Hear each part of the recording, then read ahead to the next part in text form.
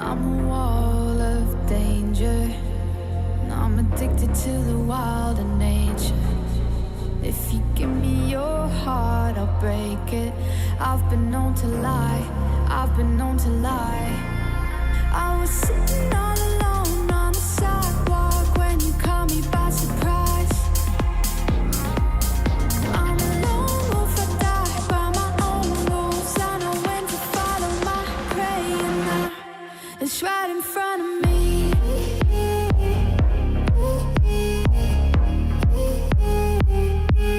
Right in front of me.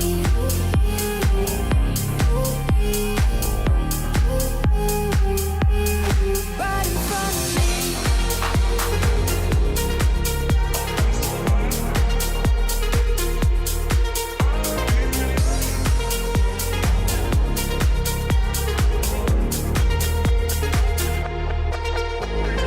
I'm not of the mayhem. I would chase 100 more highs to trade. In it for chaos I'm creating. I've been known to lie, I've been known to lie. I was sitting all alone on the sidewalk when you caught me by surprise. I'm a lone wolf, I die by my own rules. I know when to follow my prey, and now it's right in front of me.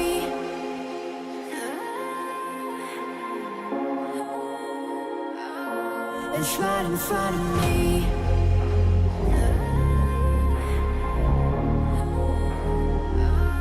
It's right in front of me.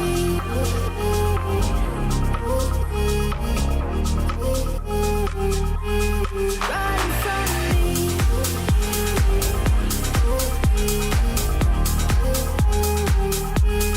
Right in front of me.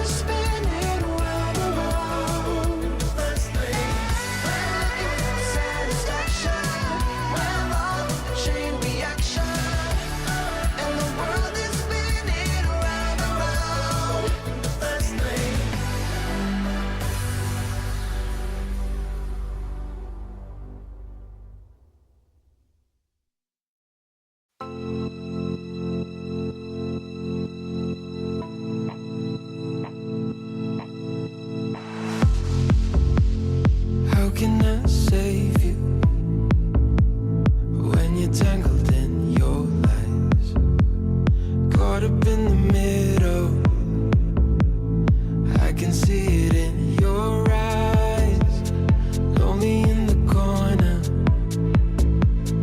waiting for somebody to come and save you from the cold of night. Easily, we've been falling in disbelief.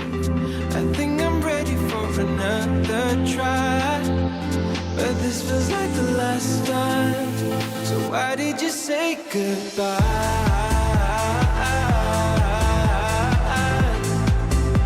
It's better to say goodbye.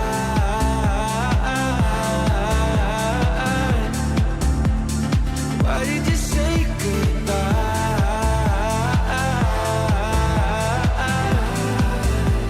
It's better to say goodbye.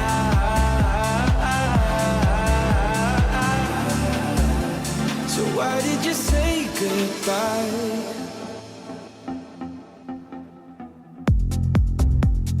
Quiet like the ocean, with the rumble running deep. This is how I see you, when you hide your feels from me. Why you heavy-hearted? Cut the silence, talk to me.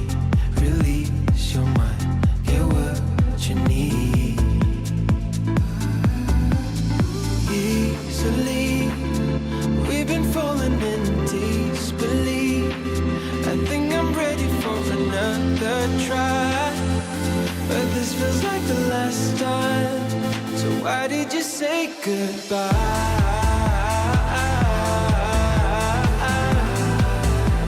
It's better to say goodbye.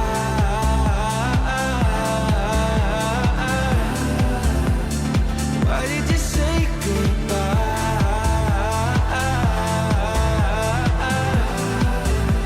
It's better to say goodbye.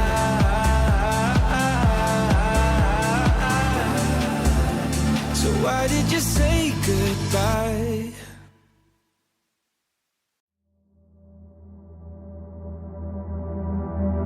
Is it wrong of me to think of you all the time? Even though I'm with somebody new every night.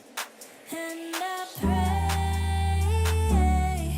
and I pray, and I pray that you feel the same way. Is it wrong of me to think of you all the time? Even though I'm with somebody new every night. And I pray, and I pray, and I pray that you feel the same way. I don't know what you're thinking, but my mind is full of fear. 'Cause I felt this world without you, I feel safer when you're here. It's been a couple months now, feels like time's been moving slow. And I can't tell where my head's at, so can you let me know? Is it wrong of me to think of you all the time? Even though I'm with somebody new every night. And I pray, and I pray, and I pray that you feel the same way. Is it wrong of me to think of you all the time?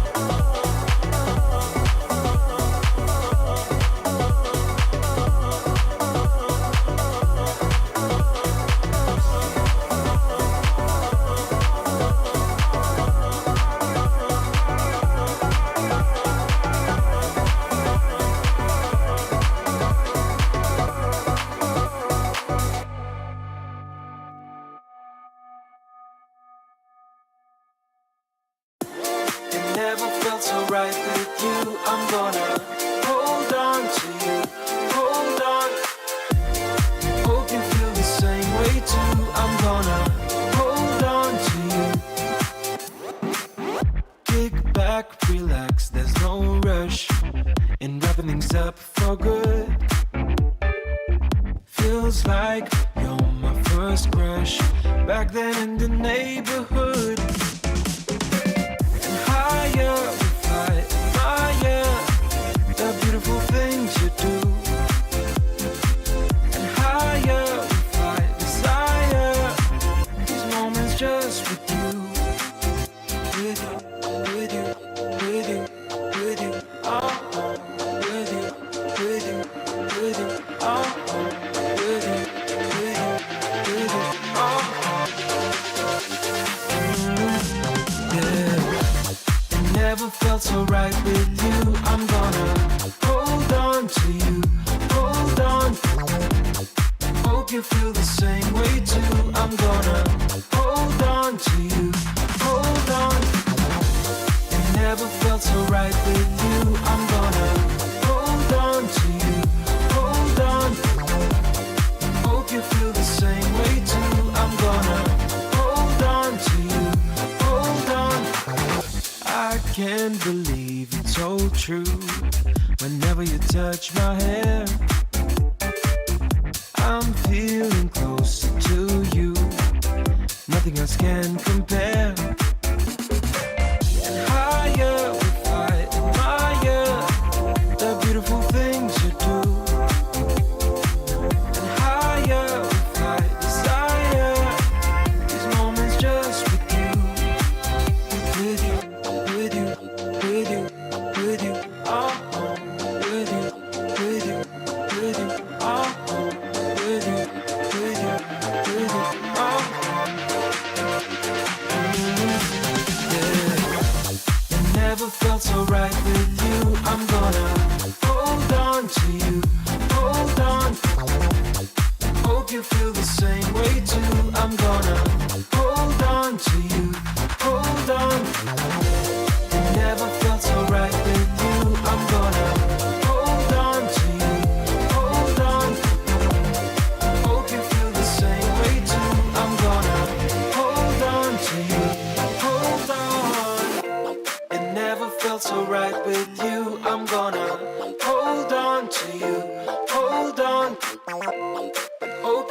same way too. I'm gonna hold on to you.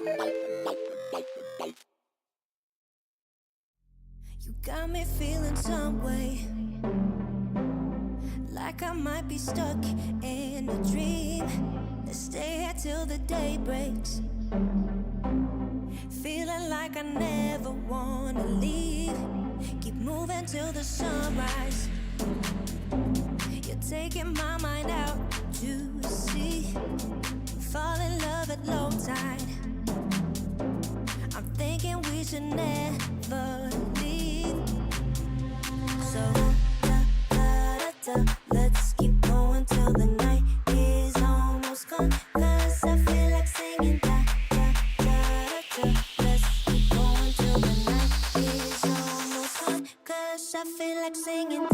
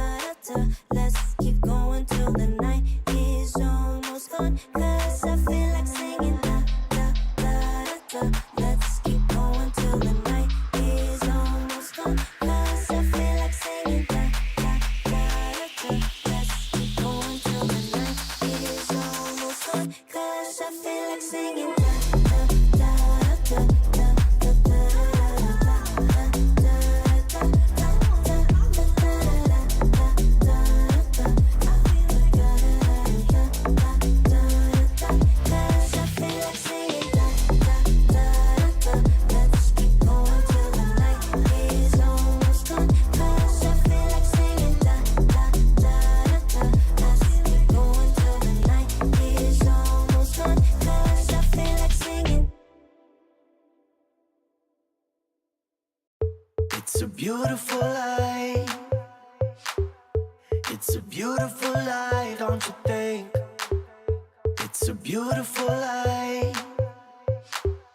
It's a beautiful life, don't you think? If we go down, we go down in history. If we go down, we go down in history.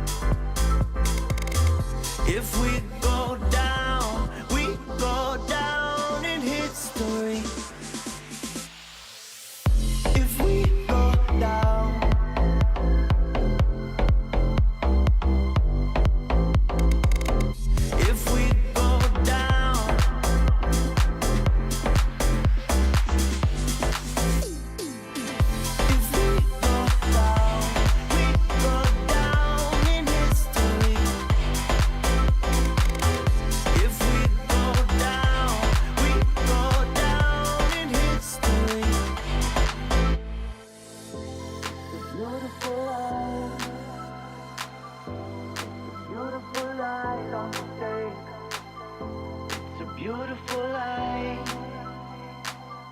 It's a beautiful life, don't you think? It's a beautiful life. It's a beautiful life, don't you think? It's a beautiful life. It's a beautiful life, don't you think? If we go down in history. If we go down in history.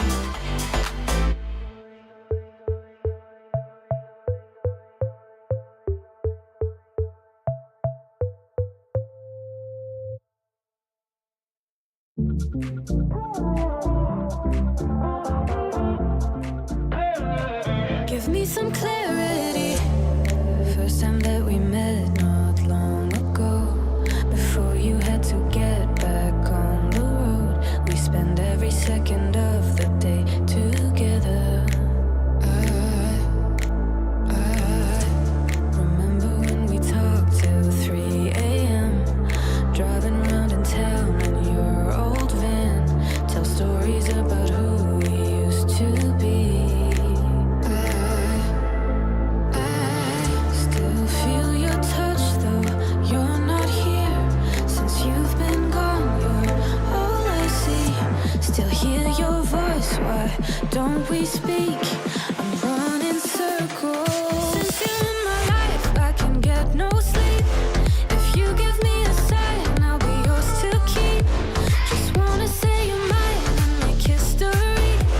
Cause I've been playing blind, wasting all this time, yeah, I need clarity.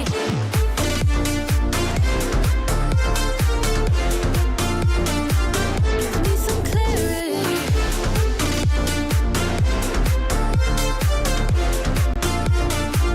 Yeah, I need clarity.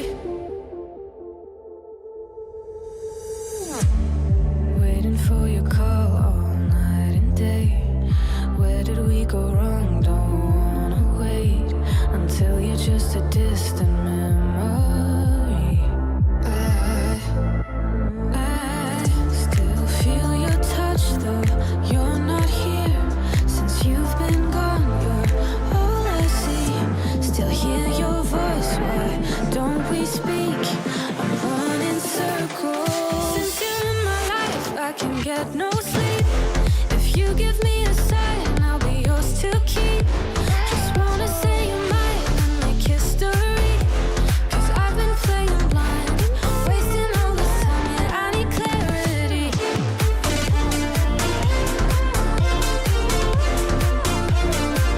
Give me some clarity.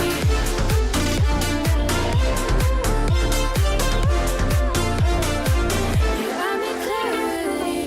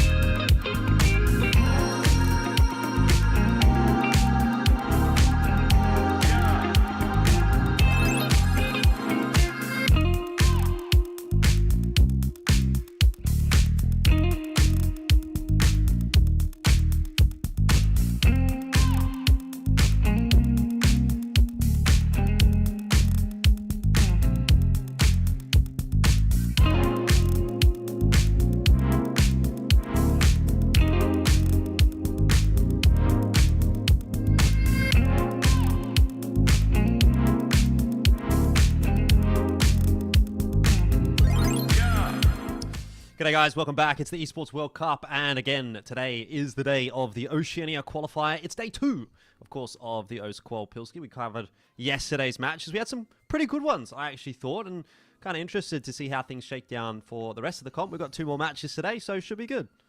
Yeah, I mean, it's the classic kind of four-team Oceanic qualifier that we're used to. We got the exact kind of results that we expected. Obviously, BNK Rooster's going to go one way or another. FlagQuest kind of dominated Mind Freak, and then I would say Rooster, they did pretty decently against FlagQuest. I'm not sure if FlagQuest was playing their absolute A game yesterday. Maybe were a little bit lax here and there, but Rooster definitely pushed FlyQuest and made FlyQuest kind of step up to beat them, which is kind of exactly what we want from a team like Rooster. So, look, we're going to get the rematch that we got from the opening round yesterday. If we look at this bracket, Rooster did play Bad News Kangaroos. It was a 2-1. Bad News Kangaroos won the first map. Rooster then reverse swept, kind of stomped them on Vertigo, and then I would say a comfortable win is how I would put it on Nuke over B&K.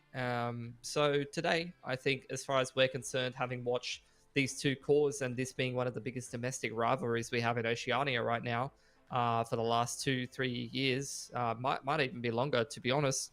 It could really go either way, and I'm keen to see if anyone's going to kind of be in some hot form because, as usual, these two teams in the lower bracket final will have to play two BO3s back to back, and one of those being against the best team that our country has to offer, who are in very good form to go to the Esports World Cup. Yeah, for sure. I mean, I agree with you on pretty much all of those points. Like, I think in particular, the Rooster and B&K matchup, obviously, if we're going to talk about that one, which is our first game of today, yeah. Even as we said yesterday, very hard to sort of say one way or another which way this game is going to end up going. I think even though Rooster were able to win that semi-final yesterday, we're not necessarily going to go into this lower bracket final and say they are definitely the team or the team that we're necessarily expecting to win this lower bracket final. I actually thought at one point it kind of looked like B&K was going to win that game. Yeah. A bit of an unfortunate little situation toward the back end of Nuke kind of getting the better of them. But, it sort of feels like that matchup where, like, really on any given day, it can sort of go topsy-turvy. It can, yeah. It could really go one way or another at the end of the day. So, look, I'm keen to see what we're going to get. It's always an exciting matchup. It's you never really know what you're going to get. A bit like my puppy who's going a bit crazy in the background. And look, you get those 2-0s at times where one team's kind of stomping the other, and sometimes you get the kind of closer matchups that we got. And I think we kind of got a mixture of both of those, to be honest, from the series yesterday. We got one of those classic Rooster stomps where it was a 13-2 on Vertigo, and then the other maps were much closer. Yeah, exactly. Something we'll have to sort of see, again, whether or not even that veto is going to change up all that much. I don't know that it necessarily will, but here's our schedule for today. Those of you that are probably here at this point of the broadcast probably already know what's going on. It's still pretty early days, so only the hardcore individuals will be tuning in at the moment. But yeah, Rooster, BNK, winner of that, obviously goes on to play FlyQuest in that final, the qualification matchup later on this evening. That's at about 8:30 Australian Eastern Standard Time. But yeah, let's get into Rooster and BNK and see what's what. It has been a very back and forth matchup over the course of 2024. I mean, they've played against each other quite a number of times. It really does feel as though this is kind of the battle for second in the region at the moment. Yeah. And generally speaking, when it even comes to those BO3s, like it just goes one way, then it goes the other way, then it goes one way, then it goes the other way. So actually, funnily enough, last couple of BO3s have gone the way of Rooster, but again, one yesterday was quite close, and then some other matches they played have been one-sided, other matches have been quite close, so hard to get a read. And I really do genuinely believe that this matchup just comes down to who sort of turns up on the day, and even maybe who turns up on like one or two of these impact rounds, like what we saw yesterday. Some of those sort of, I mean, that matchup in general felt quite close to me, even though the result of the maps themselves in a couple of instances were quite one-sided, particularly when we got onto Nuke. At least it did feel like, okay, both teams can actually win this game. And then it came down to, well, Rooster sort of won a critical round on the late stages of Nuke that put them kind of over the line. And had B&K won that round, we'd be talking about a different story. So can come down to like one or two little key rounds in the series that make or break the series for one team or the other. 100%, yeah. I mean, I'm just looking at it because I kind of wanted to get a grasp on like literally just how many times these two teams have played each other in the last year. And the cores are the same. We've had like one or two kind of players shifting in and out of each team, but the core three of both of these teams remains the same, of these two teams playing each other.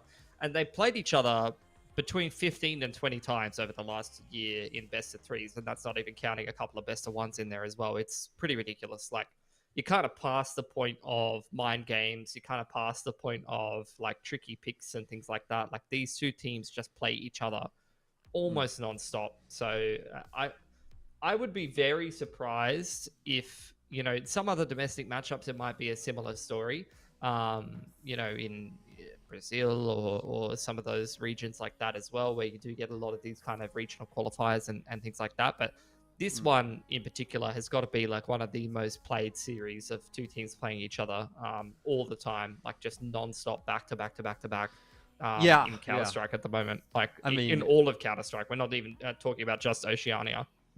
It's not quite getting to the same level of Order Avant of like the 2020, 2021 era or Tyloo Vici, but you know, those were like extreme cases where there was like a tournament every other week. But you're certainly right, at least in the moment. I was surprised, like when I was doing my my prep for Chengdu, I was looking at like when was the last time X or Y played against each other? It's like, actually, a lot of these teams don't really play that much against one another. You know, they do meet up against each other once or twice, but like maybe they would have played one series against each other in 2024 or something like that. Whereas when we're talking about this game in particular, it's like this is probably like their fourth or fifth BO3 of the year. Plus they've had some BO1s in there as well because of ESL Challenger League. But anyway, let's talk vetoes and see if anything is going to shift from yesterday. Yesterday we got Anubis, Vertigo, Nuke. Today we're going to get Anubis, Vertigo, Nuke.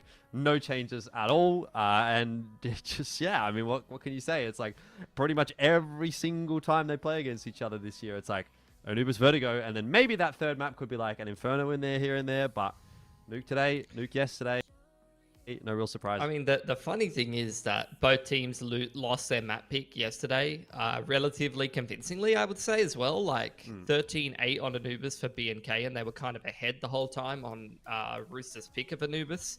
And then on Vertigo, BNK in particular, they got absolutely slapped 13-2. Like, that was not a close game at all. Rooster absolutely dominated them, and they've opted to pick the same map again. And then we go into Nuke, which I agree with you. I think there was even one point where I said the phrase, and it felt wrong coming out of my mouth knowing this matchup, but I said the phrase, they are in the most favorable position to win right now, BNK, I believe is what I said. And then they ended up losing like 3 gun rounds back to back to get their money reset, and ended up losing 5 rounds straight to lose the game when they were up 10-8. So, you know, it's interesting to see these teams back each other and not play around with the map pool too much. And that's kind of been more so the case lately. We've seen a bit of Inferno creep into this matchup, but it's interesting because we don't get that much variety in the map pool, whereas previously, going back to CSGO last year, where these two teams were playing each other quite a lot, you would actually get a little bit of variety. Like and even earlier in CS2, we're seeing a lot of overpass in this matchup. I think overpass was something that Rooster were definitely adopting and starting to pick a little bit. So that's begun. I mean, that's getting banned by BNK here. Maybe they've started to stop playing that in the series. Previously, we've even seen a little bit of Mirage creeping in there as well, but that's kind of been relegated to that second phase ban for both of these teams. So yeah, it's interesting to see how things have kind of changed over time, and how stagnant the map pool has gotten, where previously, you know, it was a little bit more fluid, and these two teams were definitely trying to, you know, slip in a different pick here and there. Yeah, look, we'll obviously have to see how this one plays out. I think I don't mind the fact that they haven't necessarily changed up here. I think both teams will have looked at that series yesterday and said, you know, we probably didn't play our best game. In that case, for Russo would have said we didn't play our best game on Anubis. Obviously, they were quite flat on that map. Maybe could have still won it even at a certain point, and then they dominated on Vertigo, which would not have been something that B&K would have necessarily been counting on as their map pick. So I think both teams walk away from yesterday's series wondering, probably we could have done a little bit better. And on Nuke, again, like I said, it was so close. So I think, yeah, you're just looking at yourself more so rather than what you're looking at your opponents in this particular case and saying, we were not up to our game in the instances that we could have played better. So let's not change the map pool up all that much. Let's just try to execute our plan a little bit better today. And again, I think that both teams can walk away and feel as though they can go into this series really quite possible to win, right? And, you know, that's obviously not necessarily to speak toward how the next series will go. I think against FlyQuest, it's going to be a different ball game for either Rooster or for B&K, but at least in this particular matchup, both teams will feel like this one's very, very, very much winnable. And like I was even saying yesterday, again, we saw a 2-1 yesterday. We saw 2 blowout maps, or 1 blowout map, 1 semi-blowout map, and 1 close map. I again wouldn't be super surprised to see just like a 2-0 here today. And, well, we'll get to find out as we go through this journey once again. Yeah, I mean, looking at the stats in this qualifier, I feel like I see pretty much the same stats in almost every qualifier where you're seeing Addict and Netic with some pretty insane ratings. Like these two New Zealand riflers at the moment are, you know, the best players outside of Greyhound, it feels like. Or FlyQuest, I should say at this point. So, you know, definitely some good players on both of these teams. Aggression smoke onto B site, as well as over to E-box, molly to the close pillar and flash over the top. The execute already punished by Netic, who's just going to turn around and play retake after taking that first pick. Chelios harassing from the flank, not quite able to find himself this kill, and B&K are very uncomfortable in this post plant right now. Yeah, Rooster with the numbers advantage, but not for very long, as has a PC Addict all able to strike, so it doesn't matter if you're feeling uncomfortable, if you've got the aim to back it up.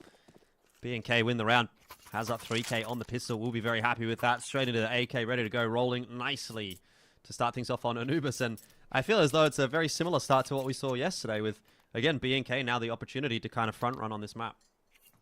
Gonna get the force buy in round 2 here though, Rooster. So, wanting to try to change the narrative early on this CT side. 2 MAC-10s for B&K and a fair bit of decent util. Smoke to house, E-box, and a deep smoke into A main. And look at this big stack in A main here for Rooster. If this A main take comes in from B&K, this could be quite disastrous if they run into this A stack. Could be a good little round for Rooster to win off the gimmick. Counter flash ready there for TJP, reactive utility, and a lot of players here. Well, that's going to be a fantastic Molotov. Does get smoked off. I don't actually mind the double stack at Waterfall there. Can work out nicely if B&K aren't crossing the T's, dotting the I's, and already they're starting to lose a member here and there. Danger has been cleared out.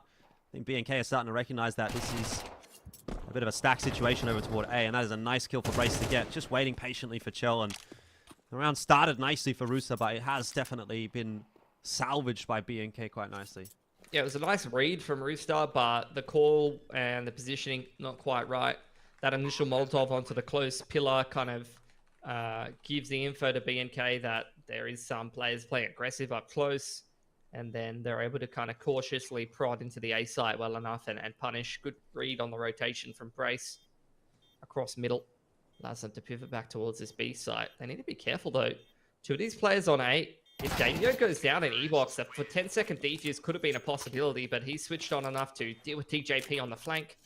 And that's a good defense against the stack there from B&K. Avoid getting reset early on here. Survive with 3 guns alive. You're absolutely beaming at that.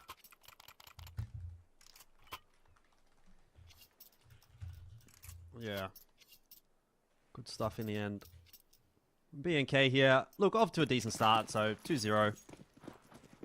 Can't really be too disappointed. We'll surely be able to get up to the 3-0. And again, they were able to do a really good job on their T side yesterday. In the early stages of that half, it did kind of get brought back a little though once Rooster got their economy sorted. So I think it is important for B&K to kind of be taking what they can here. And this is definitely going to be one of those rounds. TJP dropping down into canals. Unable to do too much, and PZ with the spam almost cleans up Netic through that smoke as well.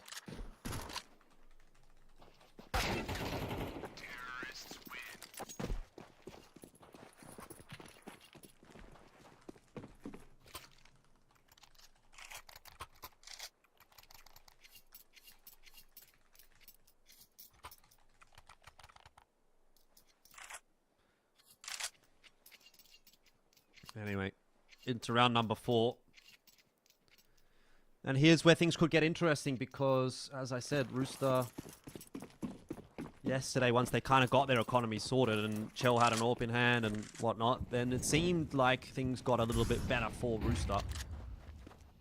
And here's that first opportunity to start to rewrite the narrative that we've been seeing. Fairly standard approach from B&K toward that B bomb site. Looks like it'll just be a straight up B hit, you know, standard smokes. The CT spawn, couple of flashes in there, nothing too fancy. Damio looking for the entries, only able to get himself one, and it's a good hold in the end from Danger and Netic to grab one apiece. PZ's going to try to flash himself into E-Box, but Netic avoids it nicely. And that is almost definitely going to be the first round on the board for Rooster, and a pretty good one at that, with the 3 guns more than likely being saved through. But I have to see if Brace can maybe find a timing onto Chell somehow.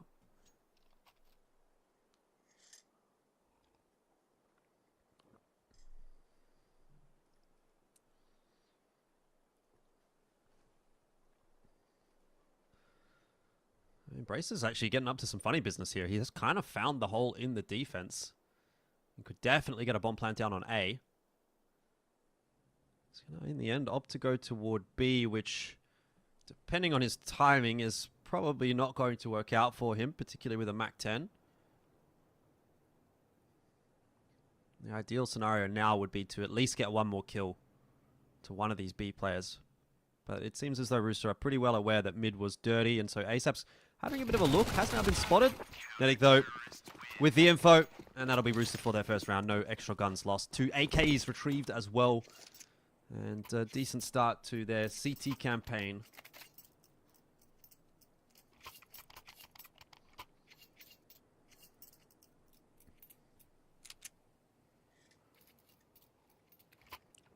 Still a bit of money there, though, for B&K.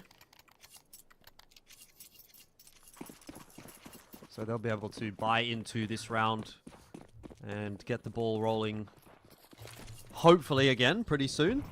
Yeah. These standard pieces of util. Rooster trying to stop anyone from taking A main early on here from BNK.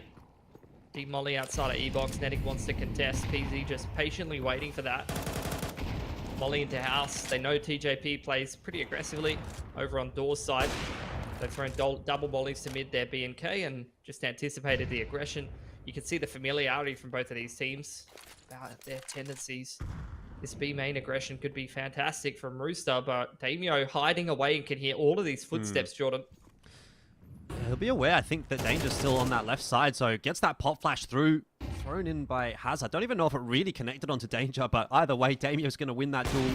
Now it's on to Chell to show us what he has got. He's going to get behind the fire. He was a bit in 2 minds for a second there. Thought he wanted to go for another peek, but decided better of it. It's back to the 4-on-4, but if you remember yesterday, Chell was quite imperative with that AWP on the CT side. When he was hitting shots, they were winning rounds, and when he was missing shots, they were losing rounds. So he'll be a focal point again. So walk across bridge in the mid round here for BNK, knowing that the CT rotations have been spread a little thinner. Retake on A, hands off middle. TJP just holding the backside from spawn. This will give a lot of space to the T's to be able to get this A split going. Brace ready with the flash to support. Smoke onto the back left side of middle. Rotations coming in quickly here from Rooster, and ASAP trying to harass them as they get in 7 seconds. Can he disrupt this plant? Doesn't look like it. Bomb's going to go down pretty nicely, though. If you remember, Rooster were quite good on these A-site retakes yesterday. This will be a bit of a different circumstance, as they aren't 100% ready for it just yet. Netic still clearing out mid, waiting out that fire. Now the flash goes over the top, and B&K are well prepared for the post plan. And yeah, this retake has not gone quite as smoothly. But again, same circumstances. B&K off to a good start, and then Rooster starting to bring it back. Netic had the pistol in hand and couldn't quite finish Brace off with that. So B&K get that one over the line, but a little too close for comfort, maybe. Yeah, guy going to reset the CT money a little bit. ASAP quite poor, but with only one player surviving, I think Rooster pretty incentivized to buy here, and indeed they will. A chance to reset. B&K on 1400 loss bonus does not come often against the T side. So we'll see if Rooster can take advantage of this reset window. It's kind of a swing round either way. A much softer reset for Rooster with the 2900 loss bonus then. Orbs out for PZ. Progression smoke onto B. Pick these players who are out of line, but Netic not peeking into the AWP, instead finding the rifle of Damio and finding the opening pick for Rooster in a round where they're much needed. They don't have a whole lot of util to work with. ASAP's down on a UMP. Hazard Addict able to strike, but then again, there's aggression on the other side of the map from Cho. Not getting it done with the AWP, but this time with the rifle, and that's definitely enough. PZ's now stuck in the 1-on-2 with the bomb in a bit of an awkward position to retrieve. He's got the smoke to help him out, and it doesn't really look like TJP wants to peek in there anyway. So he will at least get the bomb.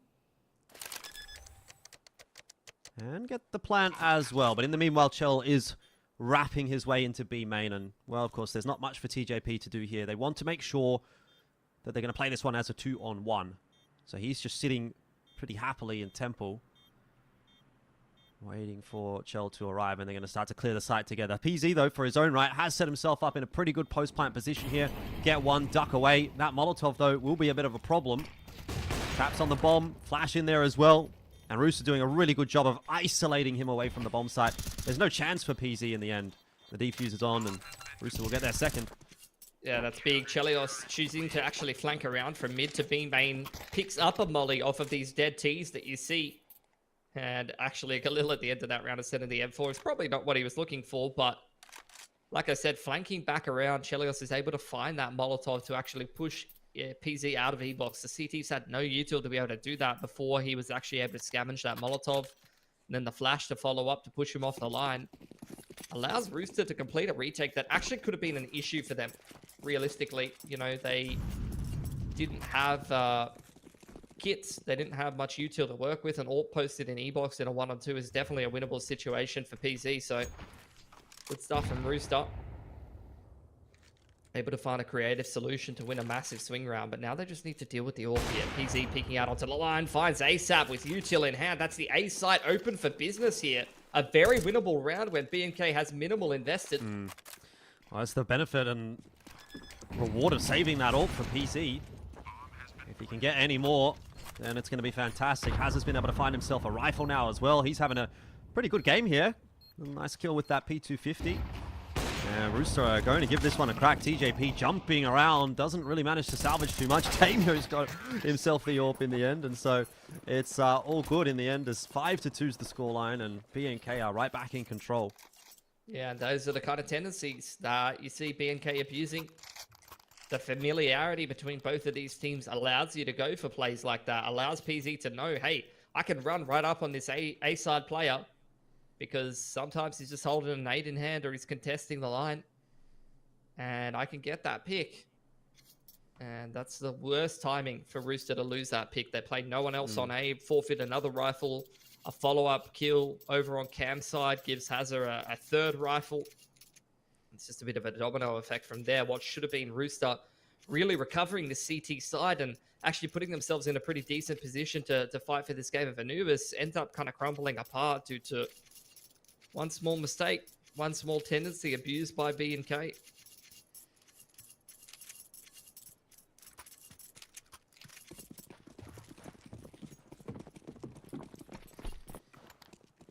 Yeah, it's kind of the story of the match they played yesterday on Anubis, where like B&K got off to a really good start, and eventually Rooster sort of started to get the ball rolling, but it did take them quite a while till late in the half, and they were never able to recover again in the second half. I wonder if we're sort of on that same slippery slope. In the case that B&K, maybe get a like 7-5 half here or something after Rooster salvage a little bit, but won't quite be able to come back from it. Chell will have a look. The molly deters him enough. B&K starting to now take control of the map. Hazard will do the dirty work of clearing out middle together. That's another nice two-piece for Hazard. He loses his life to Netic with a good headshot USP. Always seems to get the job done for one when it's in Netic's hands, but it's definitely not enough to really trouble the scorers here for BNK, though Brace has run out of ammo, and so he's a bit sad about that. It's getting a little damage done, though, our Rooster. And they can hold on to these two rifles, which is going to be a pretty good economy swing this early on in the game. I mean, what are we, round 8? There's still 4 rounds left to play in this half. Somewhat's disconnected from Rooster as well, so going to have some time to remedy that. But, yeah, holding on to these 2 extra rifles. Going to help them string buys together at the end of the game. Got another DC from Rooster. So that might take a little while to fix. Probably go into a bit of a tech pause here. Yeah, sounds like it. But this is good stuff from BNK so far. I like what I'm seeing. Good T side. Yeah, it's funny, isn't it, though? Because, like, it's what we would have said yesterday as well. And at this point, yesterday, we thought, well, BNK's looking good. Then they won map 1, and we're like, all right, well, they're moving on to their map choice. And then they got absolutely blasted on map 2. And I think that's going to be the big thing for BNK. You know, you say you're liking what you're seeing. I'm liking what I'm seeing. But is it just going to disappear at some point? That's kind of the concern for me. Yeah.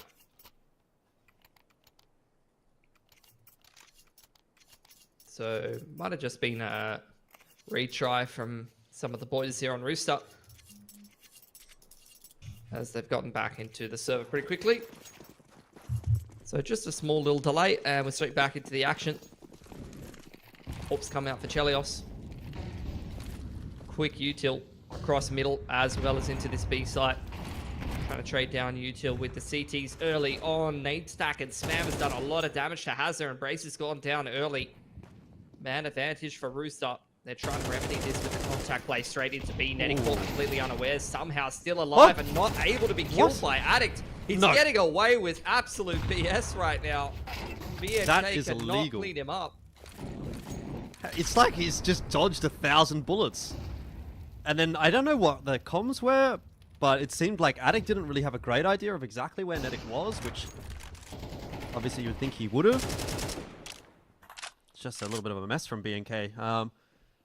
Those rounds happen, I suppose. The important thing is that this doesn't now lead to a real comeback, a little response from Rooster, because BNK were well and truly in control of this half. Yeah. And then you let a weird round like that slip, and how often do you then see, like, this go back to 6-6 or 7-5, and you just go, oh, like, that half could have been so much more.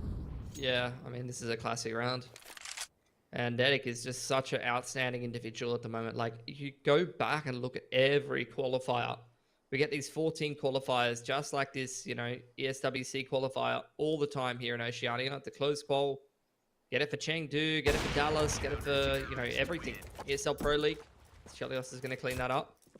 And go check the stats. Like, Nedic is consistently one of the top players, if not the top player right now, I think, in across 5 maps, 1.45 rating in this tournament.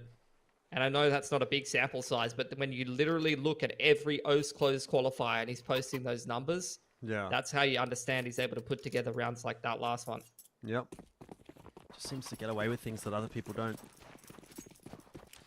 But job's not yet done for Rusa.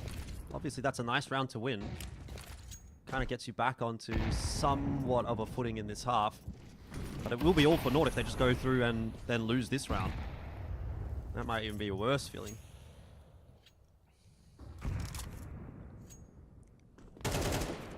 Slow pacing for BNK compared to last round. Meeting up with Addict outside of Rugs. Wary, as always, of the E-Box aggression, of the A-main aggression. These are tools that Rooster often use to disrupt a round. But after a little bit of re-maneuvering, we're getting into an A exec pretty quickly here.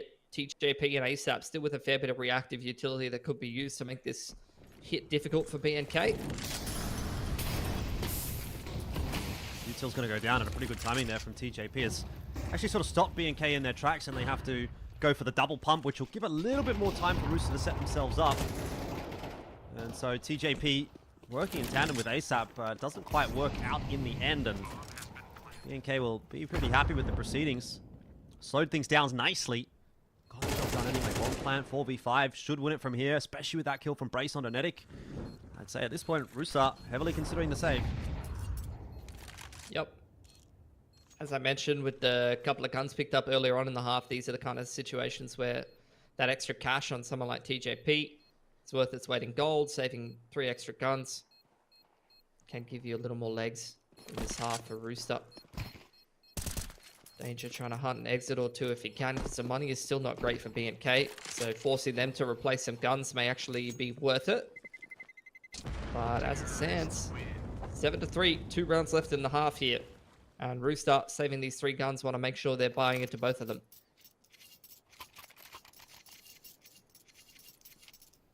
Yeah, it's actually a very imperative couple of rounds now for Rooster in their chances of winning this map. 7-5, CT side of Anubis would not be a bad start. It would be pretty run-of-the-mill, pretty past score. But if they allow BNK to go through to 9, then, dear me, that's going to be tough to come back from. And with that money looking pretty bad for Rooster, they'll either have to win this round or save quite a few guns. So they are really teetering on a knife's edge as to whether or not they can get anything through into the next round. Ooh, spam battle. Going back and forth. Punished by PZ. And, you know, might think Netic's looking a little foolish there, but at the end of the day, A1S has no traces through the smoke. You can see, obviously, the holes in the smoke as something to be a bit of a tell to spam back against the CT, which is probably how PZ found that kill, but, you know, A1S is definitely a better weapon to be trying to go for those kind of picks than others. And BNK just going to go back to what's working. I think they were going to go for this A execute anyway. They have a feel that Rooster cannot really hold this right now. There's the A main take that's going to disrupt them for the moment. But BNK, like, especially with this pick over on Ebox side, they're going to try to contest. It's a different look this time from Rooster.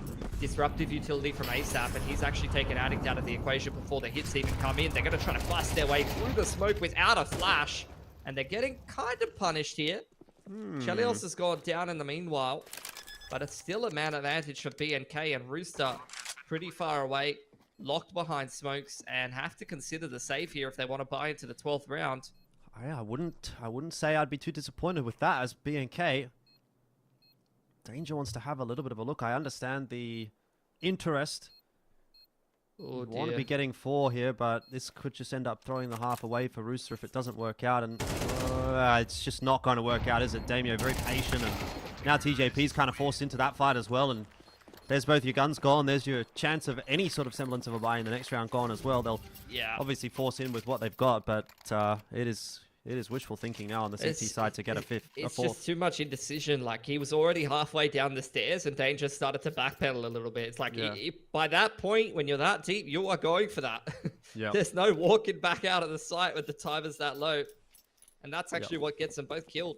They had a decent timing. Like, realistically, TJ's already nading the pillar and holding that line. If Danger picks the guy close left, kills him, and then TJ's able to punish the pick from pillar, you're in a 2-on-1 with the last one at B main. That's very winnable, but it's just the indecision that kills that. I mean, it's not an unwinnable round here for Rooster, but it's definitely not all there.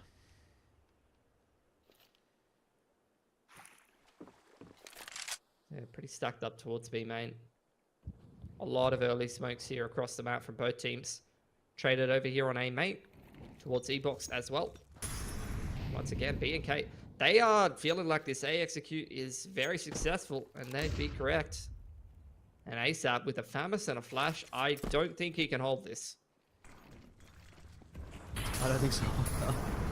Then again, does get up to a bit of funny business, and he's got Chell there behind him as well. Flashes over the top are good, forces ASAP to turn away. Chell does get one through the flash at the very least. So Rooster, well, they would have thought that they were hanging on with a chance until those 2 kills come through. Now, though, all said and done pretty much. Danger's well away from the site and has to try to sort out a 3v1 with only a FAMAS to his name. I guess he's got the molly, which maybe you could use to force PZ out of position, but Damio's in his favorite position again. Another good game from Damio, 12-5. Anubis, maybe home territory for him. He's about to get another freebie, or maybe not. That's a good kill. Actually, Danger doing well here, but running out of time, and that is going to be a huge issue. Can't even find the bomb. He's got no time to defuse, and that is that. 9-3 at the end of the half, and BNK very, very pleased with it.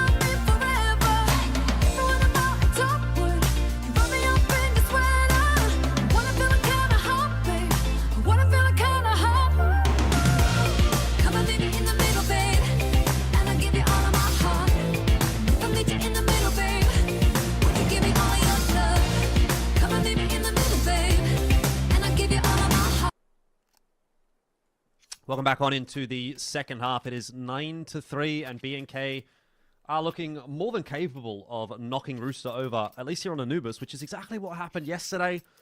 First half yesterday, very, very strong from BNK. Looked like they were pretty much going to clean Anubis up, no problems at all.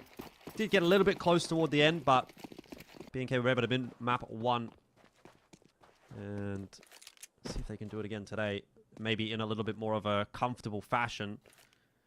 First port of call, of course, is going to be this pistol round, and it seems like they've got an incorrect read. They've stacked in toward middle, and the real hit's going to go toward B. And if you allow Rooster into this site without getting a single kill, it's going to be very difficult to make that retake happen. No defuse kit. A little bit of util, but kills are not coming through, and Rooster have perhaps bought themselves a little bit of breathing room by picking this pistol up. That's a very convincing round win, and an unfortunate game of rock, paper, scissors that does not go the way of BNK. That looks kind of similar to the pistol there for B&K, almost like just a whole bunch of Glock frags in a matter of seconds. And that's definitely going to help turn things around, right? I mean, 9-3 is not what Rooster wanted out of that first half, and they did have their opportunities before they got ecoed, and then they got pummeled by that A execute so many times in a row. This is a really good chance for them to change the narrative a bit, build up their cash early on. Nice little anti-eco against just the USPs. On the board for BNK, but not a whole lot really to work with in this one. Just the one flash for PZ. They've set up over toward that B bomb site. Rooster are being very chill.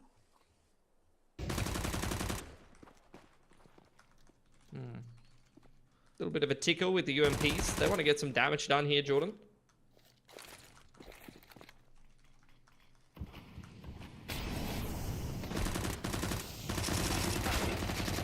Yeah, there's, well, the one kill in there from Brace, but he runs out of pistol bullets.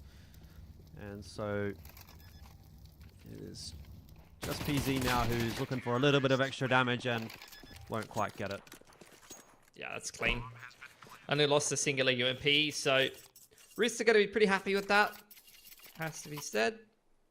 They're starting to turn back around the 3-9 deficit at the half. Build up some cash on the T side to keep chipping away at this round differential. First buy round here, though, from BNK.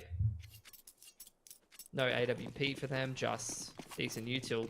Over on the other side, though, Rooster have gone ahead and treated themselves. Chelios has got himself an AWP into round 15 here.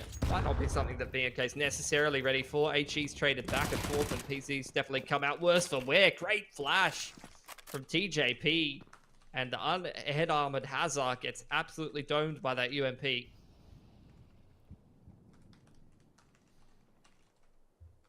Not a good start for BNK, and this is kind of the way yesterday's game went as well, wasn't it? That good first half, then second half got a little bit rocky, though they still held on.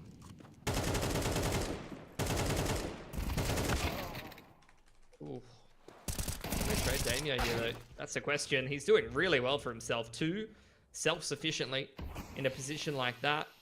5-on-4, but someone else is going to have to step up further because Brace is under a lot of pressure here. Needs to pass the test versus Danger. Can't do so. Rooster a little delayed getting into the post plant here. Bomb's been left behind. This is giving BNK a lot of room to actually step up into the site. Danger for the one. PZ back, though, and it is now into the 1v1, so entirely winnable on either side, especially considering Cho is a little bit low, making a lot of noise going in the direction of A, and I dare say PZ has heard that rotation, so he now is aware that he's heading in the right direction. Won't be able to deny the bomb plant, but will be able to have a crack, but not quite good enough. Well done from PZ, and that's a little bit of a steal from BNK that's going to make it much more difficult now for Rooster to make this comeback happen. Yeah, I mean, look, at the end of the day, we kind of reset back to baseline. Only one player surviving for BNK, so it's an expensive round for them to win, but at least they got the AWP out of it. That was only just purchased and immediately handed over into the hands of PZ, who is having a better game than normal. Statistically, he hasn't actually been that great lately for BNK. It's been a while since we saw PZ in peak form, so seeing him having a good game here already is a promising sign. Over on the side of Rooster, they're going to be feeling a little dejected. That was a very winnable round for them, but leaving the bomb behind actually costed them the win there. now into round 16. This is an important one for both teams. 1900 loss bonus apiece and no cash to fall back on for either team. Pretty slow spread approach from Rooster early on here. Taking their time, working the map. Danger's copped a leg early on, so not ideal for him. Might want to trade out guns with Netic if he can, but he's on the other side of the map right now.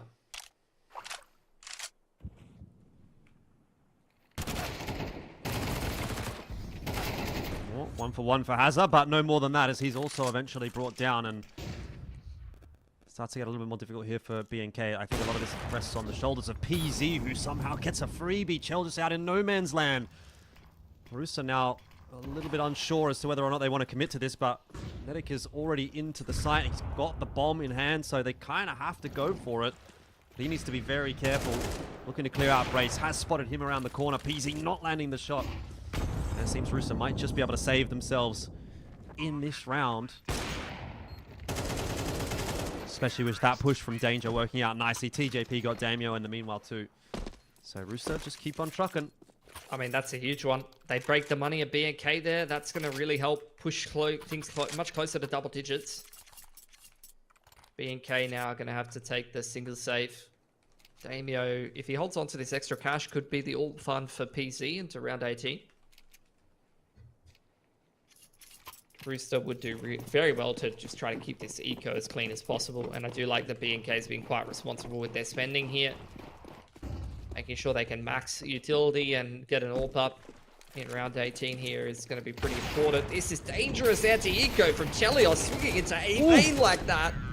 Somehow worked out though. The reactive Molotov keeps him safe and he hits 2 shots in quick succession to keep himself alive for just long enough for the rest of the boys to melt the CTs. So, oh, very dangerous. Literally just hard sprinting into A main with an AWP anti-eco is what I would consider borderline throwing, but when you survive with only 1 gun lost, I don't think you can complain too much. Yeah, that's true. Deficit is starting to creep back a little bit closer for Rooster.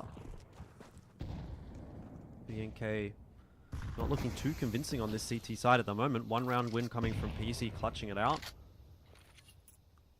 So Rooster definitely looking a little more comfortable again in the second half. Such a similar timeline as what we saw yesterday. Addicts, you'd think will be cleared here by Chell, but that little micro adjustment that he had to make was enough for Addict to get the job done. So finally something starts well for BNK. That position's been throwing hands. We saw Dexter get an ace from there yesterday. Good opening pick for Addict. Here's the pressure coming in from the rest of the Rooster boys. Reactive smoke from PZ. Trying to keep that site safe. Double entry from TJP. Big impact from him after having a quiet game. And that's going to just kind of send BNK on an instant save here. Yeah, fair enough. Starting to get a little bit tight. A little bit tighter than they would have liked it to. And one does start to worry as to whether or not BNK are going to be able to do what they did yesterday, which I would describe as hanging on. I think they hung on long enough on Anubis. They got themselves enough of a lead, and Rooster weren't given really enough time. But, you know, if we would go back to, say, MR15 and they would have had the full 30 rounds to play with, I actually think maybe there was a world where Rooster could have brought that map back. It was trending in that direction. Now, though, this is getting a little bit tighter, and unless BNK sort of win the next round, or maybe one of the next 2, I'm starting to throw my hat in the ring with Rooster.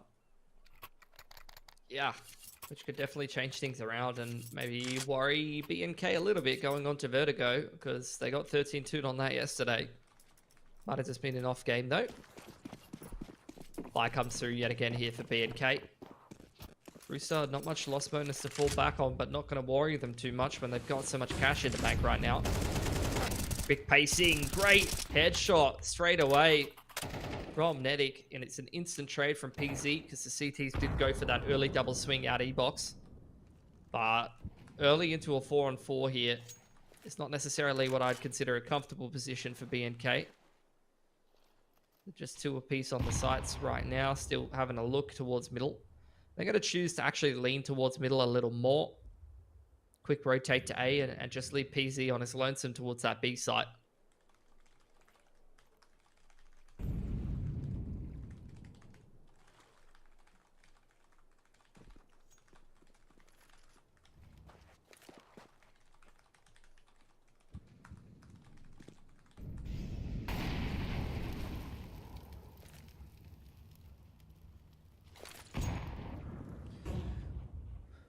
Yeah, not a lot happening for Rooster in this one. Again, yesterday they were pretty good at digging themselves out of some deficits, though a lot of that did actually come off of the back of Nedic and Chelios, so with both of them out of the round now, it requires on the remaining 3 members to sort of step up in a situation like this, and this is not the worst spot to be in. I mean, PZ kind of playing retake on the site, but no util used. It was more of a contact play than anything else. If they would have smoked for the cross, they would have probably got in there with a bomb plant 4-on-3 post, but not the case this time, and so now ASAP and Danger with even more work to do. Yeah, going to be a difficult prospect in 2-on-4. Kid on Hazel, we'll keep an eye on where he dies, but BNK just using strength in numbers. Danger could come up big here, but he's really going to have to come up huge, and the flash was a little too good. So BNK get that one round that we were sort of hoping to see from them. Yeah. Honestly, Rooster, a little disjointed in that 4-on-4. I understand the approach in the 4-on-4 they were going for. They were very much trying to spread the map, anticipating the CTs to aggress somewhere, having lost the man advantage, but Chelios kind of on his lonesome, going, looking for a pick, going fishing in A main, ends up getting bit, and from there, look, things don't really look too great from Rooster. They try to dry contact into the big site. PC catches one more, playing that retake position, and from there, it's a pretty easy 4-on-2 retake for BNK from what was, after the 1-for-1 in the middle of the map, pretty winnable round for the T side most times. They just coordinate a little better.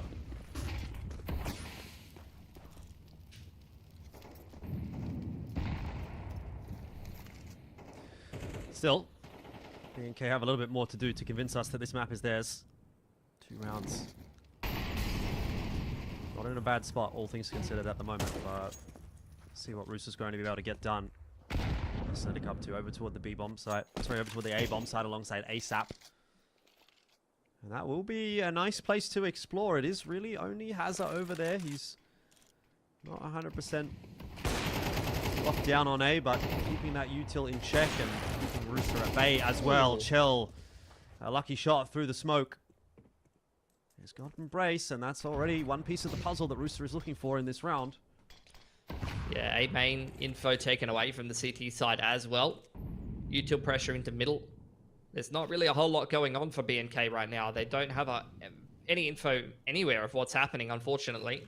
Just PZ on this deep line towards double doors. Drops a Molotov on bridge and starts to rotate to the B side. It's a great rotation timing, actually, from BNK to stack towards B. Are they going to get there in time to help out Damio and Attic, though?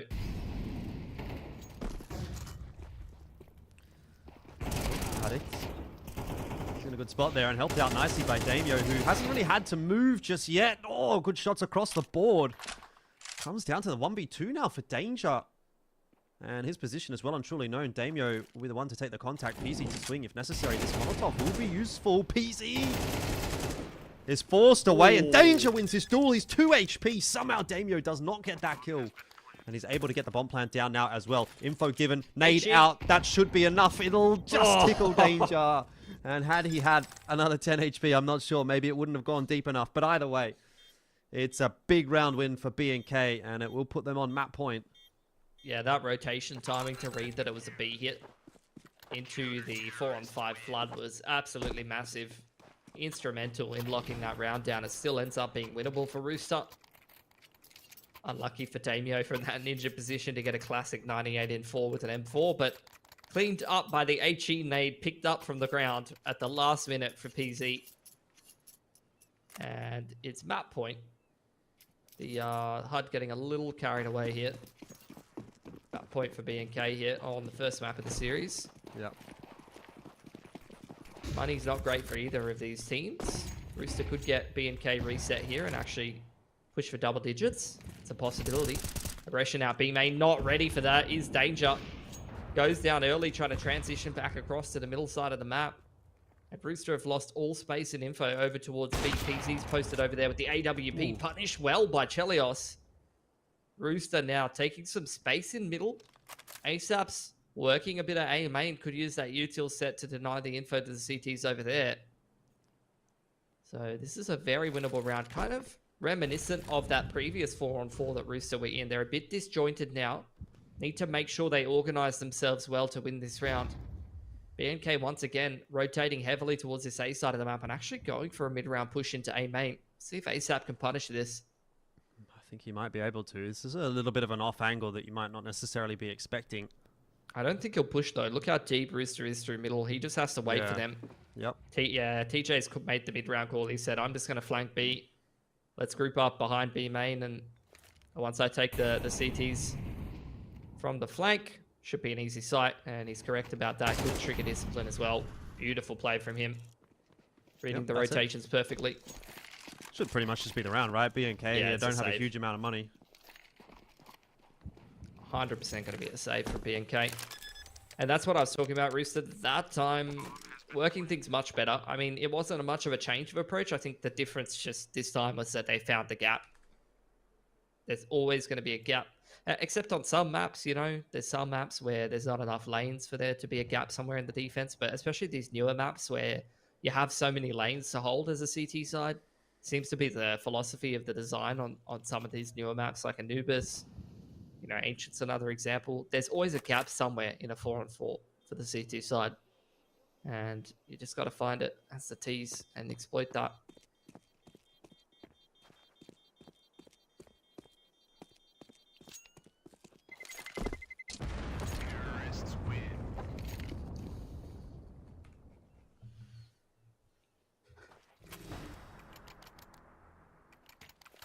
Should be a double drop here for BNK. They only had the 1900 loss. Starting to stack up a bit more loss bonus here, but again, this will be a round where if they lose it, they're going to get reset pretty hard. Rooster, a very real chance at another OT. And look, they showed the resilience to be able to bring it back into OT yesterday against FlyQuest, so 100% they can do it here against BNK today.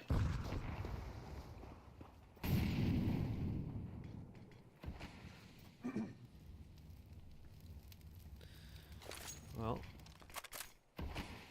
plenty to play with here for BNK in this round, that's for sure. So they'd be loving to seal the deal right now. Good looking setup as well. Lots of info for Hazard. So he's able to take a bit more of a forward look into A long.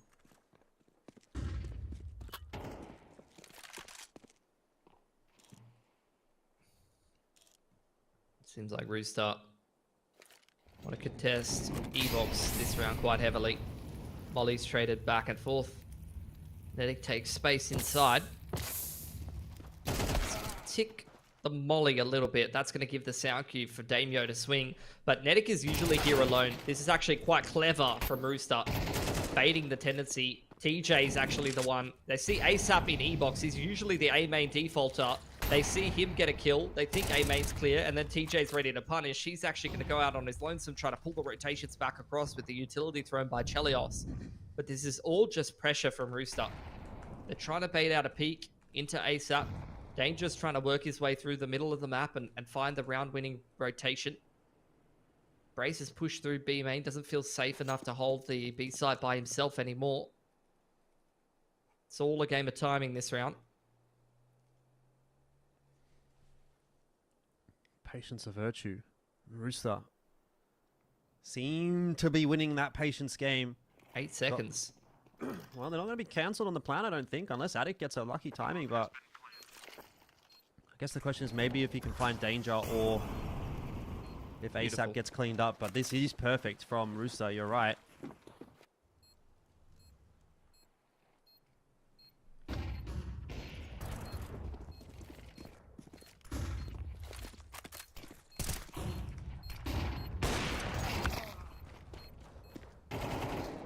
PZ with the first opener. That's actually given BNK a little bit of a chance here. They do have that defuse kit available.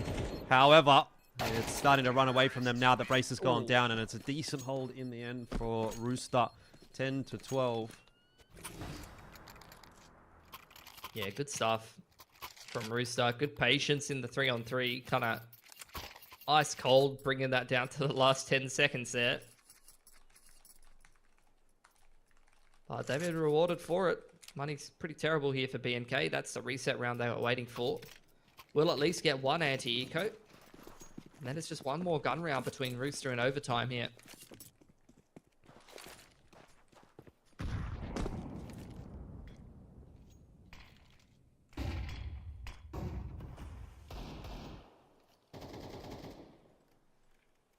Rooster not taking any chances in a round like this. Very slow spread anti-eco. Again, Waiting BNK, for aggression. They're kind of running out of options, aren't they? I mean, I think this round goes the way of Rooster 9 times out of 10. Probably 99 times out of 100 it does.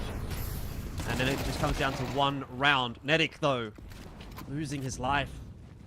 Is this the straw that breaks the camel's back for Rooster? ASAP thinks not. He knows there's another one there as well. It was Damio that got the initial kill. So he was prepared for a second. And it is 3-on-4. Rooster salvaging, saving the round. Maybe saving the map here as well. Oh, that's the worst possible timing, though. A 3-man flank before the B main hit comes in. It's at least one player dead for free, if not multiple. Rooster seeing all those players on the flank straight into the B site. Gonna fake it. Maybe going to try to flip the map here. Progression smoke in from the CT. He's going to try to scale in through it and flood the site before the plant can go down. Hazard doing so much damage in this round, and Addict able to find another. No way they get Eco to win the game here. Unreal. All that hard work for nothing, Jordan. Yeah, and that is very unfortunate for Rooster because it looked like they were going to make it happen, definitely. That second half was really getting going. But again, they just didn't give themselves enough leeway with that first half, and it's a similar story to yesterday where they do drop their own map pick. Not by a huge margin, but they do drop it, and so I guess the thing here is now, like, yeah, that looked decent enough for B&K, but I think, obviously going into Vertigo, you know, they completely dropped the ball yesterday on Vertigo, and you have to question whether or not that's going to happen again today, right? We know B&K is a better team than what they showed us yesterday on map 2, and now they have the opportunity to prove that again to us. So for me, I'm really just waiting to see what we're going to get out of map 2 here. And, you know, look, credit where it's due. They do win map 1. Not super convincingly, but they do win it. And now it's time to see if they can lock the series down and go into that final to play against FlyQuest. Either way, time for us to take a short break, and then we'll be jumping into map 2 right after that. It'll be Vertigo. See you on the other side.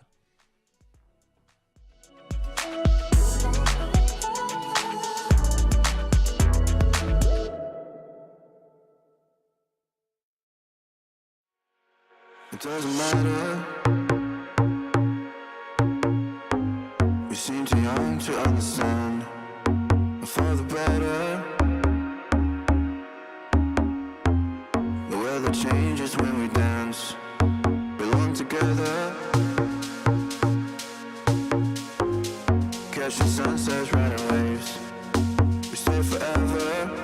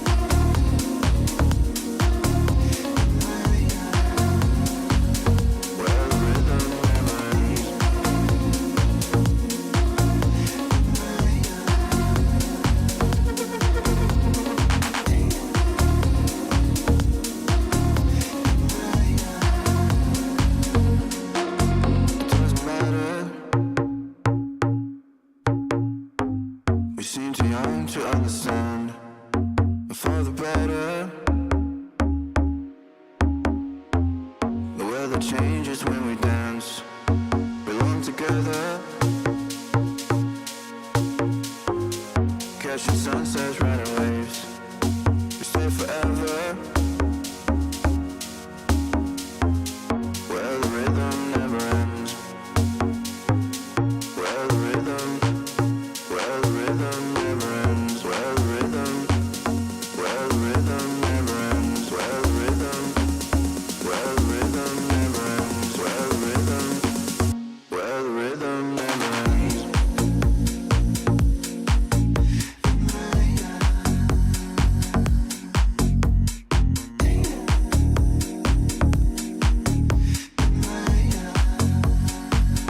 Where the rhythm never ends.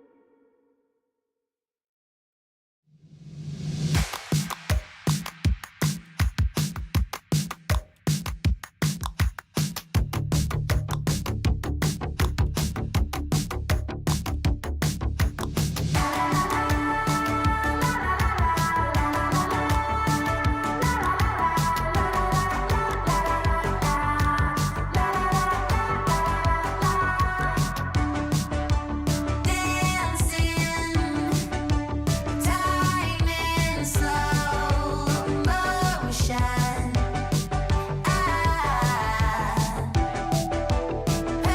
Perfect summer heat burning. We're tired of thinking, running like kids in the streetlight. We don't give a but the grapevine out of our minds. We're out of our minds. Living it up while the sun's out. Losing in the sky with the wrong crowd. Out of our minds. We're out of our minds.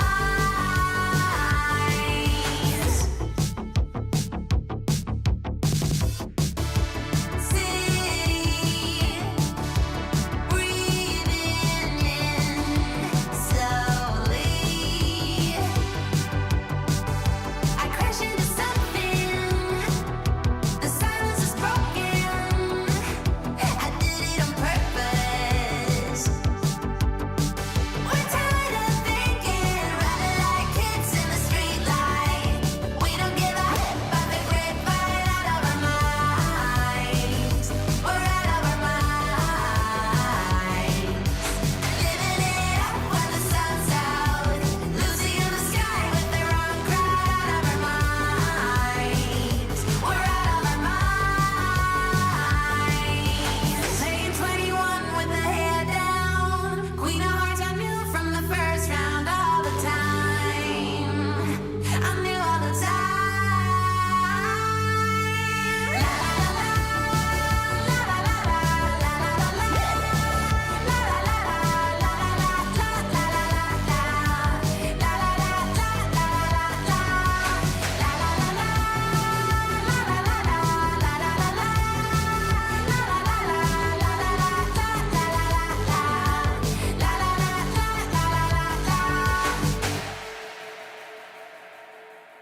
La la la la la la la la la la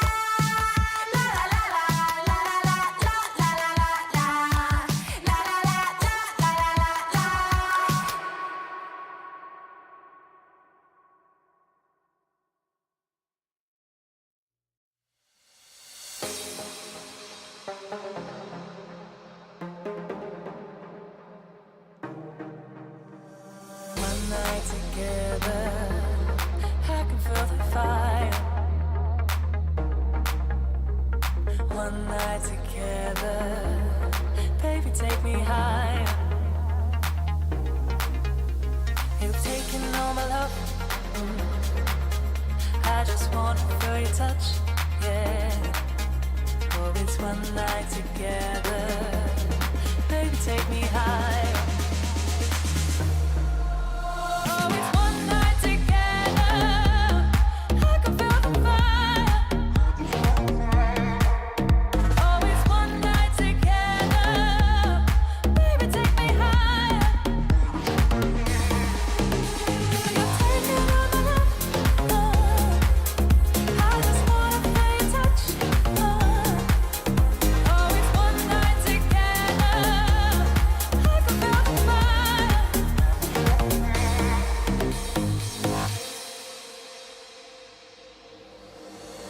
One night together, I can feel the fire. One night together, baby, take me higher. You've taken all my love. I just want to feel your touch, yeah. Oh, it's one night together, baby, take me higher.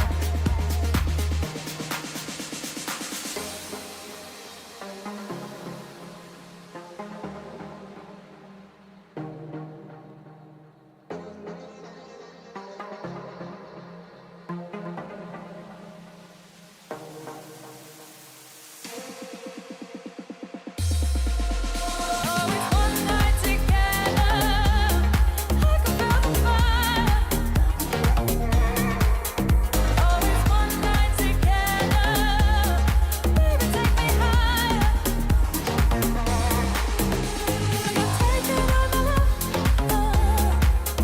I just wanna feel your touch. Oh, it's one night together. I can feel the fire.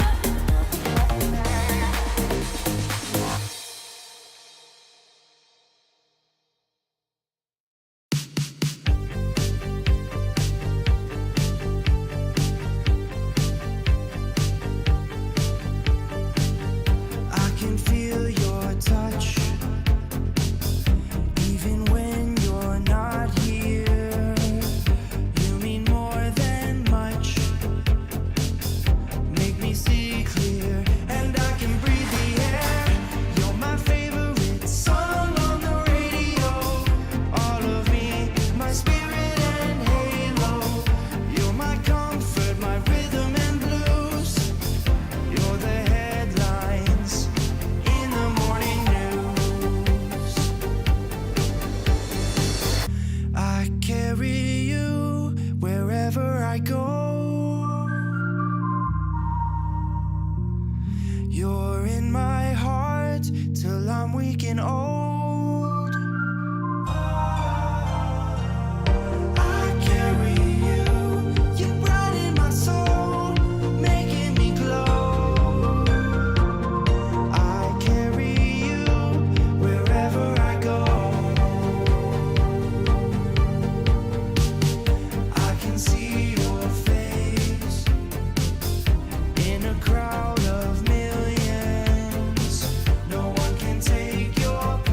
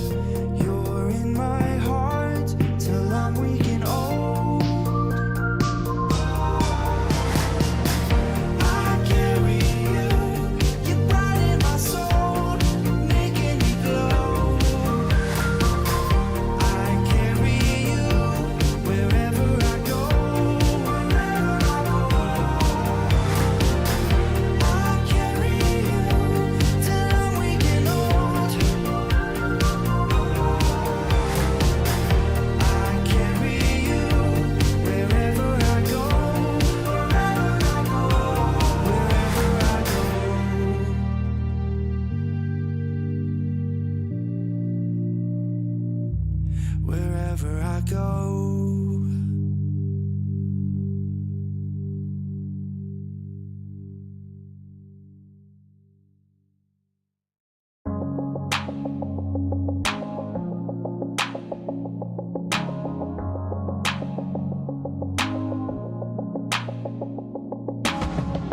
You came in with the tide, boy. Falling stars that collide. Oh, you and I, we were great till we fell down. Now we're lost in this madness. All the love we had vanished. You and I, we were great, we had a run.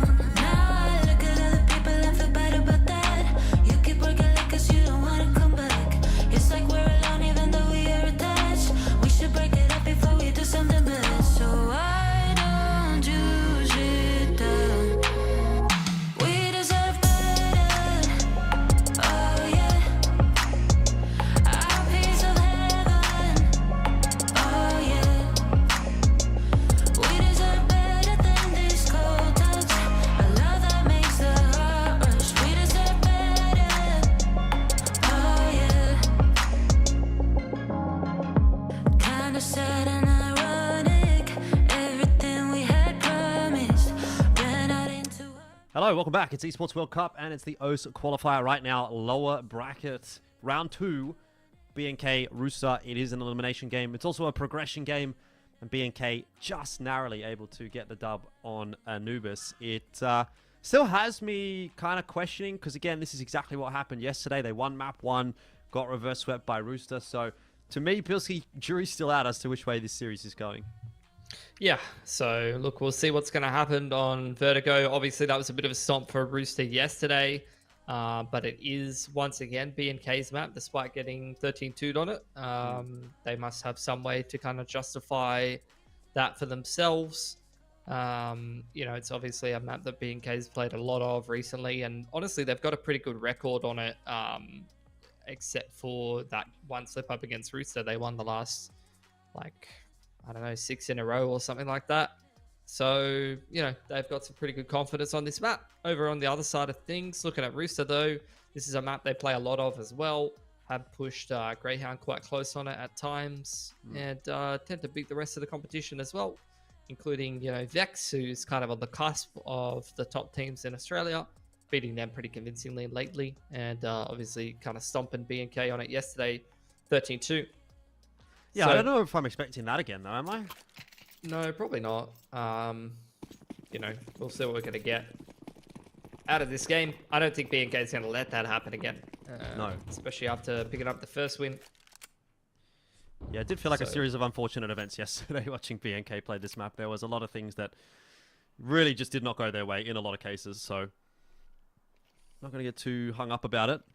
Looks like a pretty good call, though, from Rooster to head toward the B bomb site early on this pistol. With just Hazard over there, he'll be doing a bit of this util getting tossed in the air, and he'll be hoping that he can get at least 1 or 2. The duel is... Oh, nice shot onto TJP, and he did some good damage to Danger. It's not exactly what he would have wanted, but it is enough to keep B&K in with a sniff. Bit of a back and forth through that smoke, but Rooster have the bomb plant down, ticking away nicely. Lots of damage from B&K, though. Netix 2 HP, ASAP Danger quite low as well, about a third. So as soon as that smoke fades, the rush will come through. Netic can only get himself 1, but ASAP got a Kalat headshot. What? It doesn't even matter, though, because Damio gets 3. And that is a B&K pistol round.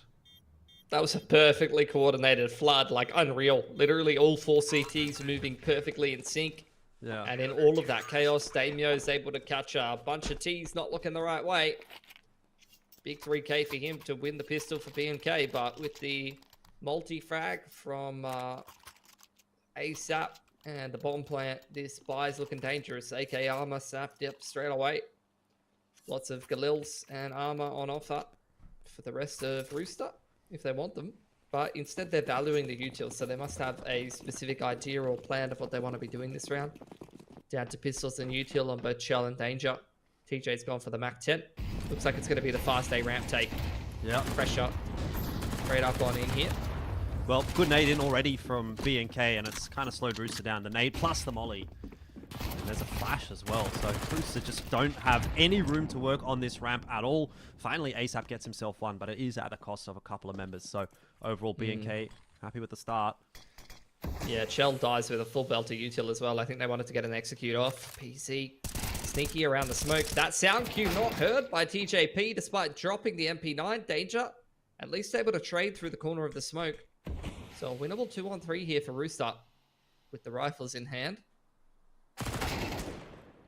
Ooh, it's a good shot from ASAP. Needed it because he's survived on 1 HP. He's waiting to see if there's anyone behind sandbags, but no peek to come through from there. Making a little bit of noise dropping down onto the sandbags. Might give away the intentions here to Addict, who was close enough to hear that for sure. And it should be a pretty easy kill onto ASAP at least. The danger discussion might be a little harder, but Addict has actually gotten back out of there. Shift walking back in. At least got the headshot across to make it pretty, quote-unquote, easy for Hazza here. And Hazza's going to go looking for some info. Yeah, Danger slinking away back towards spawn side. Hazza's cleared all of ramp. Doesn't wrap into secret to double check. Instead, just going to go back around the site. Make sure he's not playing ring around the Rosie with the T, who is now on the B site. Smoke going to go down. Sound cue, I think it's been heard by Hazza, so he's on his horse on his way over. No kit for him though. Molly clearing out quad. Not exactly where it needed to go. But Danger hasn't been able to get off of the site, so this fight is going to happen one way or the other. It's not a case of waiting the timer down. He just needs to hit that headshot. Smoke on in. Hazza's looking for him, and in fact, the smoke actually might help Danger out now in the long term. There it is. Nice little clutch from Danger to start the map, and Rooster right into the swing of things. He's played that perfectly. And what an impactful clutch as well to break the money early on in round 2. Doesn't get much more impactful than that. This puts BNK on the force buy. There were min loss bonus, double eco. And now they have to force buy into a potential eco if they can't win with the pistol armor. Chance for Rooster to really start their streak ahead. So that's absolutely massive clutch for Danger.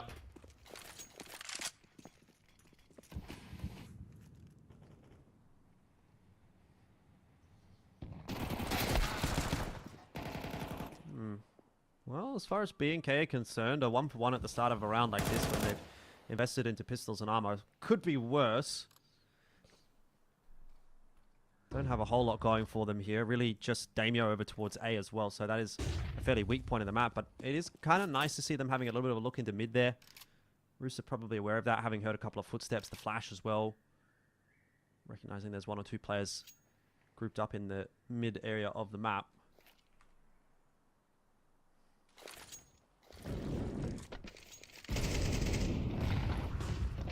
BXer comes in. Brace trying to flash for himself above Gen side and pick one on the cross. Molotov's going to divide the T's. Keeps Brace forward, keeps the rest of them back. Flash up over the top. Brace actually scaling through with that. Doesn't get too much done except for a dink onto Danger. BNK fighting hard for this, but not really making any ground yet. 3-on-3 is very quickly going to be brought back to 2-on-2, and PZ's kind of keeping this one interesting, but Chell is going to finish it off in the end. So it's been a real back and forth tussle so far on Vertigo, but at the end of all of that, Rooster getting themselves a couple on the trot is going to be enough to break the CT economy and cause things to slow down a little bit. Yep. Good chance for Rooster to restore economy control here. D-side going quite well for them so far. They did win a lot of clutch rounds on Vertigo yesterday as well, if I remember correctly. They did. So it seems to be a little bit of a trend. This is confidence for ASAP being a bit of a money man with the Mach 10. And he's walked into the B site for free. That's about as easy as an anti-eco gets. See B&K with the trap on the other side of the map. PZ ready with the flashes to send the boys into ramp. And that will never happen. In fact, he may even get shot in the back of the head. Or knifed. How about that? I don't think he's knifeable in that position. No, maybe not. Yeah, maybe not. Either way, ASAP's pretty happy with a few kills on the old Mac 10 there. It's a lot of cash going into his fund. 4 kills to the Mac 10. 6.7k for ASAP. So pretty good start to the map here for Rooster. And again, I feel we're following a similar trend to yesterday in all regards so far, with BNK kind of looking a bit, how you going maybe? Have to see this first gun round, of course. But you don't really want to be giving Rooster the run of things in this first half of Vertigo, lest we run into the same issues as yesterday. So buy round here for B&K.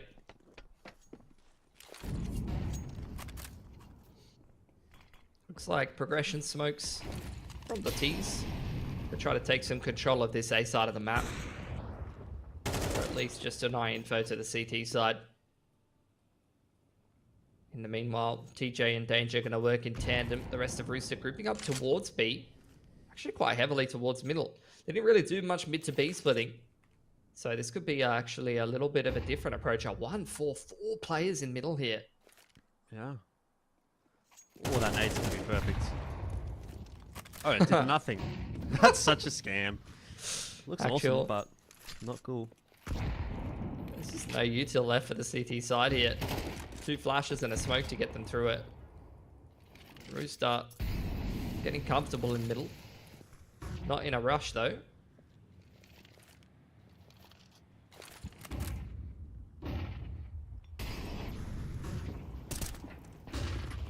Got the jump up. PZ in trouble. Won't get a chance there as TJP gets the headshot across, and then another, as long as ASAP's there to help him out. It's looking pretty good for Rooster. Instant save from B&K will have to be the call here, but yeah, this is a rough one to swallow, I'm sure, for B&K. Yeah, that's just not something that we saw Rooster do at all previously. Like, just ASAP at the bottom of B ramp is nothing out of the ordinary. Like, he's been able to kind of condition them to, you know, realize that he's the T defaulting towards B, putting pressure over there. So the fact that he's there isn't really much of a tell. The rest of Rooster in middle. Damio go for some exits here. It's an easy shot on the low HP player, but instantly traded. Brace on the close position with the MP9. Able to bring one back, but can he upgrade his weapon? It's making it expensive for Rooster, but Chelios was ready for the peak. And that will break B&K's money once again here.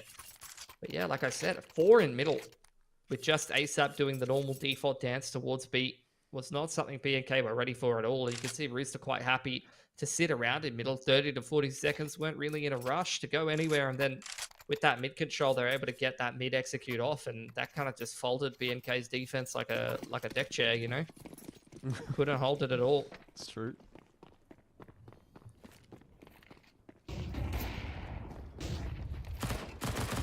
Brace is going to really just get in there. I mean, what? Hang on. What has happened there? Was Danger fully blind? He must have just been. Full blind. Chell Flash with the little pretty unhappy about that. Ceiling tile that's been taken out. What do you call those? The top of the ceiling things. We used to have them in the ESL office. Oh, I don't know what you call those. Roof tiles? They're not tiles though, are they? They're like the ceiling panels. Yeah. Yeah. I know what you mean, but I don't know what they're called. Yeah, right on the screen right now. Yeah. Yeah. Oh, nice Danger. Good job. There's another one. Cleared out middle. Oh, there's not. Never mind. It was a T that I saw coming up the ladder. Don't worry about that. It's getting a bit how you going at the moment. Anyways, Dame Yo down again. Danger, not a bad round being put together here by him. But Hazard with the CZ. He even got a bit more damage, and now PZ's got the kill as well. He's got an AK. He's going to get the heck out of there. Change his position up. That's a wise move. And now Netic has got no idea where PZ is. He's got no idea necessarily where to go, and PZ, ooh, he's making the right call. He's hearing Netic rotating up to the A-bomb side, and he's already well on his way. So where Netic goes from here is going to be very interesting, and if it's towards ramp, PZ will hear that and be in a good position to make something happen, but Netic's just a bit too sharp. Or rather, I don't think PZ is sharp enough there. He's got the drop on him. Got about a second and a bit's advantage and couldn't convert the kill. Cops the aim punch, and that was the end of that. Very winnable round for B&K. Missed opportunity, you'd have to say. Regardless, though, they'll go into round number 7. Tack timeout for B&K, and, you know, What do you say about this? You pick the same map 2 days in a row, and it's not particularly going any better the second time. Well, I mean, you could say the same thing for Rooster, right? They've lost their map pick twice in a row. Now it's kind of B&K's turn, I guess. Yeah, at least felt like Anubis was winnable for them, though. Well, that is the difference, isn't it? Both games of Anubis sort of felt winnable for Rooster, whereas so far neither of these Vertigo games have looked particularly close. But this one is still early days.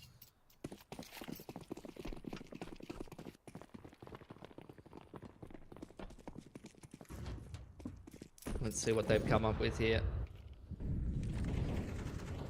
Quick pacing from Rooster towards the B stairs. It's a 1-1-3 Medic. On his lonesome towards the A side of the map, gets dealt with by Damio. ASAP able to find Hazard on the B side of the map. So picks for both teams on the extremities. Rooster with 3 players over here towards B. Could pick up the pace into the site. But this is the strong side of the map right now. Oh, great flash timing. Another one as well. This is better. This is just the great supportive work that you get out of Brace on the rotation. Yeah, PC going to lock down middle here as well, unless Danger hits a banger of a shot. That is a very favorable duel for the AWP. So this is the round that B&K kind of need at this moment, right? Enough to start to build this ET economy back up, build a bit of confidence. And they were able to get those rounds like a little bit yesterday, but they weren't able to really convert multiple in a row. And so that'll be my next position that I'm looking at. Let's make sure they keep it clean, though. This next kill would kind of be the tipping point as far as the economy is concerned. Well, TJP, he can definitely do some damage. We know that much, but not this time. Addict's just a bit quicker on the trigger finger. 2-5. B&K starting their campaign, but they've got a few rounds to get through before they can rest a little easier. It's a good little adjustment from B&K. Damio just playing with confidence, just taking an aim duel with Nedic in a ramp. And winning it. And then the good rotation work, like I said, supportive utility from Brace. Set up his teammates for success. Rooster this time more heavily stacked towards that A side of the map. So 1-4, Danger keeping an eye on middle, the rest of Rooster working A ramp control. Slowly walking their way up. They've been given the space by B&K.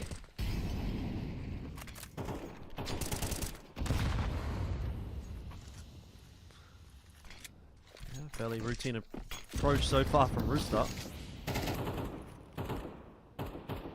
They don't have the util to exec the A site right now. That's the big issue. They don't even have any smokes left. No smokes is pretty bad on this map. Although, you know, a couple of mollies in, you can layer a few flashes. You can definitely scale into that A-bomb site. There's 4 CTs here, though. Yeah. It'll be tough. Got to hit your shots, that's for sure. And Damio is doing just that onto TJP. Danger to trade him back on down. Addict also 1-for-1. And here's where the cookie starts to crumble a little bit. Brace, the one that didn't manage to get anything, so too PZ. And that is just a case of Rooster winning their duels. Now it's on to Hazard. That nade, I don't think goes deep enough to catch Danger, even though he was 1 HP. Still a winnable round for sure for Hazard. And he needs to win it for B&K to have any chance on this map. Spotted out one at the sandbags. Danger low. So if Chell drops, that would be very difficult for Danger to convert this round then. But he cannot get off of default. So Hazard should have the freebie. And he won't. Cheeky peek from Danger. Another one for Rooster. And a tough one to swallow for B&K. Yeah, for sure. I mean, obviously, it's like armchair analyst statement, but Rooster had no smokes to be able to exec the A site. They were actually kind of in a, you know, they didn't have great guns. They weren't in the best of positions. So B&K actually aggroing into A ramp there, into Rooster, is probably a lower percentage for them than just trying to defend the A site in a bit more of a standard fashion, you know, given the util that the T's had. Unfortunate.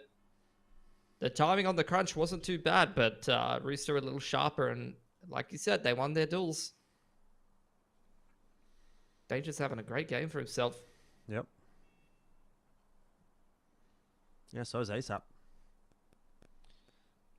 So, I mean, what do you say here as BNK? It's like 2 days in a row. This is just not coming together. Pick a different map. Well, yeah, Inferno I think after 2 matches in a row of this, if this ends up going the way that it did yesterday, you would say, yeah, we'll change something up next time we play Rooster. What do we have? It's always Overpass, Ancient Ban. So Nuke has been the decider. They can go Mirage or Inferno. Mirage, Inferno, or Nuke, and Anubis gets picked by Rooster every time. And lost. Maybe you just start picking Anubis. I don't know. I mean, that would be a bit of a power move, honestly. Maybe Rooster would pick Vertigo. Who knows?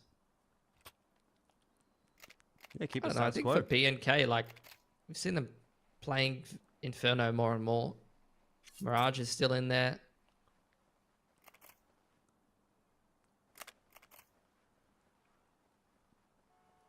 I think Inferno is the one that really stands out to me, right? Because we've seen Mirage, some combination of Mirage, Nuke, Anubis, Vertigo for a while. BNK, Rooster started to adopt Overpass a while ago, and BNK has since been banning it. And Rooster is banning Ancient all the time. They don't want to play that. I just think no one wants to play Inferno as well. Yeah. It's just not a fun map. Yeah. Unlike Vertigo, this map's great. Well, not if you're BNK apparently. But Straight up not having a good time right now. still a salvageable half, though it's really starting to slip away from them now. Damio might have been spotted out, and yeah, we'll just get out of there, which I think is a wise choice.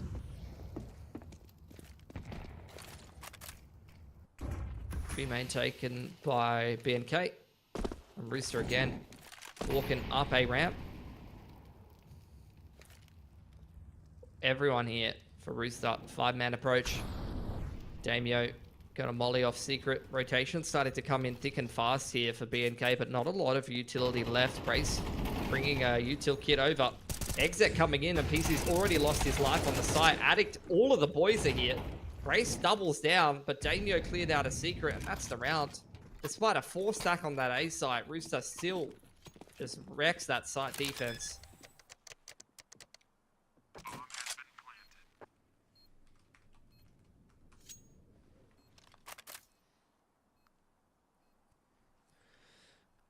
Yeah.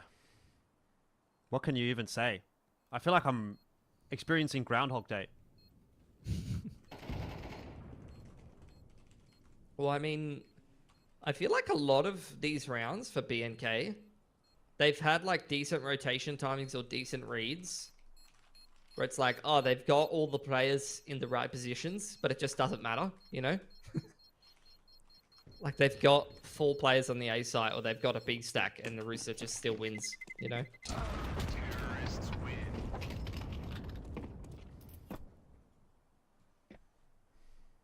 Max loss bonus for BNK with the 1 gun saved. What do? Could consider a force here. The money for Roost is actually not great. Yeah, I think the force is worth here for the CTs. Looking at the cash on Rooster.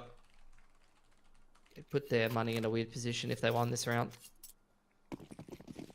It's again the MP9, so usually with these MP9 buys you see this A ramp progression out of BNK, right?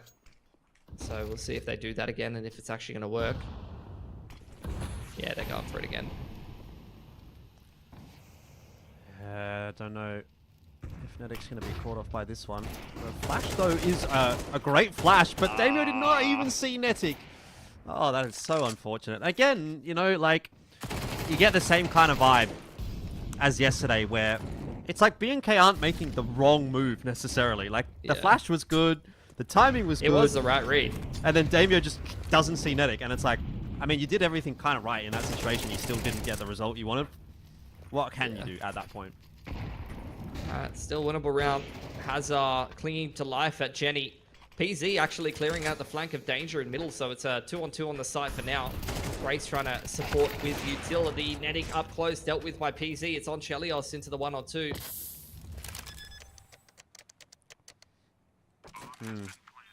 Must win for BNK. And at this point, you've got to get it back to 7-5. See if Chell can really seal the deal, put the nail in the coffin. Oh, there's in with a chance now. Has to get the reload off. PZ not able to punish, and he's very scared of making this peak happen because this definitely a favorable duel for the AWP, and no one connecting, and finally PZ goes down. And yeah, that's just got to be that, right? Like, go next. It's a girder dance. We got a girder standoff. Chelios has put him in the gurney, along with the rest of BNK, to be honest, and I'd agree with you. This map is dead. Dead on arrival both days for BNK. Nothing going on for them. Just wrap it up.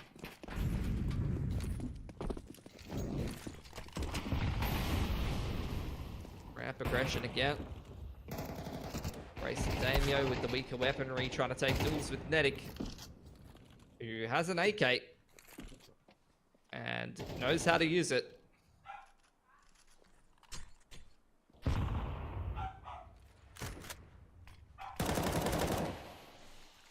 Nothing going for BNK, unfortunately. I mean, at this point, I'm definitely thinking about Nuke. I wonder if BNK's there mentally, or if they're still trying to hang in there for another 1 or 2 rounds in this first half. How many rounds did they get yesterday? I think, was it only 2 in the entire map? Yeah, it was 2 in the entire map, and I think that was both in the first half. Yeah, 2 rounds on CT side, so I mean, it could still be better than that today if they can get to 4. I don't know. Ooh. That's a start. This is definitely getting somewhere, but 2 on 2, they're back to it, and unfortunately for Hazza, he's kind of out in no man's land. Brace was running away, and now Danger in the 1v1 should win it here. So again, so close, but yet so far for BNK. Look at all those X's on the map. How often is the CT side do you get to take a literal 5v5 over A ramp and still lose it? Another clutch from Danger. He's 14-5 right now. He's kind of showing himself as the closer here for Rooster at the end round. And I'm not minding him in that role as it stands right now. Pretty good success rate. Yeah. Well, Hazza, he's going to give it a crack, but that doesn't last for very long. And again, I was wrong. Put him in the entry role. BNK are just mentally broken at this point, aren't they? I mean, Netic's getting the kill with the volley as Brace tries to jump into the site. Like, wow, this is... I mean, it is a bit sad. Like, I just feel bad for BNK because they are just getting absolutely blasted. First half 10-2 again.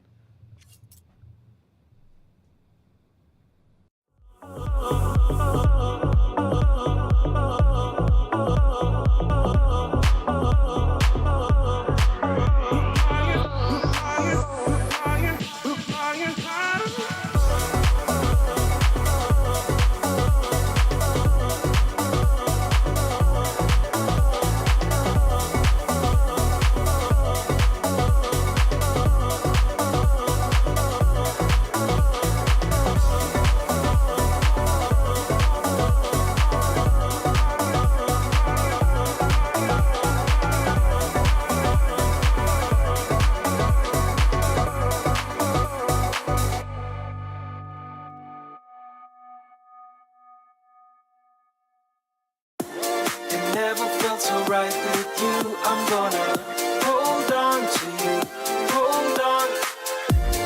Hope you feel the same way too. I'm gonna hold on to you. Kick back, relax, there's no rush in wrapping things up for good. Feels like you're my first crush back then in the neighborhood. Higher, we fly higher, the beautiful things you do.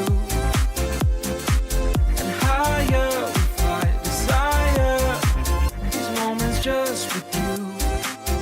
With you, with you, with you, with you, with you, with you, with you, with you,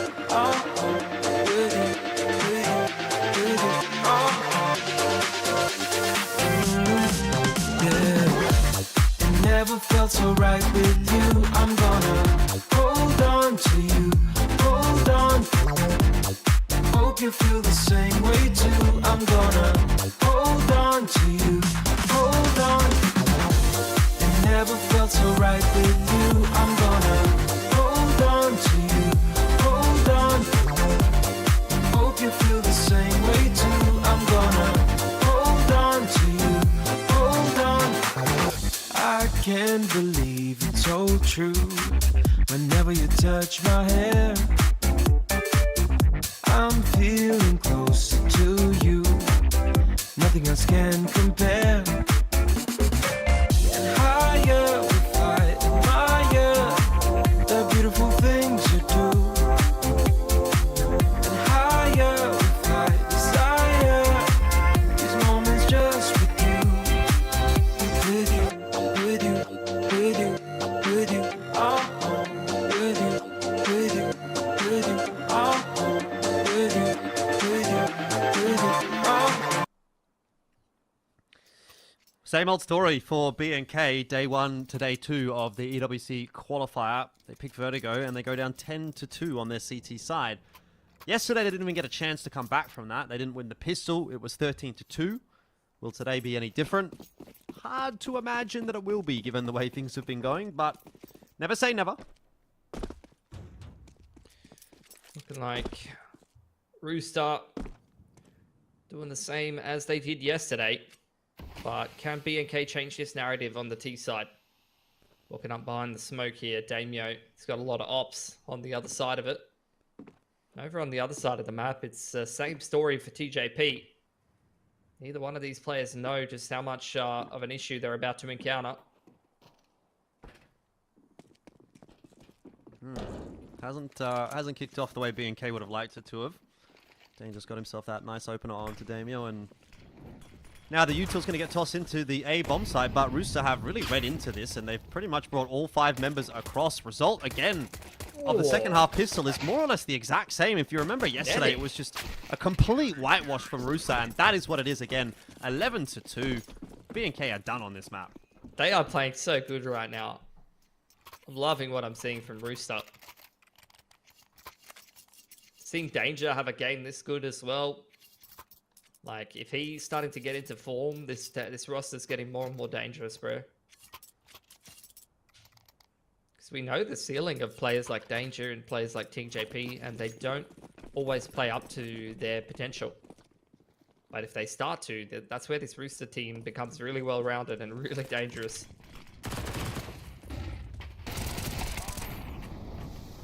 Okay. Give it a crack, B&K, but has not really worked out. Addict will get himself one. Damio another. Maybe there's still something in this for B&K. Chell will spot the cross into the B bomb side and start to ferry the troops over in that direction. Damio's got an A1S and armor. Gonna be thrown a flash by Addict, who wants to play up close on the Jenny in a disruptive position. Rooster thinking about saving here. Maybe. I think they'll send TJP in, see what he can do. Oh, they're just going to play the exits and go again next round. Yeah. That seems fair. TJ. Oh, hold on. The kit's there, Phonetic. No, they're going. They have to go pretty quick then, aren't they? That flash is going to disrupt TJP enough, and he's kind of called it quits. So have the remaining Rooster members. Yeah, it definitely felt a bit half-hearted on the CT behalf in that one. I think they were going for damage, and this is clever. This is great communication from Rooster, ferrying the A1S all the way back to TJP there. So look, 3 rifles kept over from Rooster. And only 1 rifle picked up for B&K. So despite winning that round, B&K, all they really do is reduce their loss bonus and put themselves in a resettable position. They do take 2 guns away from Rooster. So actually, in round 15 here, we end up in a pretty similar situation for both teams. 1 player on B&K down to a pistol. 2 on Rooster, although it's an MP9 for ASAP. A winnable round for both of these teams and big reset potential on both sides.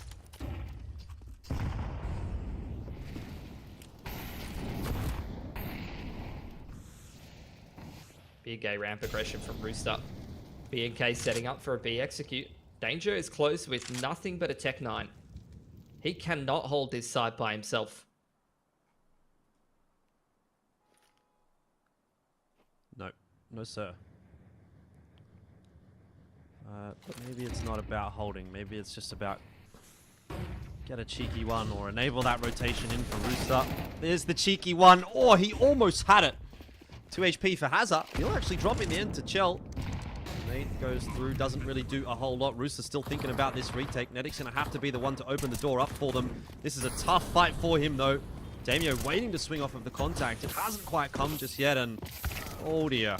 There's the end of it. ASAP not willing to move for his buddy. It's got to be so tilting. They're It was you or me. Oh, Nedic wanted out so bad.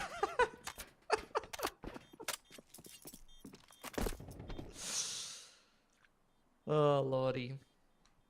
I'd agree with you, though. I saw what Rooster was going for there, right? You know, they had Danger playing retake from the Jenny side, just holding that minimal amount of control, not giving full control of the site to BNK, and then tried to flood in on the tap. Good supportive flashes to try to set him up to get at least one.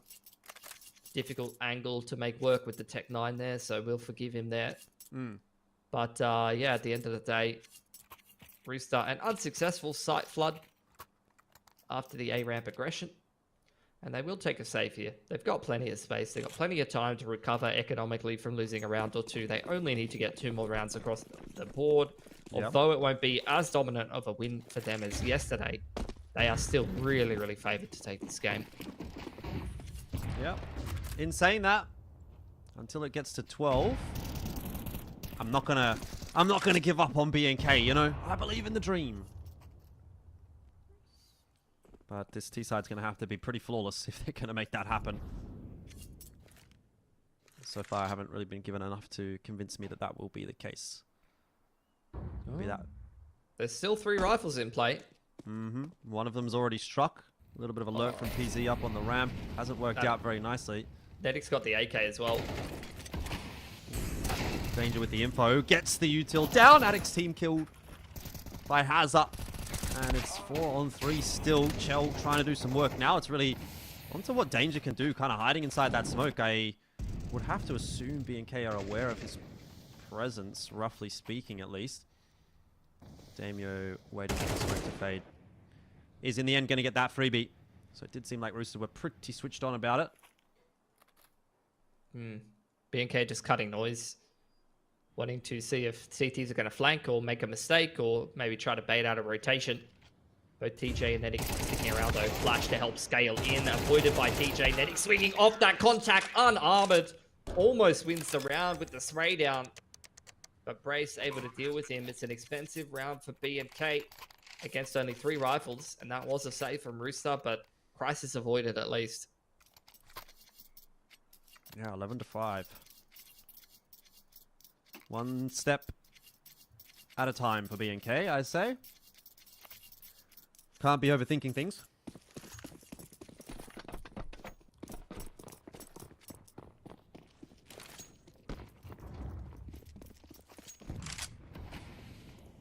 Money's still pretty good for Rooster though, so they'll have 5 rifles. Feel like we're in a bit of a holding pattern at the moment, you know? Just kind of waiting for the thing to happen, whether the thing be Rooster gets that 1 round, puts themselves on match point, or BNK, you know, win 4 or 5 rounds on the trot here and make it pretty close.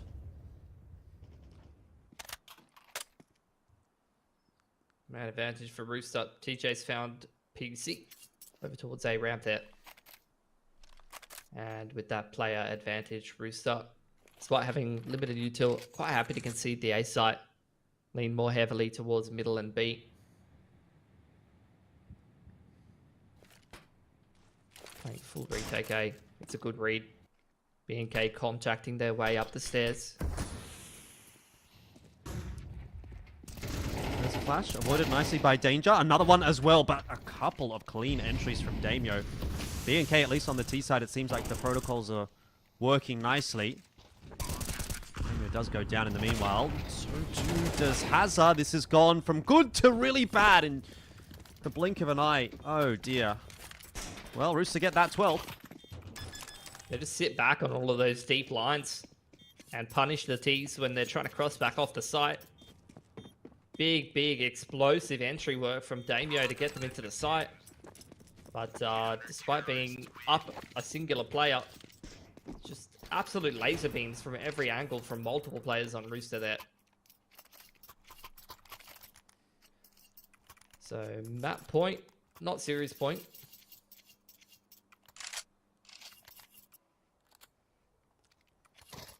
Looking like we're going to nuke one way or another. Okay, we'll see what B&K's put together here though. Got a good couple of rounds on this T side, but once again, just a little too late. Too little too late here on Vertigo. Straight out B ramp. Pressure now on Danger, supported with utility, but swinging off the flash way too late. Completely mistimed that one and punished by Damio, who once again finds another entry on that B site. Yeah, Nedic looking for one. But needs a little bit more than that.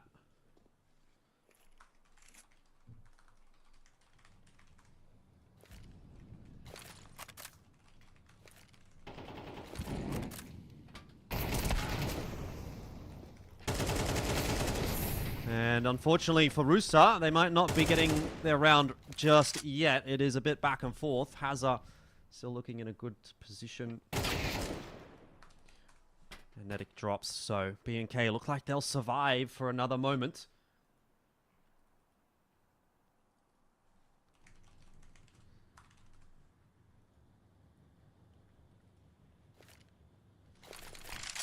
Down to Shell, who can't deal with Hazza, so another round for B&K.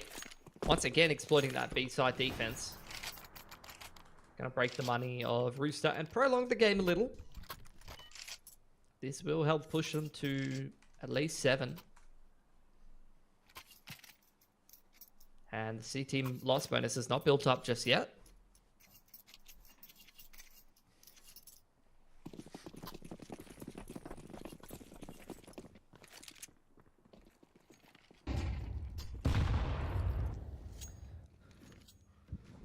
Yeah, I don't know at what point do I start to feel like maybe this is possible for B&K. I don't think I'm there yet.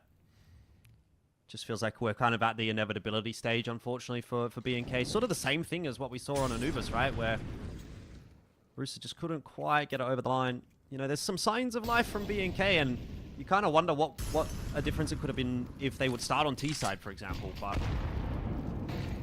such is the nature of the beast. This time, B&K will decide to make their way into the A-bomb site. Not a whole lot, obviously, for Rooster to do here with just the pistols and being locked out by the smokes. Yeah, it's a very low percentage retake. Should just be a shooting gallery here for B&K. Bit of a stat pad for the boys. Nothing to get too excited about. ASAP's got a little bit of extra cash, so you're probably going to see the AWP come out on Chelios. I don't think we've seen too much of the AWP on CT side yet for Rooster, so that's going to be a little bit of a different look. And with PC dying, there is actually money as well for B&K to get an AWP together. Should kind of change the dimension of the next gun round at least.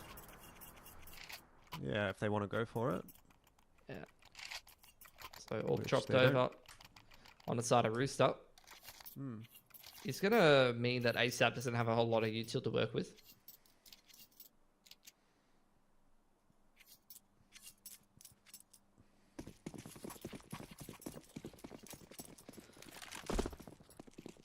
So util not exactly as much as Rooster would have liked in a round like this.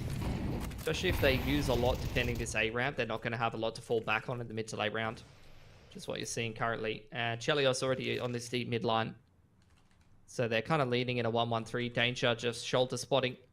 It's got a lot of players. And again, it's just B&K. They seem to stick to what works. That A execute on Anubis. This B hit on Vertigo. PC's gone down on the other side of the map. But look at this, straight into the site. The flood is being attempted once again from Rooster here to try to help Danger, trying to help defend around the Gen side, but it's so far unsuccessful. Another flash goes over the top and Danger gets 2. So at least a favorable scenario for Rooster on this retake. Oh, Anik knew he had to try to make something happen there, but couldn't. Brace in the meanwhile did at least get one, but he now has to salvage this 1-on-2. And he's just going to be patient about it. Try to put that element of doubt in the minds of Rooster that maybe he's worked his way back over toward A. In that meanwhile, though, TJP also going on the hunt for info, restricting the angles that Brace can play. And this is not a bad move from Brace, but he's going to have to check to his left, which he won't. 13-7. And Rooster will once again force us through to a map 3 in a fairly similar fashion to yesterday. Maybe not quite as clean on map 2, but overall, we will get to see Nuke again, and that's what matters. Yeah, same kind of story as yesterday. So, look, we'll see. I think for Nuke, really could go either way between either of these teams. I like what I was seeing from the majority of that game for Rooster. The T side in particular, Danger was going pretty huge. So that's a good sign. I think, you know, we were waiting for a while for Danger to be picked up again by Rooster. Initially, when he was in Rooster, he was in really good form. And then I think he stopped playing for such a long time that he started to fall out of form. And I don't think he's really found that same level that he's capable of. But I think that Vertigo game is a good example of what he can potentially play like if he's feeling it. Yeah, indeed. Either way, time for us to take another quick break. We'll be back again in just a minute for some Nuke to close out this series.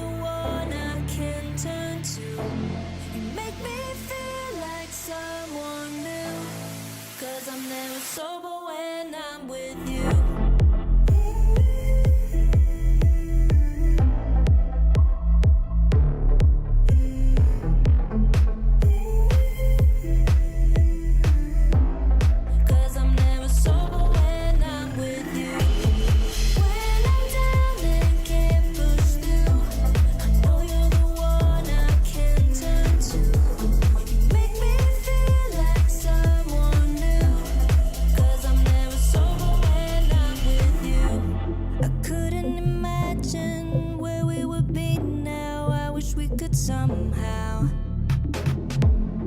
Living a moment in time where I was yours and you were mine. 'Cause when I'm alone, I get lost in my head, and I try to think back to the things that you said. But living without you is taking a toll. Feel like I might lose control.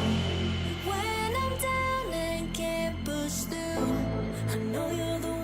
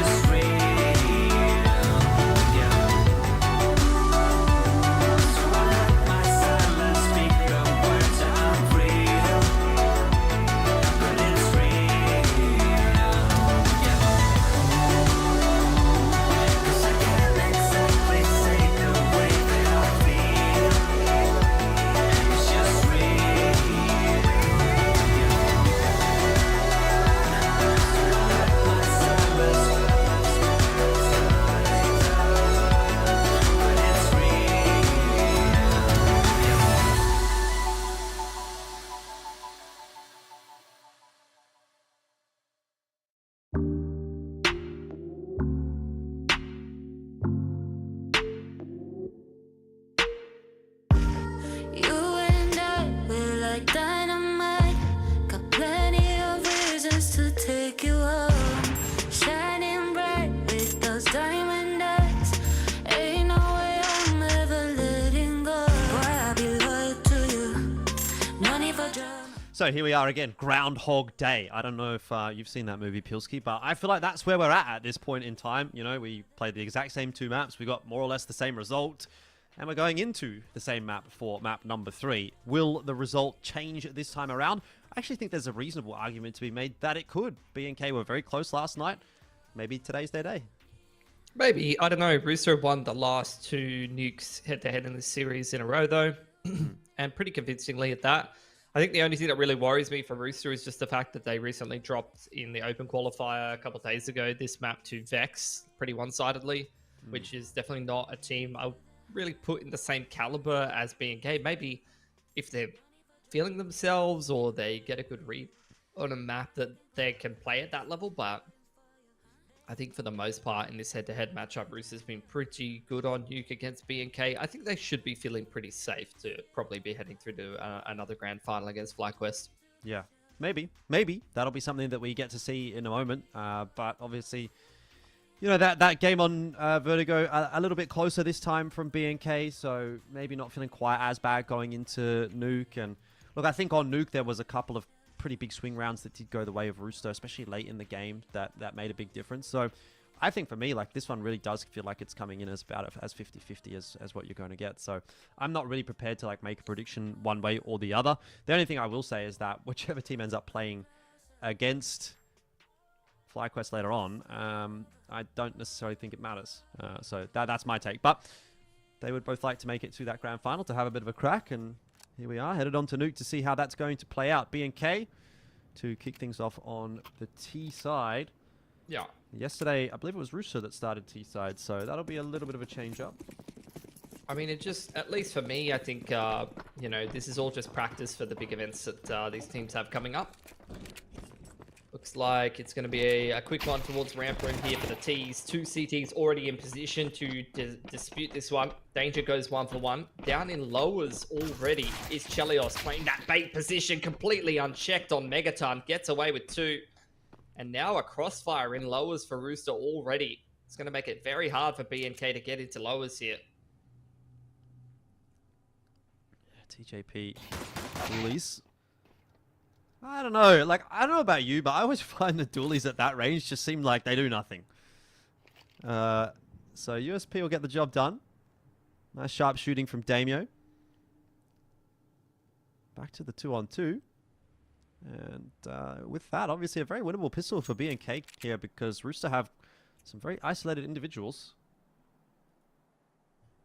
Brace wrapping around hand in hand with Damio. Ooh. Catches the drop on ASAP there. Leaves just Netic on his lonesome and he's completely on the wrong side of the map. He can make his way towards Secret, but this plant will not be for outside. So his opportunities are limited here. Smoke going to go to heaven. A whole util set on Brace still available. That said, Netic is usually pretty good with the old USP. And he'll definitely be aware that Brace is behind the silo now after having seen that util tossed. He's really taken his sweet time about this, and defuse kit nowhere to be seen. So this is becoming a problem. He started to make a couple of footsteps. Has to move quicker. And obviously at this point, yeah, the round is pretty much done. Good shot, like I said. Netic's pretty sharp with the pistol, but won't make a difference in the end as the time will tick away. And Brace will happily go down to the bomb if it means a round win.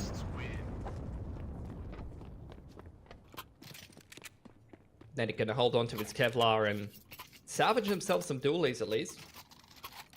Buys himself a Famus. Round 2 force coming together for Rooster.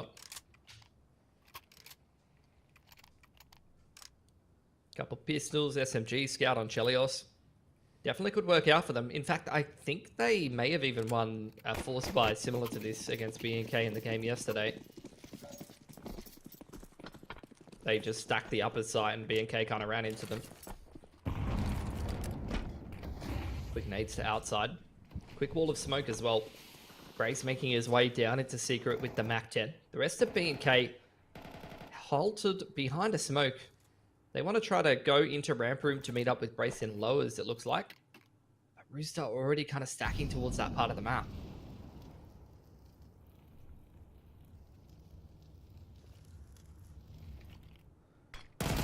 Hazard's just going to try to lurk his way out. And it didn't really work out too well for him. Still, he's got the backup of Damio, and that'll finish things off nicely. And the A site take is in effect pretty well for B&K. Bomb plant to go down. Did that smoke fall all the way down the ladder? I think it did. Doesn't really matter either way. Those two Heaven players were done, and it's just Danger left. So proceedings are going swimmingly for B&K. Yeah, Danger just going to hold on to the MP9. And that's where B&K, I mean, just cleverly going into uppers. They ran into the upper stack last time, but sending Brace down into lower and using all that util to deny info. I mean, that is just unfair for an SMG to do that at that range. Unreal. Couple little laser beams and Danger's lost his head. But yeah, B&K, after sending Brace down lower, kind of making Rooster worried about the ramp pressure and incentivizing them to stack. They just keep things simple, go straight outdoor into uppers, able to trade out effectively and win that post plant, deal with the force spike quite well. And 4 ball by Danger. Chelios dropped the MP9. So this is going to be another one of these rounds where Rooster invests a little bit into it. They may not all buy, but they do want to, you know, invest in some weapons, try to do some damage to the T-side economy, which you can see is already pretty battered and bruised at this point.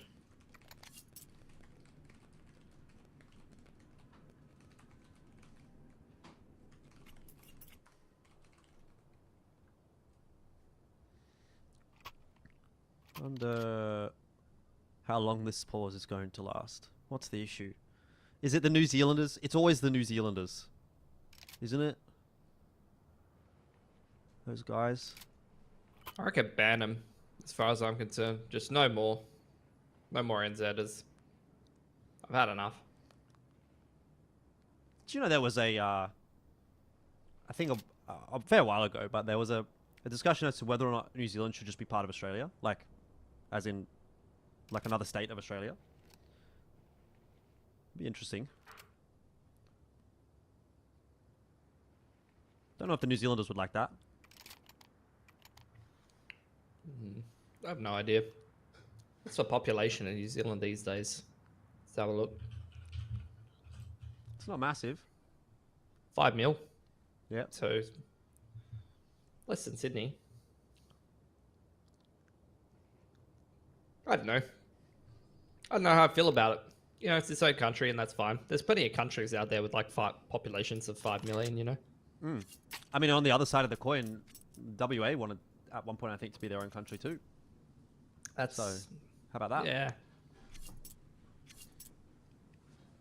Because that would be weird, wouldn't it? Because Australia is not just a country, but it's also a continent. So, would Yeah, the I continent then mean, be called Australia? And I can understand that because they're just in such a different time zone. Like they're more in an Asia time zone. Yeah.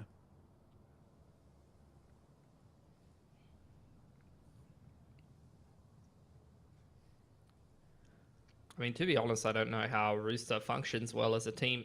Someone's got to be on a cooked schedule because you've got New Zealanders and someone from WA playing in the same team, which I actually did back in the day. I was on a team with someone from NZ and someone from WA, and it was an absolute nightmare to get anything done. We could only play for like 2 hours a night. Yep. Bit unfortunate. And someone was already always sleepy, you know? And someone was always complaining they were rushing home from work. Yeah, well, I mean, that is definitely an issue that Rooster has to deal with. ASAP's in WA, isn't he? I think so, yeah. And then Nedic and Chell, obviously New Zealand. They've been making it work for a long time, though. Those guys, they've been together. Those three, the core of that roster has been, I don't know how long.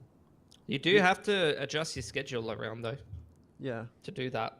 Usually, I would assume it's probably the Perth guy, and then the NZers just become night owls, you know? But even regardless of having someone in your team from WA as an NZer, you have to be a bit of a night owl to play CS competitively because Some of these series, man, go until like 10, 11 p.m. Yep. You know, Sydney time. You're up until the AMs. It's, I don't know. It just is what it is. It's been like that for a long time, but it's not really a good way to have people have to compete and change up their life, you know, in my opinion. I don't have a better solution for anybody, but that's just how I feel about it. What is going on with this pause now? Someone's having issues, that's for sure.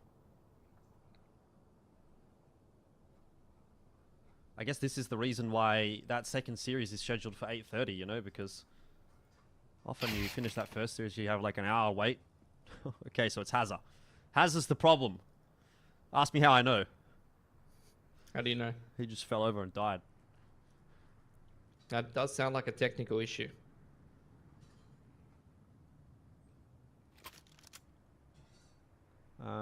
He's back. Nice. Maybe we're good. Everyone's looking around. Everyone's ready to go. Are they? All right. Hope so. Sounds good. Yes. Promising. Here we are. And now, after that long pause, we're into a thrilling anti-eco.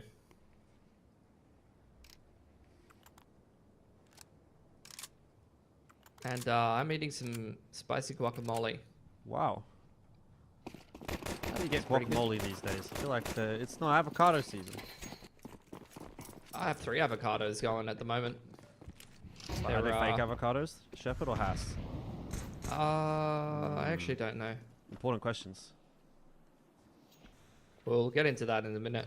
Oh, you know, why did Danger have to buy a rifle? I wanted to talk about avocados. Because I'm actually extremely interested by that statement that you just made. The upper stack again here for Rooster.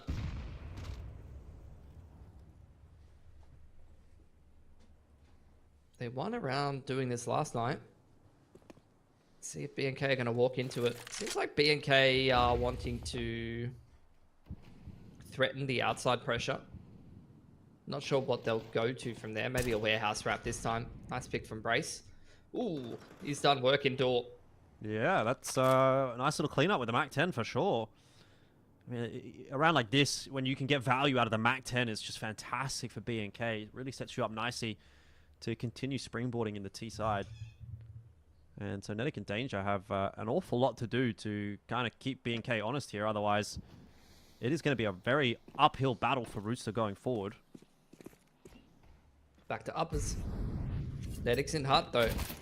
Danger's found his way onto the side, but spotted out. He's going to get util dumped.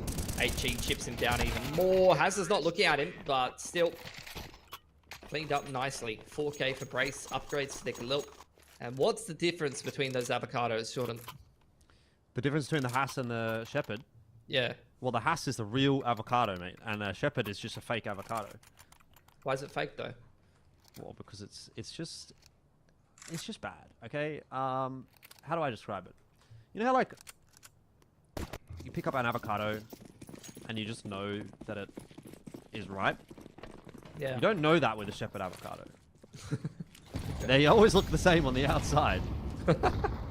So you often open it up and you're like, damn, this is not even close to ripe. It's not as creamy as well, I think. I don't think the I thing with the look Haas at avocado them is the creaminess. with my eyes. I think I touch them and I know. Nah, I think I don't think you do if you've got a Shepherd avocado, because they always feel the same too. Anyway, All right. that might be just a me thing, but Shepherd avocado, no thanks. Haas avocado, we take those. Danger. One's in chat if you agree. Danger doesn't need to see his avocados to know if they're ripe. He just sprays them through a smoke. Don't worry, that made sense. Addict's made his way to warehouse. They probably have some avocados over in the warehouse. See if there's any stock here. Oh, it's a bit messy. Addict's cleaned it up. Oh dear. A few missed opportunities in this round for BNK. Oh, well, Damio in for a nice entry there onto ASAP, but TJP, well, 1 for 1 could be worse in a situation like that, but it will allow the bomb plant to go down. Now, what I'm interested to see is what PZ can get done, because he's only on 4 HP. Brace will be able to tuck himself behind the box. And he might be good for one, but PZ absolutely has to find a way to have some kind of impact if he wants to see this round go the way of BNK. And this might be where he can strike, unable to do so, but Brace is holding his trigger finger nicely. This is actually starting to get interesting. It'll be down to Chell coming in from Hut to maybe make the difference. In fact, he comes from Door instead. This is a 2K for Brace if he lines it up nicely, but the Galil lets him down. Wait, no kit. He got it. Oh dear, that's He got unfortunate it. for Rooster. Again. No kit, no clue. Nedic's got 3.7k in the bank. Chell's got 3.7. That is Well, a I guess that no was kid, no after clue the moment. after the bomb went off, but they would have. Did they have enough? No, I don't think they did. Ah, it doesn't matter. Whatever. Either way, very unfortunate, and that's the kind of thing that would happen to BNK on Vertigo. You know what I mean? They would like kind of quote unquote win the round, but then still lose it. That was a Vertigo moment. Yeah.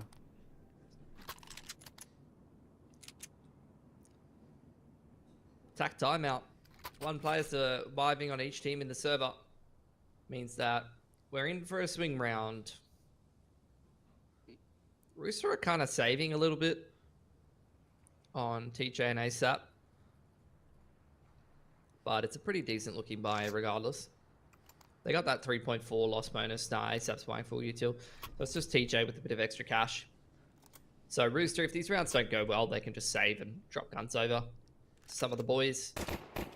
B&K, only one player surviving. Their cash is not looking so good for the most part. And only 1,400 loss bonus. They could get soft reset here by Rooster. Jellyos having a look on outside. He spots out a noggin. BNK gonna extend this wall of smokes and head into lowers. What's the reaction from the CTs here? Oh, a little early there for Addict.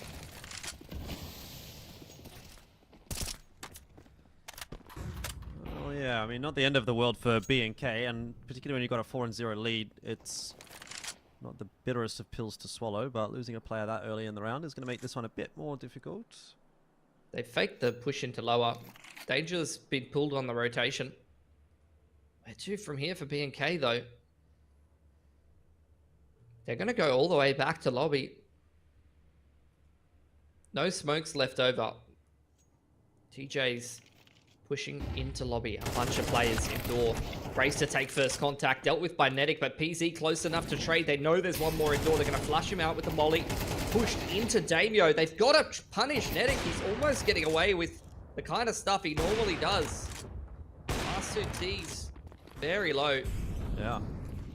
Shell's firing off a HP on few both warning of them. shots. Look, another bomb plant situation though.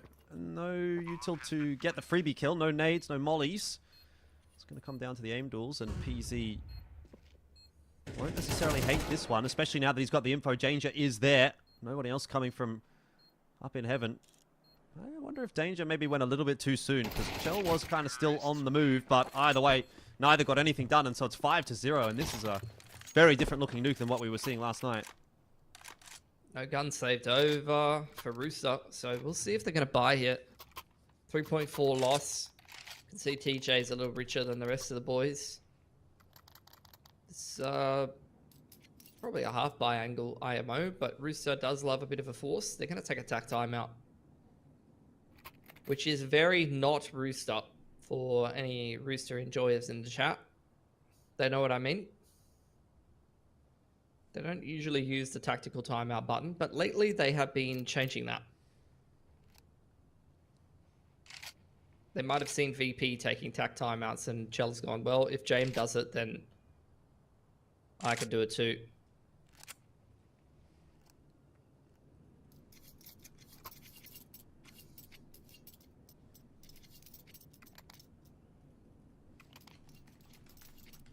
Not much util in this round for Rooster here, Jordan.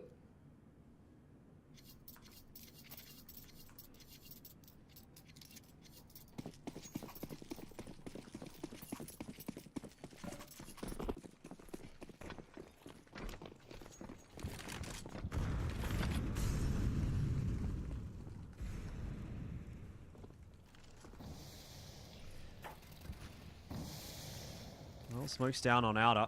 Addict trying to peek up and over them. Some Big fight on yard from the CTs.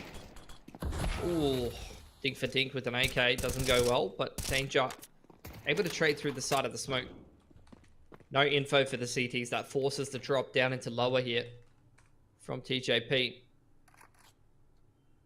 No one on ramp room. This is as free as it gets for BNK. But what will they do with this ramp room control?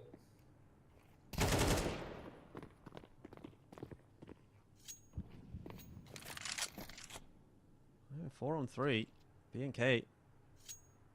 Plenty of options now. Obviously, as you say, ramp room control. They can go down to B. TJP's kind of floating around the lower side of the map, but actually in the B bomb site. So there's nothing to stop BNK from pushing their way forward here.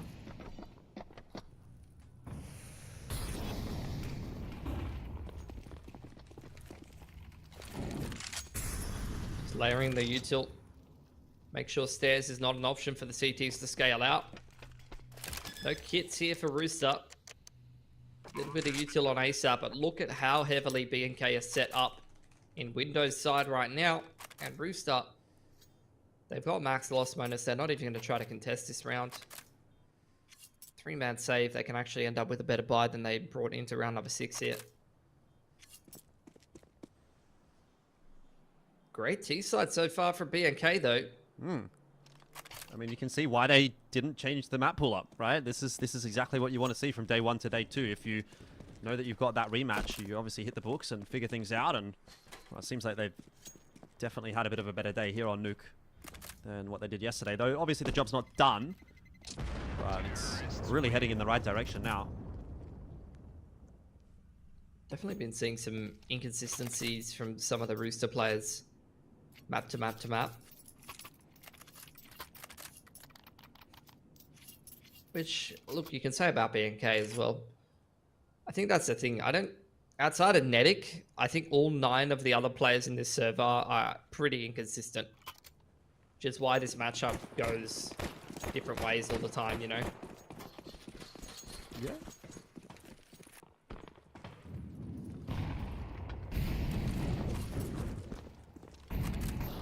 It's not really been Netic's game so far. Nuke.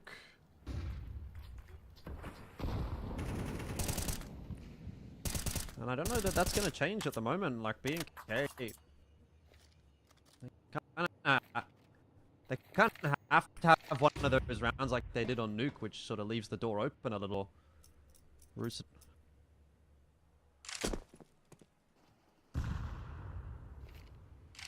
And so far, not really getting close to that. I will say, I think, again, like, just to reiterate, like, Damio is looking pretty good in this roster. Every single time I'm watching BNK play a T-side, it's, you know, you look at Damio, he's like 8-3, 7-4, you know, 9-6, something like that. Like, he's doing pretty well, and he's in a lot of these sort of entry kind of positions anyway, where he's like first man in, so he's getting a lot of work done. He's had some pretty explosive rounds for sure. All the smokes across the outside there for BNK. Deny info to the CT side, set up Addict on the lurk. The rest of BNK grouped up in lobby here. Looks like an uppers timing. 2 players to defend here for Rooster. They've got a 2-stack in ramp room. Not going to be easy to rotate and flood into uppers.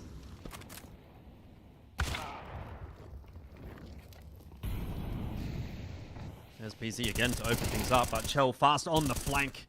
Does catch Brace off guard. Damio now, again, just given the opportunity, takes a mile, but no more than that as TJP sharp as well. This should be Rooster's first round. Gotta hope that they can convert this one, but with 7 seconds, Addict doesn't really have much of a chance anyway. So, finally, Rooster will get something going. And I say there's still some time in the half to make it a decent CT side. But it's the same position that BNK were in Vertigo, where it really does have to be a clean half from here on out. I mean, look at the game yesterday. Rooster played CT second, actually. And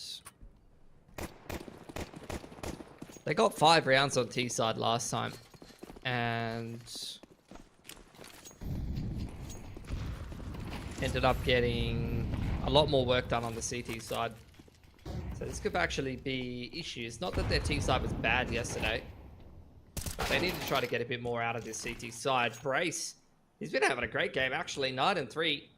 Being able to pick Netic on Yard is not actually an easy prospect for most players. So once again, BNK, they have denied info to the CTs on outside, snuck Addict across to Secret, as well as gotten an opening pick here. And they're just going to regroup into lobby.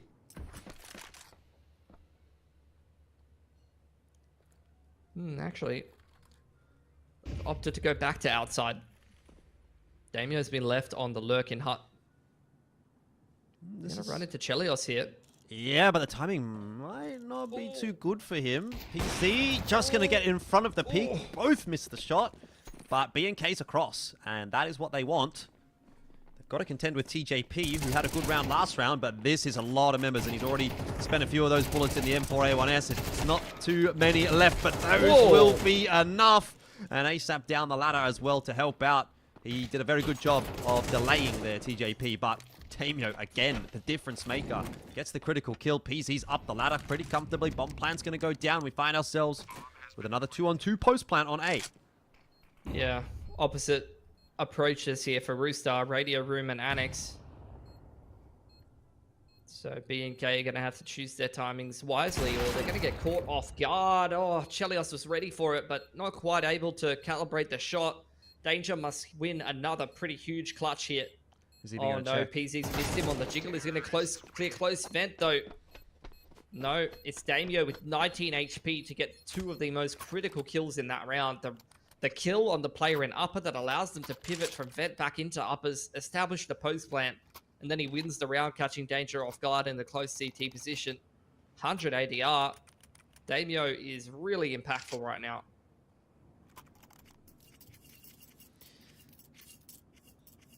Yep, 123 ADR, 10 and 5. That is what you want on the T side, no doubt. Who's going to step up on the side of Rooster? I mean, ASAP was having a great Vertigo, and he's started to go missing a little bit on Nuke. Chell's not been really doing too much with the AWP. Netic's 5 and 5, which is, as far as he's concerned, a pretty bad game. I mean, TJP had that one decent round, but one's definitely not enough here for Rooster. In fact, timeout was just called in there as well, so they had a little bit more time to chat. But this half is leaving a bit to be desired.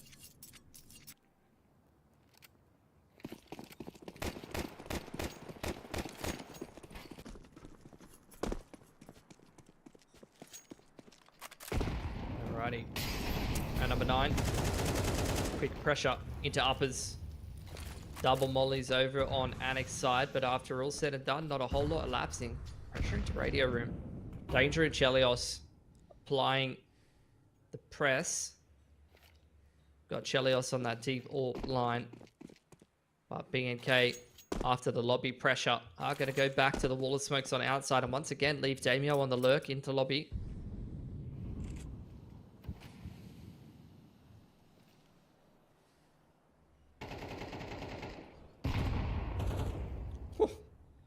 Next just copped the spam right through the roller door. Unlucky.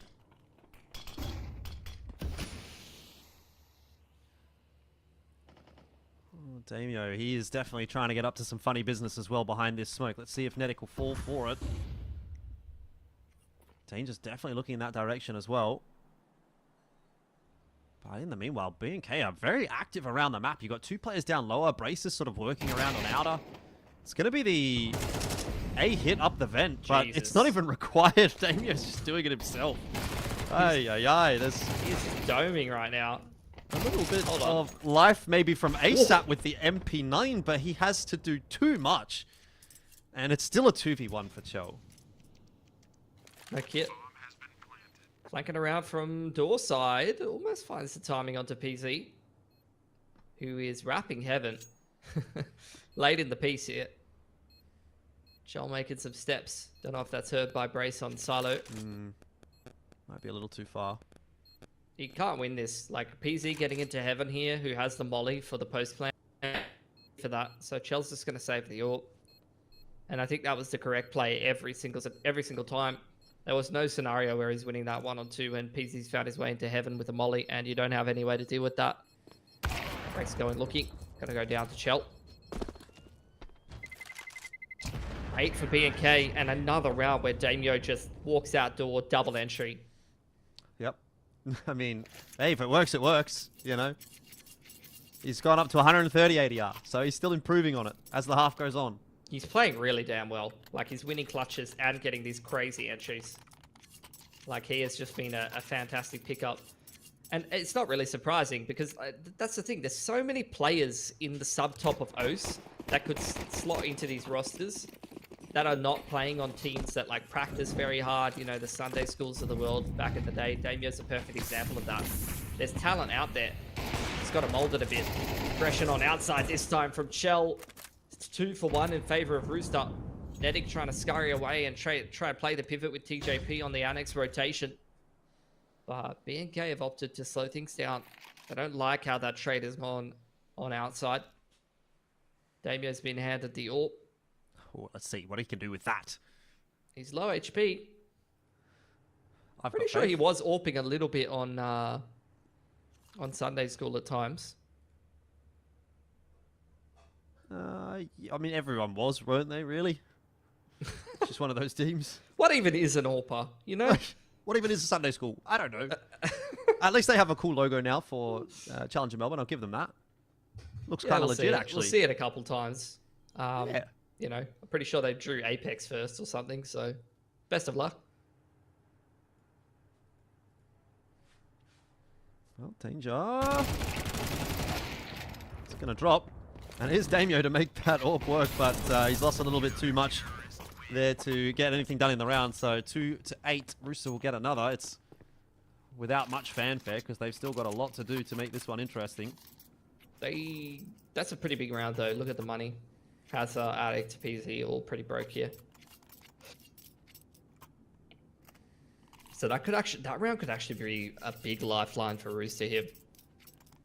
They can beat this weaker buy, only 1900 loss bonus for P&K. These last 2 rounds and a half are so much more winnable for Rooster than the rest of them have been. They really could salvage the half here 4 and 8 if they could just deal with this weak buy. It'll be a little bit sad for B&K though. It would still be a very good half. But I would not say that winning a round against these kinds of Tech 9 AK force buys is necessarily so easy. You can get a lot done with a little, especially on a map like Nuke, you know? Like, if Danger goes down here for free, they're straight into B. And you've got a 5-on-4 post plant to try to retake with not a huge amount of util. A lot of HE nades, but, you know, 1 smoke, 1 volley, a couple of flashes. Let's see what Danger can do. He's got the 1. 1 for 1. It is going to allow B&K to start making their way down, though. TJP has preempted that move. But he's only got an MP9. Nedic's there to back him up as well. Molly's going to go in. TJP down. Addict not for 2, but Hazza easy in for the trade through the doors. And this is where things fall apart for Rooster. It's exactly the kind of circumstance I'm talking about that, you know, you let them down at that B bomb site. You have a numbers deficit. It's very difficult to recover this round. Hazza maybe oversteps. Gives it back up to ASAP, but it's still going to be really difficult for Rooster to get their way back into this site. Molotov may help depending on the position of PZ, but he's actually gotten up onto the catwalk now as well. So 2 players on the catwalk, surely not what you're expecting. Brace will just be waiting now for ASAP, who gives away his position, throwing that Molotov. Clears out dark, there's nobody there, but it's easy for Brace. And he's letting them know this might be a 10-2 half right back in the other direction. Yeah, this is just B&K out their best. Fantastic T side out of them. Really showing up to this game. Going blow for blow with Rooster. And feeling really good about the Damio pickup right now, that's for sure. Last round of the half here. Much better buy for B&K, earned by the fact that they're able to win with the techies. Quick one into uppers here, Jordan. Looks like.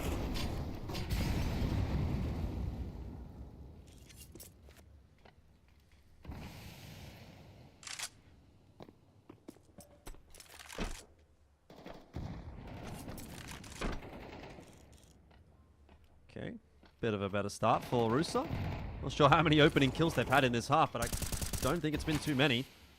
I think B&K were really trying to go for that uppers timing, but they get halted by the first wave of util. lose Damio. So that's one of the heavy hitters out of the equation. Brace doing a bit of a juggling act with the smokes on outside. Wants to make himself a wall.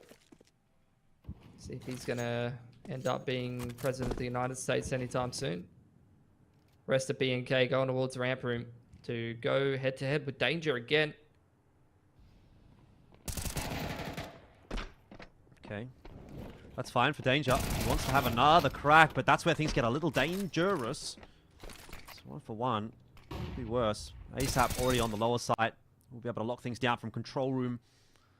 Maybe this half is not quite going to finish with a cherry on top for BNK, though PZ has other ideas, of course. And this is an interesting spot for Brace to be in. He can do a lot of work. PZ's under a bit of pressure, though, trying to get that bomb plan down and has now been spotted out by Chell. So with that, the round is done, even if Brace is going to get that freebie onto TJP. He'll have to pull off something of a miracle if he wants to win this one. Pop flash through, but Netic's too good. 9-3. A fantastic start to the map for Nuke on BNK's side. If I try, but I need you to know that I don't wanna lose this I don't wanna lose this.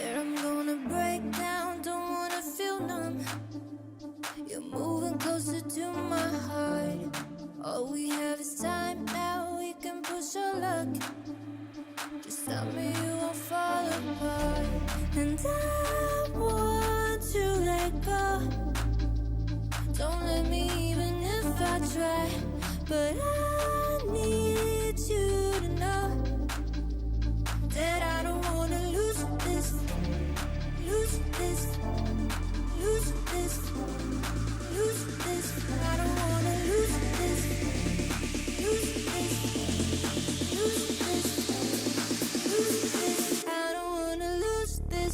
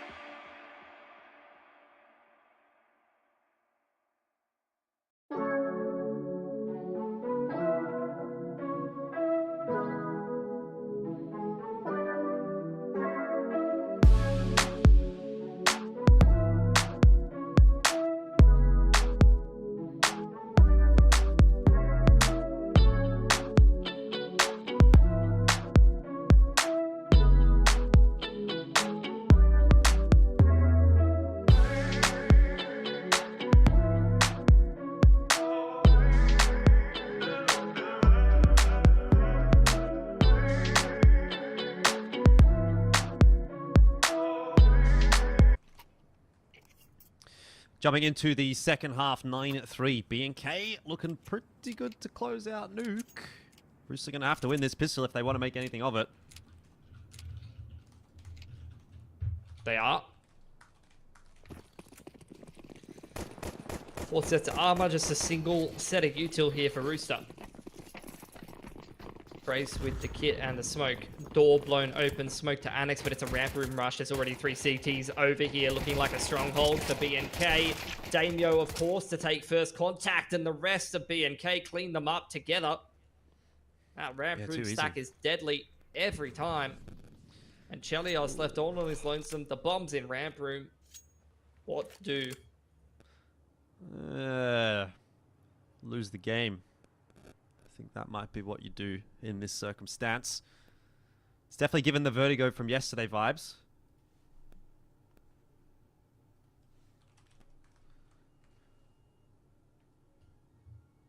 And yeah, it's looking like double digits for BNK.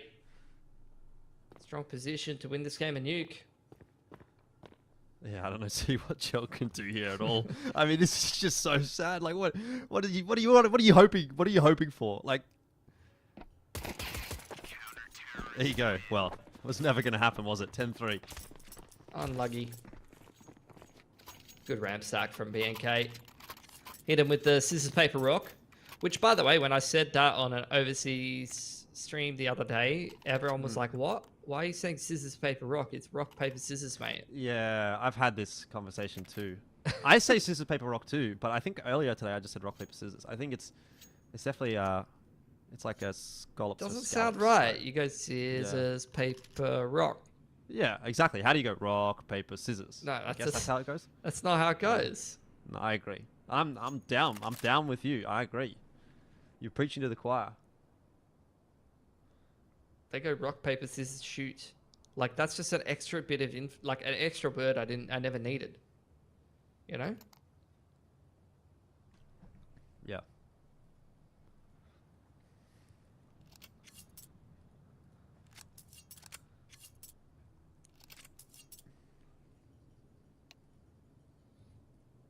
Alrighty.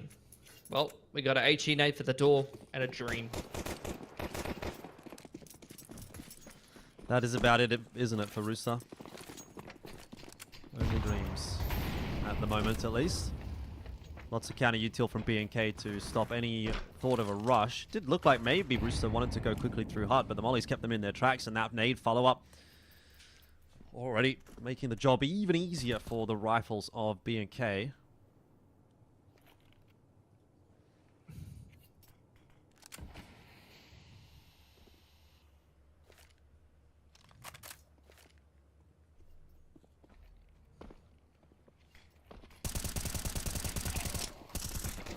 Well, Hazard, more than happy to take those eco frags. Everyone wants to get a piece of the pie, but yeah, not too much to say about that one for Rooster. The real mission is going to start here, and they do not have a lot of wiggle room. Bloody anti-eco spray down. That's a great start for BNK though. 11-3 up. They've got all the room in the world to close this game. This would have to be some kind of crazy comeback for Rooster. Gotta be impressed from BNK. This is a great response to the loss yesterday.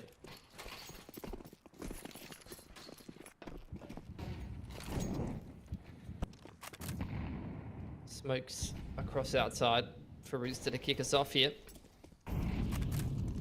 HEs and Mollies trying to disrupt the cross. None of them have really found the right timing. And as such, Rooster will make it across the secret with 4 players. Nedic left on the lurk on outside. No rotations down into lowers from the CT side yet. So this is looking pretty good for him.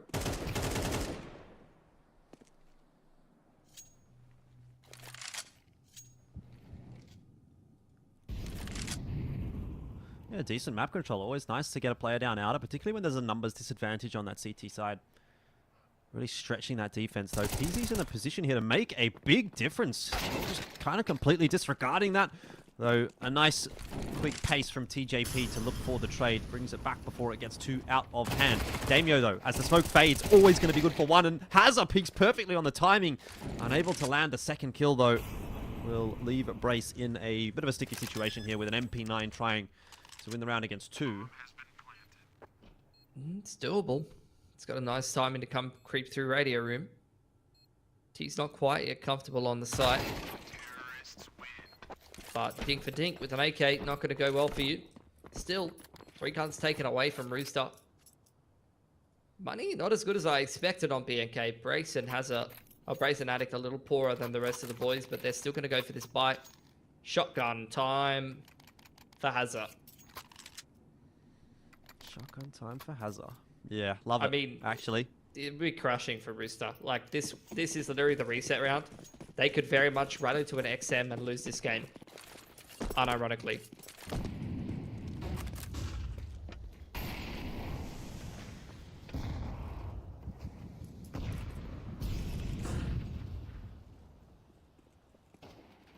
Same approach. Pull the smoke across the outside. 4 players going to be allowed to cross the secret yet again. This time there's a quicker rotation timing here. Addict's already down into lowers. Keeping an eye on things. Dropping a smoke. But 1 minute 20 on the clock. Only 5 pieces of util left on the CT side. Not a comfortable position to be in.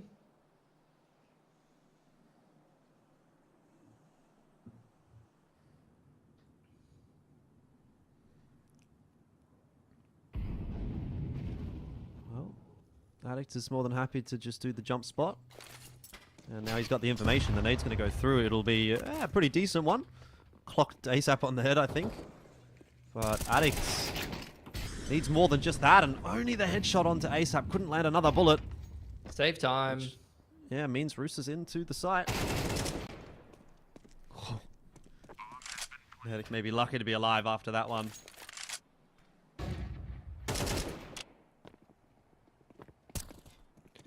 We're going to harass him backside of Annex, and that's actually going to be an AK they can pick up. Anticipating the peek out of secret as well. His MP9's getting work done. Giving Rooster the business. But after all said and done, although it's getting expensive for Rooster, it is equally as expensive for BNK. Bomb ticking down. Rooster trying to scurry out of range of that C4. It is scary these days. But I think all the way in T-spawn they should be fine.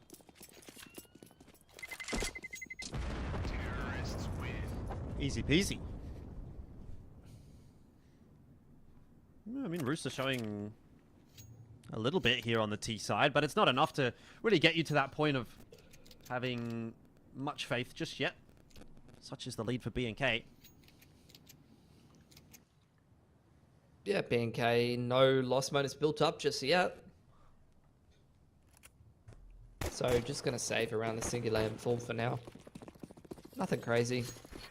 Good chance for Rooster to build up their cash.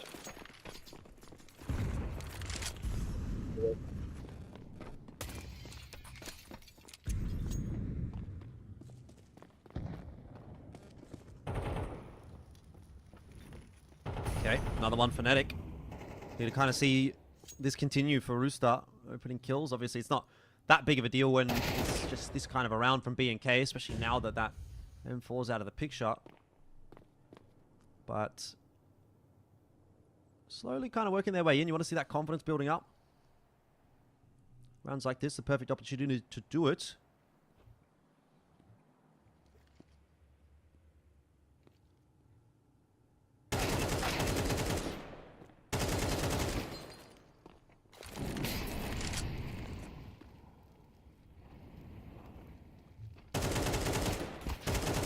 Not really a whole lot to comment on out of a round like that.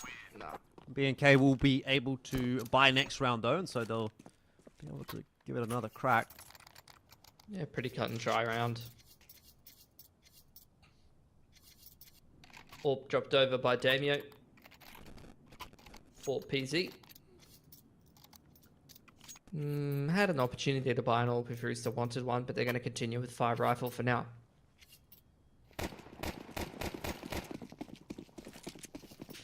No kits on the CT side here. So could end up in save territory if we end up in these lowest retakes. Rooster have time and time again been going fast towards the outside, and once again investing a wall of smokes trying to cross.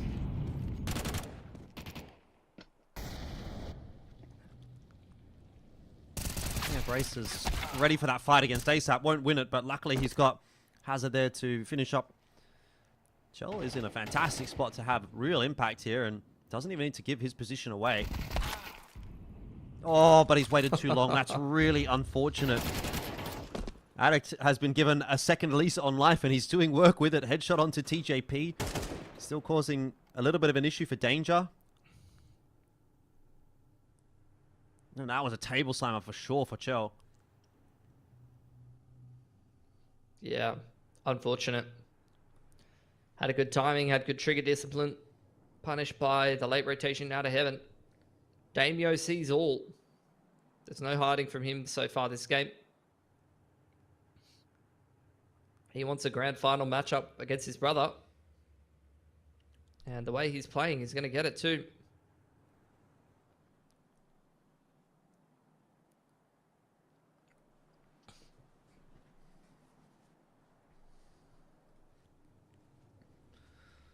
Danger's timing could be critical.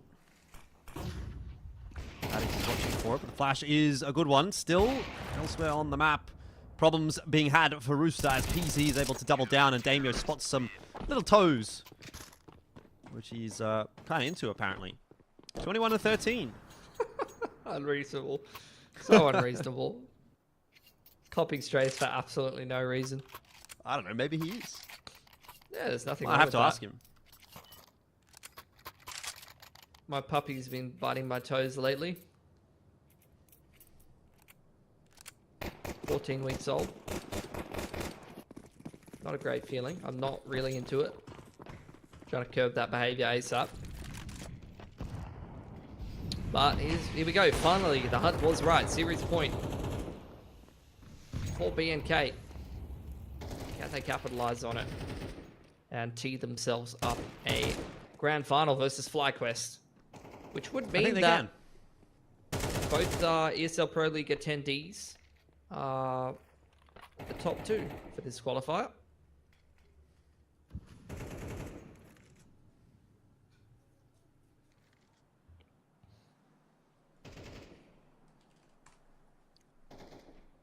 Yeah, it really feels like a matter of time for BNK. They've been sort of working quite smoothly through this map of Nuke. But then again, Chell's not done yet, it would seem. Another opening kill for Russo. They've been able to find a few of those on this T side. The response that is prompted, though, is PZ going for a bit of a push, and his timing's not looking too bad. Hazard's also been able to kill TJP, so this is very interesting now. We'll wait and see what PZ's going to get done, but Chell, I mean, he's given away his position, so PZ knows eventually, at some point, Chell's going to want to cross into lobby to make this A hit happen. And that could be the moment that changes the round. It's not. Damio close by Hut. Hazard caught out. Netic will drop. Sharp shot from Damio, but needs more. Actually gets aggressive into Hut. Can't win the duel, though, against Danger. And now Addict from the rafters is the last man standing on A. PZ up to heaven. Try and help him out, but they do manage to get down in the vent. Ooh, maybe not Chell, though. So Danger, again, for the 1v2. 6 seconds. Gets a bomb down. Smoke still on his belt. He's heard the drop down vent. Both of the CTs playing hand in hand. Addict far too sharp. 3k for him to close out the game for B&K. Fantastic response after the game that they played against Rooster yesterday. And they will tee themselves up against FlyQuest for a grand final to see who's going to qualify for the Esports World Cup. A difficult prospect, you know, we say it all the time, no matter who makes it through that semi-final or the lower bracket final, depending on the format, to go and play FlyQuest in the grand final. It's a difficult prospect every single time. At least for B&K, though, that's actually a pretty convincing win, I would say, on Nuke as a third map. And hopefully they can take that momentum into the game against FlyQuest, who I don't think they played yet, at least in this qualifier. It was Rooster in the upper bracket, and now they'll have their first crack at them in the grand final, which I think is probably going to be a good thing. Yeah, look, I'm pretty happy with that from B&K. I thought that was a pretty good game. They look to be in good form. You know, all the players sort of firing when they need to. That said, yeah, like game against FlyQuest is always going to be tough. They'll have a bit of an hour break here to sort of figure things out, have some dinner, whatever they need to do. But yeah, I think that they had a fairly solid little run there. And I kind of like the fact that it's going to be B&K again now against FlyQuest rather than Rooster, because, yeah, I feel like Rooster had their crack yesterday, you know, and weren't able to get it done. So give B&K a bit of a chance and see what they can do. Obviously, this being the qualification match maybe makes it a bit of a different situation, but either way, is what it is. We'll talk about that when we get there. It's time for a fairly extended break. Indeed, 1 hour or so. We'll be back for that matchup. So do be sure to tune in then. It'll be FlyQuest and B&K. We'll see you then.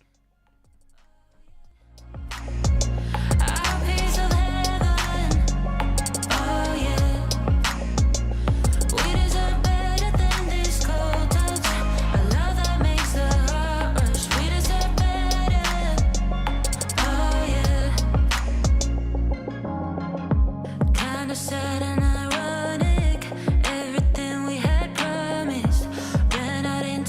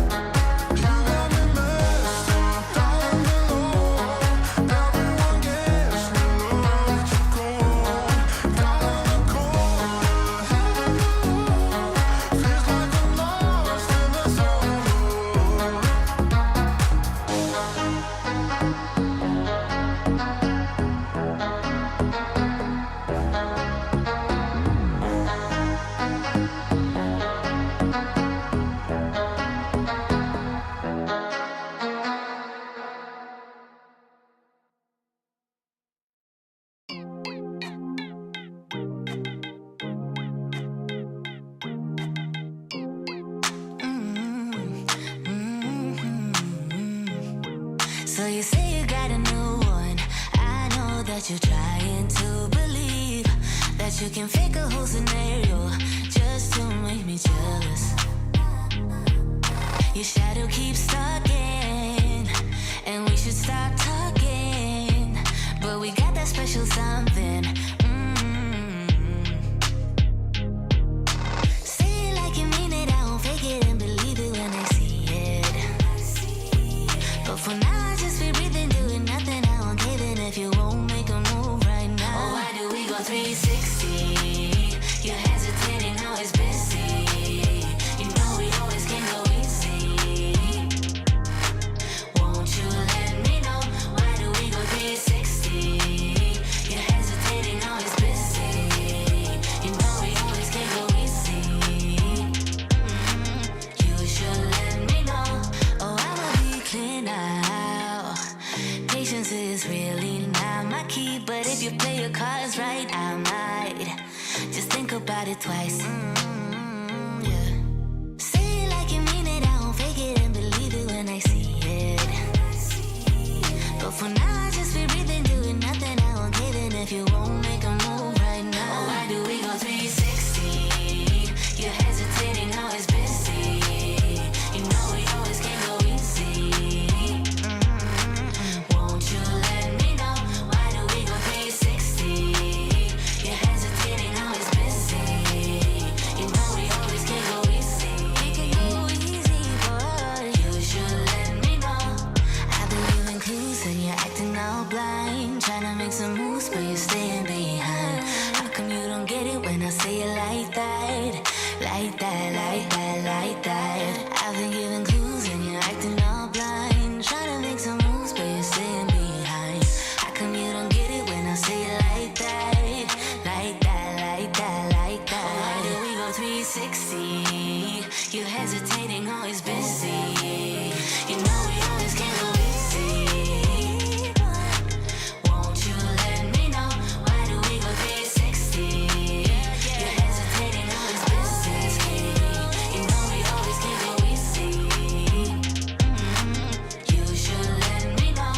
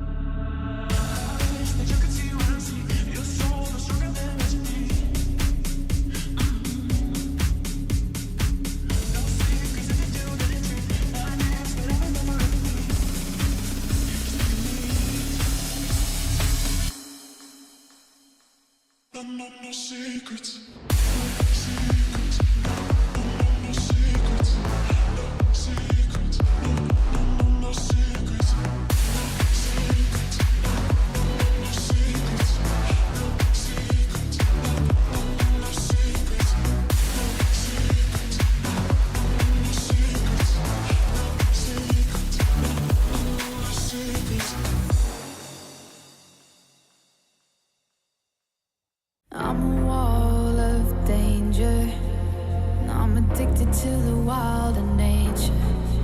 If you give me your heart, I'll break it. I've been known to lie, I've been known to lie. I was sitting all alone on the sidewalk when you caught me by surprise. I'm a lone wolf, I die by my own rules. I know when to follow my prey, and now it's right in front of me.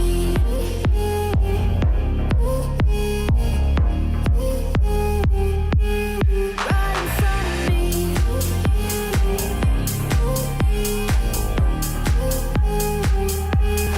Right in front of me.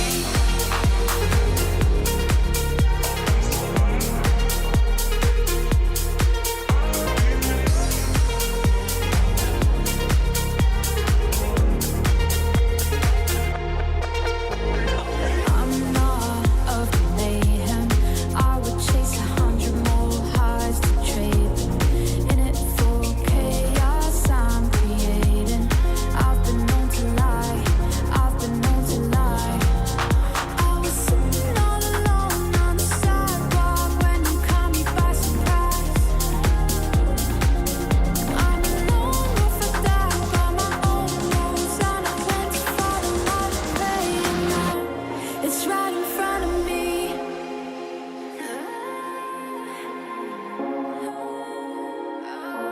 It's right in front of me.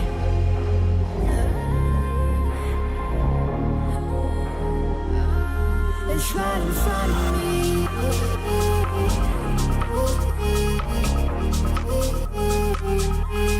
Right in front of me. Right in front of me.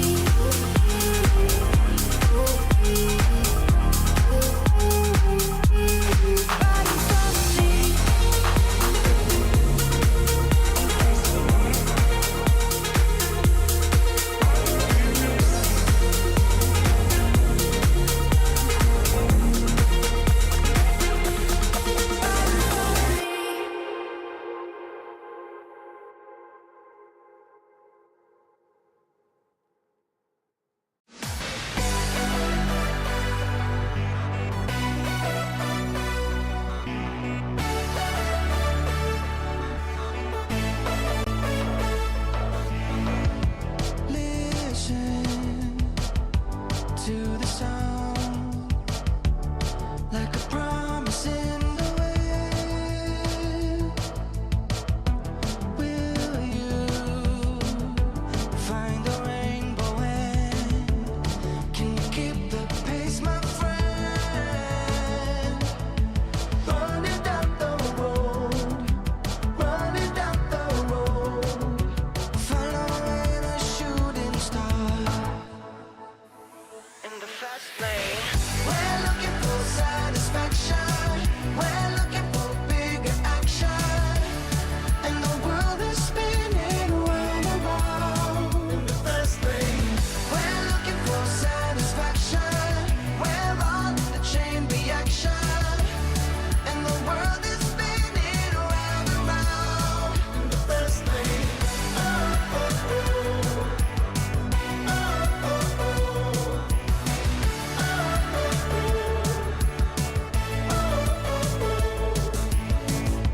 All days, all you had. Go on, don't turn around. Welcome to a brave new world. Around the way you found. Running down the road, running down the road, running down the road, following a shooting star in the fast lane. We're looking for satisfaction, we're looking for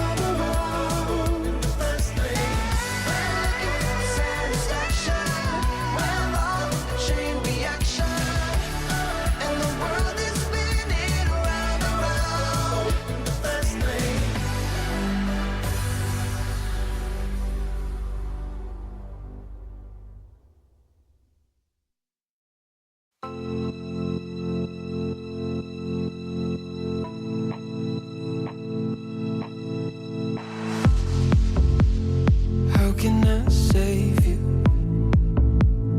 when you're tangled in your lies, caught up in the middle. I can see it in your eyes, lonely in the corner, waiting for somebody to come and save you from the cold of night. Easily, we've been falling in disbelief. I think I'm ready for another try, but this feels like the last time. So why did you say goodbye?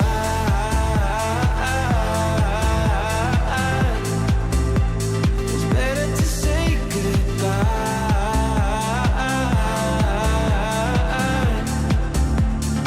Why did you say goodbye?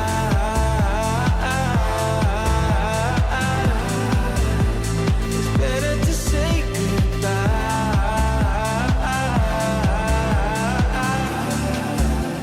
So why did you say goodbye?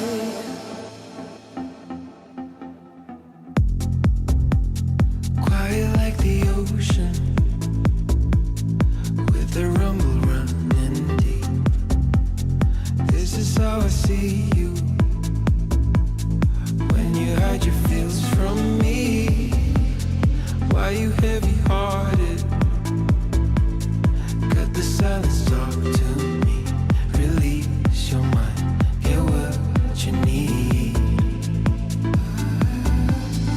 Easily, we've been falling in disbelief. I think I'm ready for another try, but this feels like the last time. So why did you say goodbye?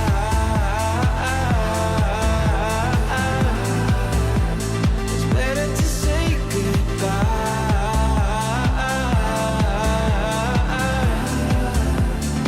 Why did you say goodbye?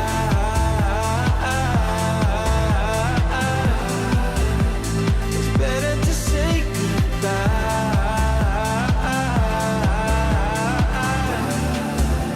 So why did you say goodbye?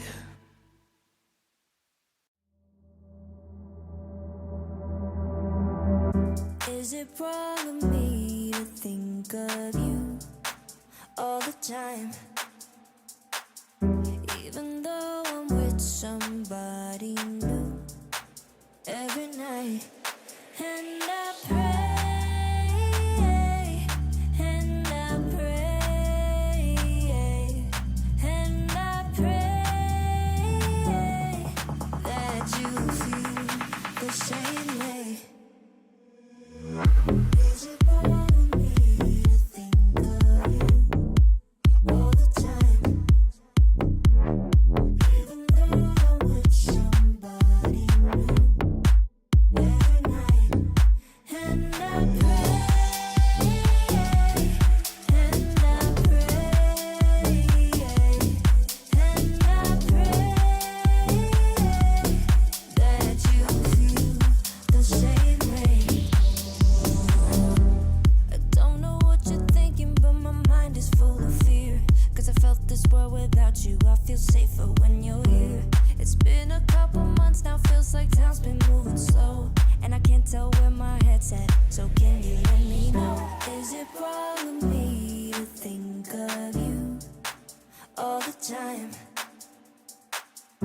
Even though I'm with somebody new every night, and I pray, and I pray,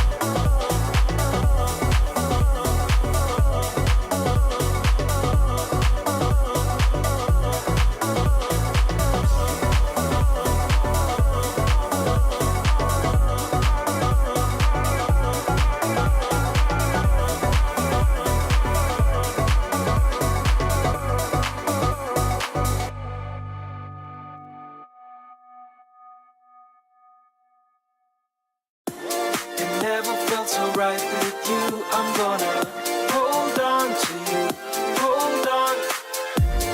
Hope you feel the same way too. I'm gonna hold on to you. Kick back, relax, there's no rush in wrapping things up for good. Feels like you're my first crush back then in the neighborhood. Higher we fly, higher, the beautiful things you do. And higher we fly, desire, these moments just with you. With you, with you, with you, with you, oh, with you, with you, with you, oh, with you, with you, with you, oh, yeah. Never felt so right with you. I'm gonna hold on to you, hold on. Hope you feel the same way too. I'm gonna hold on to you, hold on. It never felt so right with you. I'm gonna hold on to you, hold on. Hope you feel the same way too. I'm gonna hold on to you, hold on. I can't believe it's so true. Whenever you touch my hair, I'm feeling closer to you. Nothing else can compare. And higher we fly, higher, the beautiful things you do. And higher we fly, desire, these moments just with you. With you, with you, with you, with you, oh, with you, with you, with you, oh, with you, with you, with you, oh.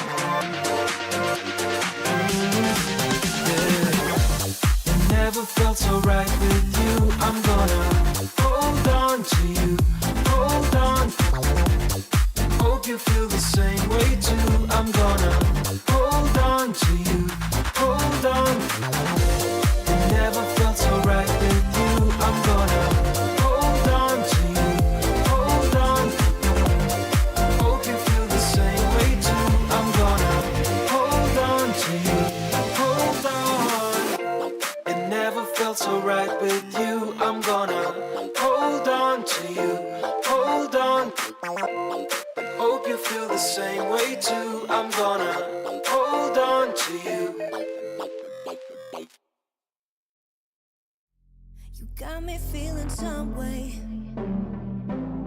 like I might be stuck in a dream.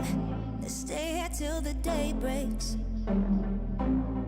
feeling like I never wanna leave. Keep moving till the sunrise. You're taking my mind out to sea. Fall in love at low tide. I'm thinking we should never leave. So let's keep going till the night is almost gone. 'Cause I feel like singing Let's keep going till the night is almost gone. 'Cause I feel like singing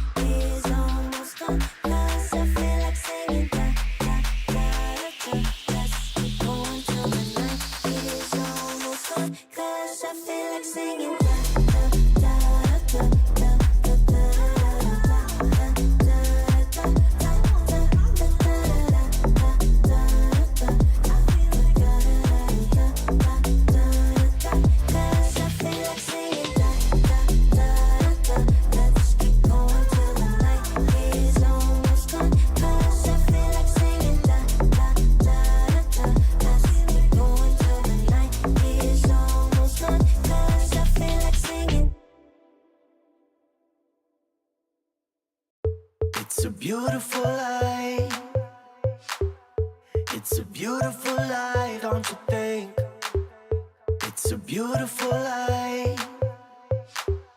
It's a beautiful life, don't you think? If we go down in history. If we go down in history.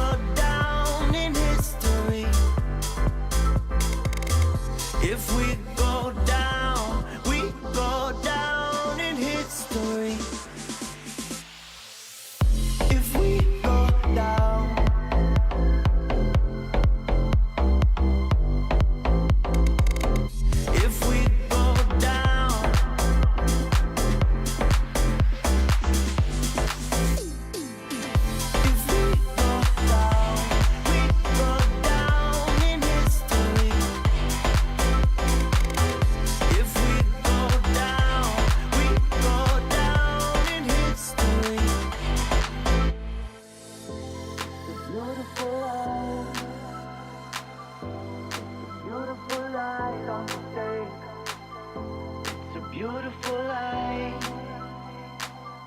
It's a beautiful life, don't you think? It's a beautiful light. It's a beautiful light, don't you think? It's a beautiful light. It's a beautiful life, don't you think? If we go down, we go down in history.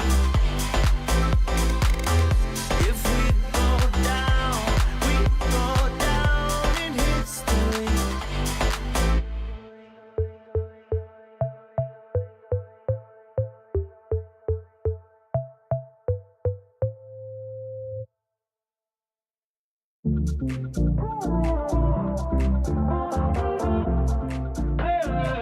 Give me some clarity. First time that we met not long ago. Before you had to get back on the road. We spend every second of the day together. I remember when we talked till 3 a.m. Driving around in town in your old van. Tell stories about who we used to be. I still feel your touch though you're not here. Since you've been gone, you're all I see. Still hear your voice, why don't we speak? I'm running circles. Since you're in my life, I can get no sleep. If you give me a sign, I'll be yours to keep. Just wanna say you're mine and make history. 'Cause I've been playing blind, wasting all this time, yeah, I need clarity.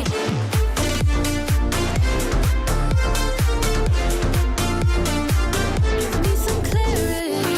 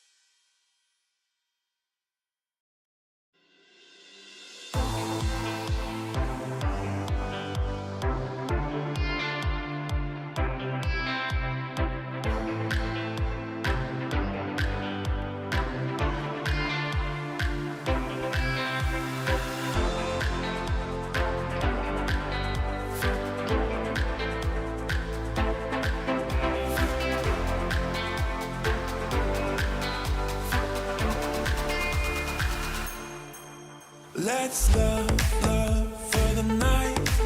Slow dance, dance till the sun comes up. Let's touch under lights. Slow dance, dance till we're high on love, high on love. Till we're high on love, high on love. Till we're high on love, high on love.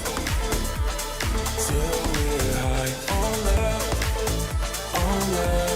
high on love. Till we're high on love.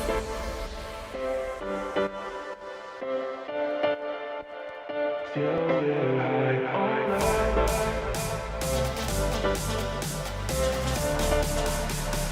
Till we're high on love, high on love. Till we're high on love, high on love. Till we're high on love.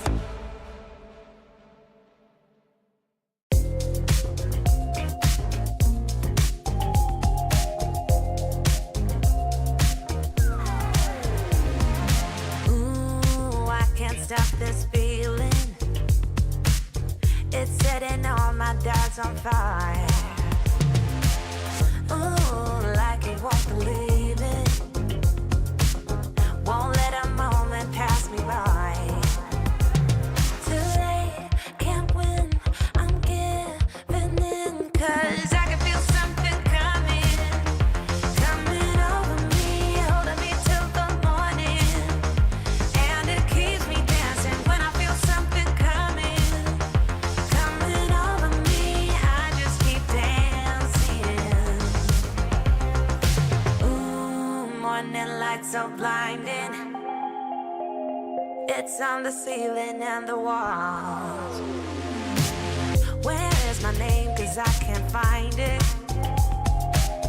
Those early memory lane walls.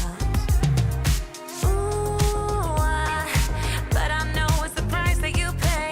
Ooh, for living it up on Saturday. I can't win, I'm giving in. 'Cause I can feel something coming over me, holding me till the morning. And it keeps me dancing when I feel something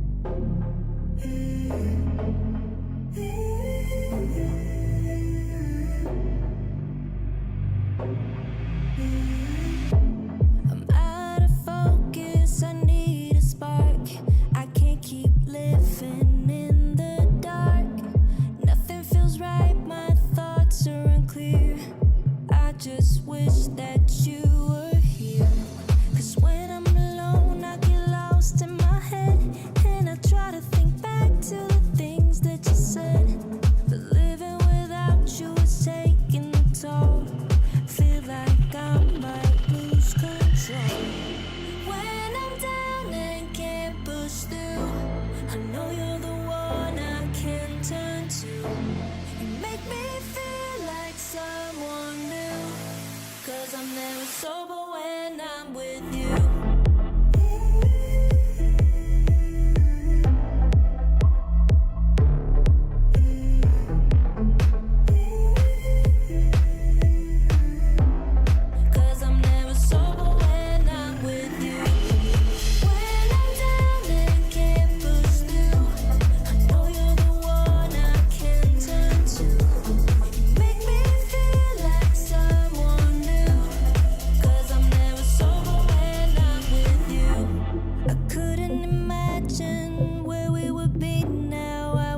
Somehow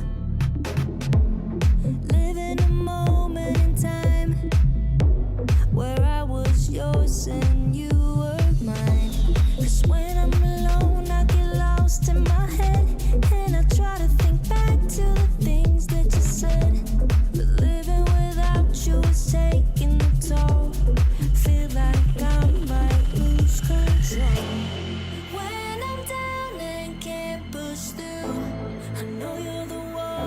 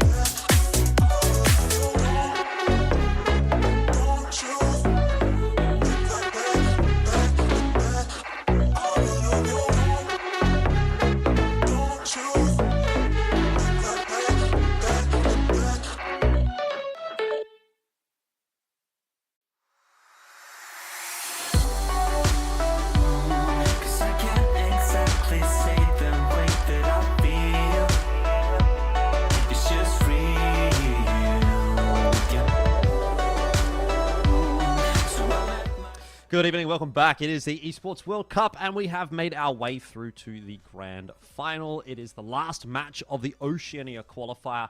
And Pilsky, no surprises. We have FlyQuest here.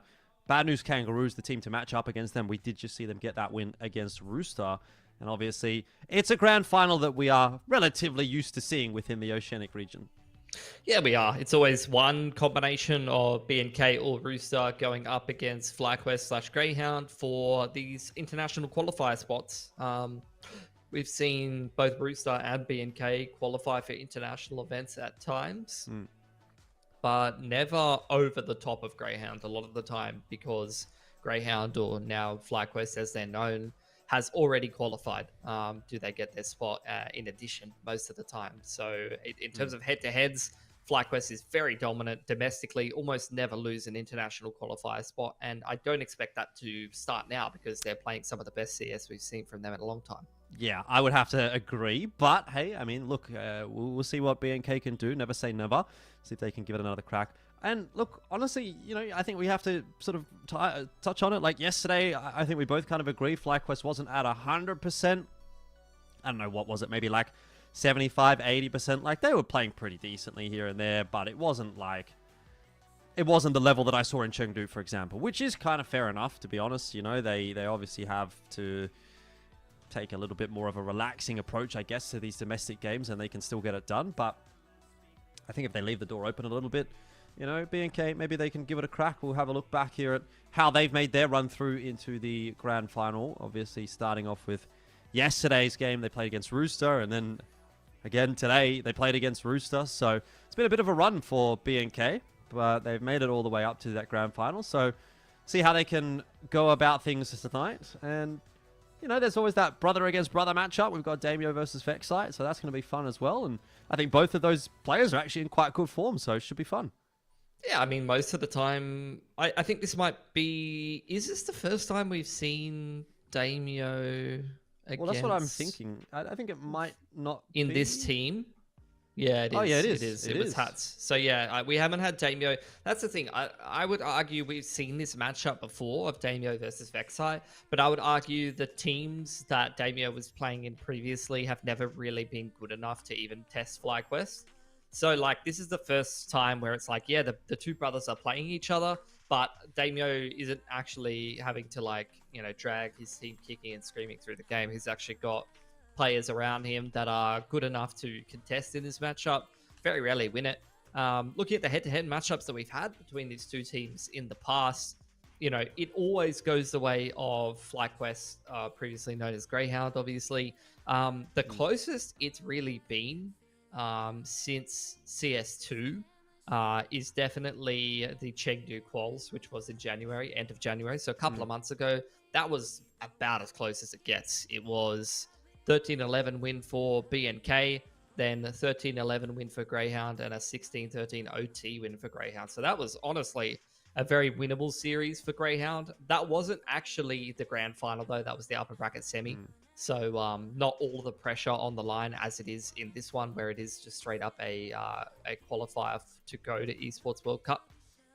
Keen to see the vetoes for this matchup as well, because we haven't seen these two teams play each other so far in this tournament. So we're going to get Inferno, Mirage, Nuke, which is a different little mix-up at the map pool, isn't it? Well, I mean, maybe from our last series, but at least as far as these two teams matching up is concerned, it's something that we do actually get from them pretty consistently. I mean, at least as far as the Inferno and the Mirage are concerned. And, you know, again, when you look at this and you think BNK, well, they're picking Inferno, that's exactly what FlyQuest picked yesterday against Rooster. So, like, they're not going to be disappointed about seeing Inferno in the map pool. Mirage, you know, maybe tends to be a little bit lower down in the pecking order, I suppose, for BNK. But overall, again, both teams play these maps. Both teams have played these maps against one another before. It's nothing really new. I feel like even, you know, a bit of a broken record kind of talking about vetoes at this point in the Oceanic region. Yeah, the Chengdu Quals. I will mention, though, the Chengdu Quals, where it was very, very close between these two teams, was the map pool, Inferno, Mirage, Nuke. Without Damio on the roster, that was with Hats on the roster. Then we go into the best of two of Challenger League. That was a stomp for Greyhound against BNK. Mirage and Vertigo were the maps. Vertigo is sometimes left in as the third map decider instead of Nuke here and there. And then the last head-to-head between these two teams before You saw FlyQuest go overseas for the minor, and then things like Chengdu was in Feb. That was Inferno Mirage, and that was two pretty cut and dry maps. The decider was going to be Vertigo instead of Nuke that time, but that was a pretty cut and dry series. So it's been a while since end of Jan that BNK was actually quite competitive with Greyhound. They have been competitive with Greyhound or FlyQuest as they're now known in the past here and there, but I would say it's like one every 3 or 4 matchups, I would say. You know, one every 3, 4, 5 matchups that they actually push Greyhound a little bit, and the rest of them, FlyQuest kind of just domes them usually. It's usually a pretty cut and dry series. So we'll see what we're going to get out of them today. Yeah, my gut feeling, it might be a little bit more of the doming rather than the close affair in today's match. But again, I think a lot of that really does come down to which FlyQuest actually turns up to this game, because I feel like we kind of know the level that we're going to get from BNK, and if they're at their peak level, sure, they can have a competitive game against FlyQuest, but it's largely up to whether or not FlyQuest are going to be at 100% capacity. And if they're at 100% capacity today, then I just don't think that there's a world where BNK win. But look, BNK have been doing pretty well for themselves. I mean, this Damio edition, again, I've spoken a lot about, I think is really good for them. He seems to be having solid performances. I don't know if we've maybe seen a little bit of a drop-off in output from the likes of Hazard and Addict in more recent times, and certainly from PZ. We sort of talked about that a little bit more extensively toward the back end of last year, but it seems like there's enough going on in this BNK roster if everything comes together at the same time. It's just that a lot of the time it doesn't happen all at the same time. You might have one player having a good game or 2 players having a good game, but in the same vein for FlyQuest, it's like when they're playing domestically, 4 out of 5 players is having a good game, and that's pretty hard to deal with. Yeah, I think statistically, Addict and Hazard were doing really well before that lower bracket game against Rooster. And since then, Damio's kind of jumped up into the top 8, and Hazard's kind of dropped out of the top 8. Didn't have the best of series against Rooster. Regardless, though, here we go into the grand final. We'll see who from Oceania will go through to the Esports World Cup. And BNK are going to be starting out on their pick of Inferno, a map that FlyQuest has played a lot recently, including overseas. All right, time to see what's going to happen in the Portelli Punch-On. It's the first time they've played against each other in these iterations of these rosters, so should be fun. Dexter already with a crispy one onto Addict is kind of going to set the tone for this matchup. And FlyQuest have a 4-on-5 to negotiate, though they have given up banana control. Yeah, I think outside of Netic, Dexter is the highest rated player in the tournament. There's the flashes to send Brace on the entry into B, and PC's actually found a pick in the meanwhile. Through apps, though, is the bomb, and BNK see a couple of players in Boiler not feeling comfortable enough to actually force their way into apps, not feeling like they've drawn that rotation off of the A site, and they haven't. This round is getting messy. Pressure in from the balcony room. Liaz punished, though, by Hazard, and BNK are getting themselves a little more settled. Brace is still at U box. Hasn't been cleared out just yet, and BNK are trying to join up with him now. Yeah, this is a bit awkward for BNK. They don't have a smoke for the cross, so we'll see what Vexite can manage to land. Jumping player goes first, makes it difficult for him, kind of draws the aim across, and BNK successfully will get that bomb plan. Well, he's got no idea what he's shooting. He can't see anything, so he'll go down pretty easily to Damio. And it seems perhaps the older brother might be drawing first blood in the grand final, as BNK will take that initial round. Yeah, first pick from Dexter was a fantastic one, and since that happened, not a whole lot put together for FlyQuest, unfortunately. Nice pistol round from BNK. They navigate their way out of a chaotic situation, which is good to see early on. I mean, that pistol was a weird one, and a lot of the time you'll see the underdog team crumble sometimes in those kind of scenarios, so it's good to see them keep their cool, keep their head. And we head into round 2 here. FlyQuest with the force buy. Inns has got Nova and Armor, so we're in for an entertaining one to say the least. There's the banana control taken by BMK. Not being contested at all by FlyQuest. They're quite happy to play hands off that B side of the map.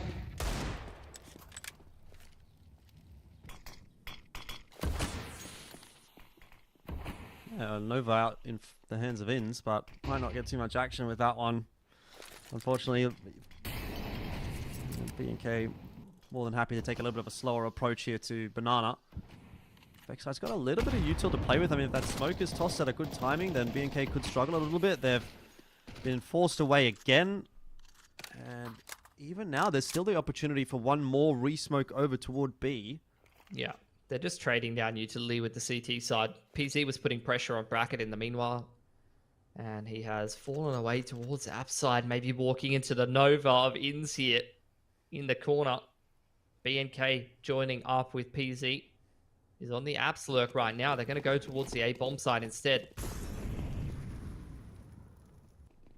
Here we go. Oh, first little tag. 54 HP for PZ. He doesn't want to go around that corner anymore. Ins is getting work done. Ali too.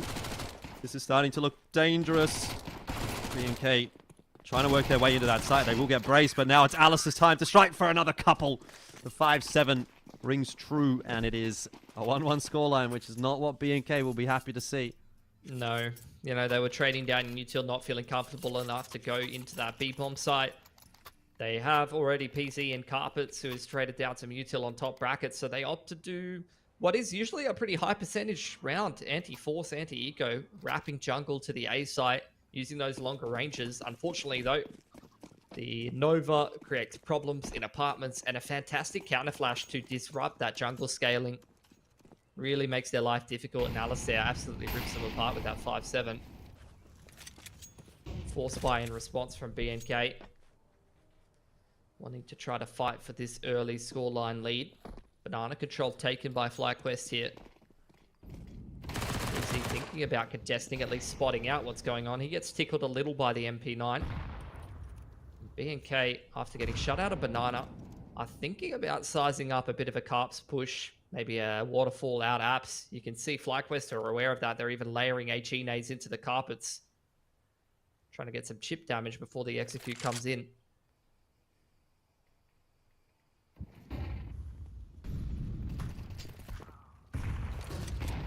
Yes, got the easy start. A couple of nades will land on his head, but he doesn't seem to be too perturbed by that. And easy couple of frags for Ins as well with the Mac-10, which is going to go straight into the bank account for FlyQuest. That's an easy one. Money not looking too good for BNK, and the start to this map also the same. I mean, it is early days, but FlyQuest are kind of going through the motions, and they're looking pretty good. Yeah, they're looking much more switched on today than in the game yesterday against Rooster.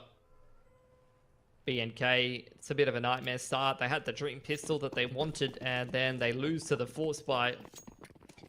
And their own Force Buy gets absolutely nothing done. Now into the Eco, and they're going to play this T-side on hard mode from here, Jordan. Not only is FlyQuest in disrespect mode, peaking all the way down into second mid. Ins is on a walkabout with the Mac-10. But BNK are going to be versing a fully kitted CT side for the next, X rounds, 4 or 5. Contact taken. The T's aware that the CT's so deep in towards second middle, but there's nothing that they can do about it. They're getting crunched from all sides and can't get a single kill in response. This is giving me Inferno vibes, It's a bit of a tired old discussion at this point, but he's 7-1 after 4 rounds, and he's gotten, was that 6 kills in 2 rounds with a Mac-10? Yeah. It doesn't look like FlyQuest are going to be upgrading those SMGs either, nor the Galil. FlyQuest are billionaires right now. Orb dropped over to Alistair, and Int's not going to hold on to that Mac-10 any longer.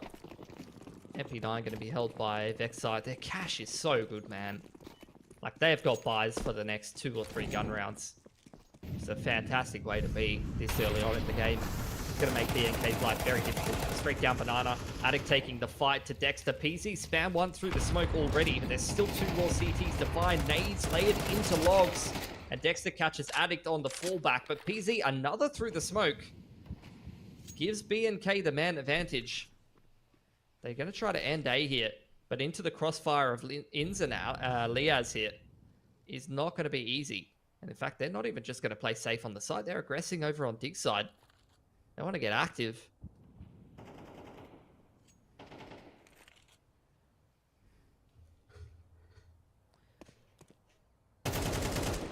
Ins up to the challenge, but Grace was ready for it and waiting. Liaz is going to have his own crack. Losing a bit of HP. This is a bit awkward now for Liaz. He wants something from somewhere and he's getting nothing. In the meanwhile, Ali will try to push down Banana with that AWP. But at this stage, might be better off just saving the AWP. I think Liaz is probably not long for this world. Although he's going to try to get out through mid. And Brace might just allow that to happen, which will leave the CTs with a couple of guns here. And obviously, given how much cash they've got in hand, that's going to put them in a pretty solid position regardless economically. Yeah, I mean, it's still only early days in the half. Round number 5 here, not even halfway through. So min-maxing this fantastic economy site you've got on the CT side is definitely the way to go. Still, good second round for BNK. Good response to the banana take there. You know, Addict's under a lot of pressure. 0-5 so far, hasn't had too much impact in this grand final on the T side, but just his presence there and the fact that he's creating all of that space and pressure is what really allows PZ to predictively spray through the smoke and get enough kills to put BNK in a winning position there, and even able to punish Ins on that A side of the map. So decent signs early on. But like I said, FlyQuest with such a great start to this CT side, it's going to take more than just 1 or 2 good gun rounds for BNK to really make a dent in this T half.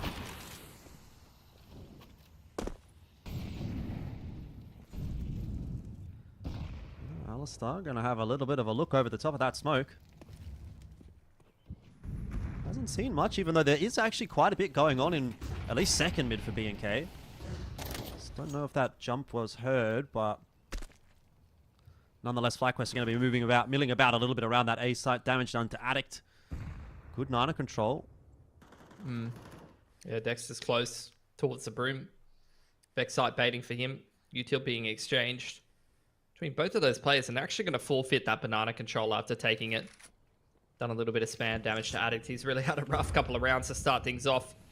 Here's this Util pressure on the A site. They're kind of faking pressure, faking and execute, trading down Util with the CTs, but Inz is going to catch Hazard on the cross of Dig there. That's not not ideal. This Nana fight going to be critical. Vexite makes it look very easy. That'll do it. 5 guns through, so you lose 1 round there as FlyQuest. Save a couple, and then save 5. And it's like, well, right back to square one for BNK. All the work that they put in is slipping away again.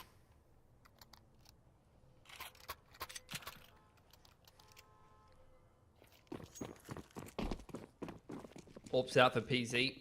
Pretty limited U2. You've only got 2 flashes to work with on the T side. That's going to make things difficult. Taking certain parts of the map. Once again, Addict just copping it in Banana. Taking chip damage right and left, getting bullied early on. Alistair on the aggression. In towards Boiler side. PZ's over there as well. Both of the Orbers going straight past each other, but PZ's got a great timing. Catches Ali aggressive, all on his lonesome deep up bracket side. Now BNK with this man advantage, with a lot of space and pressure over on brackets. But are they going to commit to the A site? Seems like they want to move back and retake Banana first.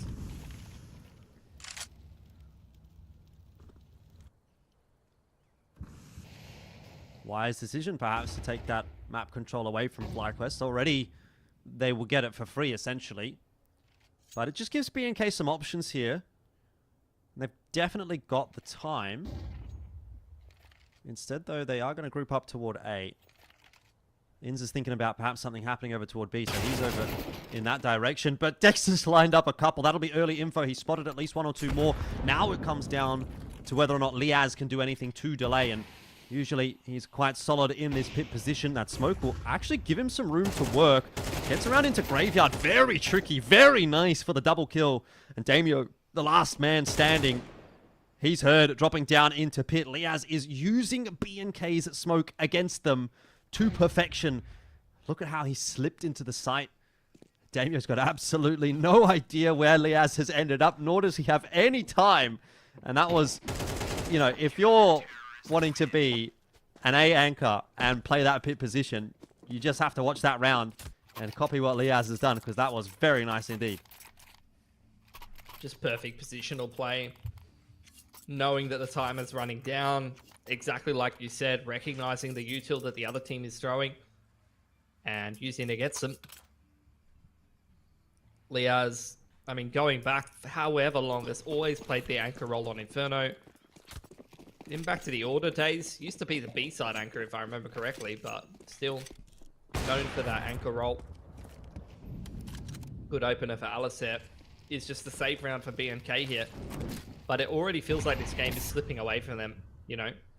This T-side has kind of shifted from, can they front run? Can they, you know, have a really big, impactful half here, to how many rounds can they really reasonably try to scrape together against a CT side that never runs out of money?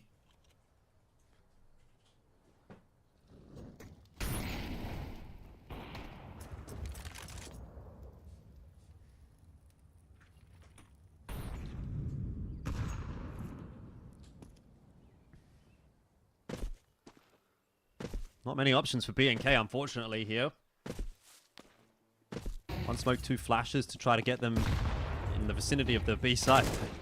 Tell you what, the counter util is on point from FlyQuest. The nade was perfect, the flash better. Vexite as well, having a very nice time holding on to sandbags until PZ arrives. But even then, those two nice kills from BNK will not be enough to get them into the site freely.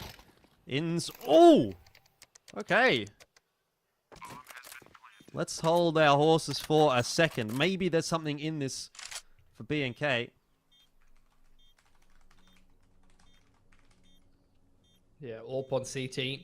Definitely exposable. There's an HE there for Liaz. Alistair's been patient, but he's holding the wrong line. PZ punishing that scoped in position.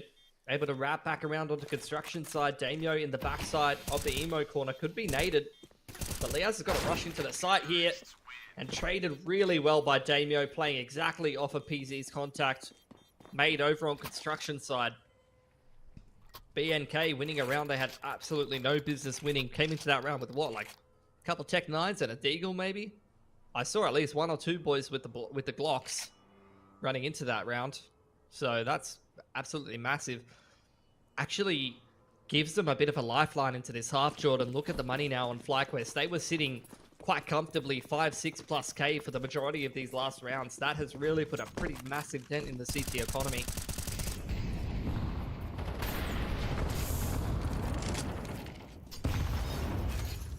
It's not really too effective from BNK so far. Addict's going to be forced into the fight by the Molotov, and it was a fight that he wasn't really too prepared to take. Warp over the top, Alistar. Seize brace, misses the shot though. But again, FlyQuest doing a fantastic job of finding all of the opening kills pretty much. Yeah, Banana has been a problem. You know, Addict's 0-9. He's getting bullied in Banana right now by Dexter and Vexite. They've really become quite a nice little duo over there. So BNK and Addict is like one of their best players, if not their best player at times. There's been tournaments where he's been, you know, one of the highest rated players in the tournament. Not having a particularly great start to this grand final, but a difficult role to be doing. Flash through the half wall. They're just going to go. Unless, well, there it is. That's a nice shot. Good flash. Still got to get past Vexite, and actually he's got a little smoke to play with here, though. He's been spotted out. Smoke didn't really do him any favors in that situation. Nade's good. Oh, Dexter almost for the double. But it was well recovered by BNK, and that might just be enough to incentivize FlyQuest to make a save happen here. They actually don't have a huge amount of money left after having such a great start to the map there. Now 5-on-4, and money's a little bit low, so BNK are fighting hard and doing a pretty good job of it. It was just that pistol round that made all the difference, and then this round, again, they lose Addict in Banana. He's been a bit of a liability on this side of the map, but BNK are not, you know, letting that bother them, are not letting that stop them from picking these rounds up. Like, you know, actually, for all the criticism I've leveled at him and his form lately, PZ is having a fantastic game right now. And Damio is still pretty consistently putting in numbers, putting in the work. AWP's been retained for PZ as well. Money's there to go for a buy here for FlyQuest, but if they drop this round and don't save enough guns, they will actually have their economy broken by BNK. So we end up in a position where BNK took the pistol, FlyQuest then won the force buy, went up 3-1 with a ton of money. in a pretty difficult position for B&K to crack, but they've done it. They've won a round on the pistols. They've won several pretty nice gun rounds back to back. And now they've got this reset potential. They could have a sick T-half here.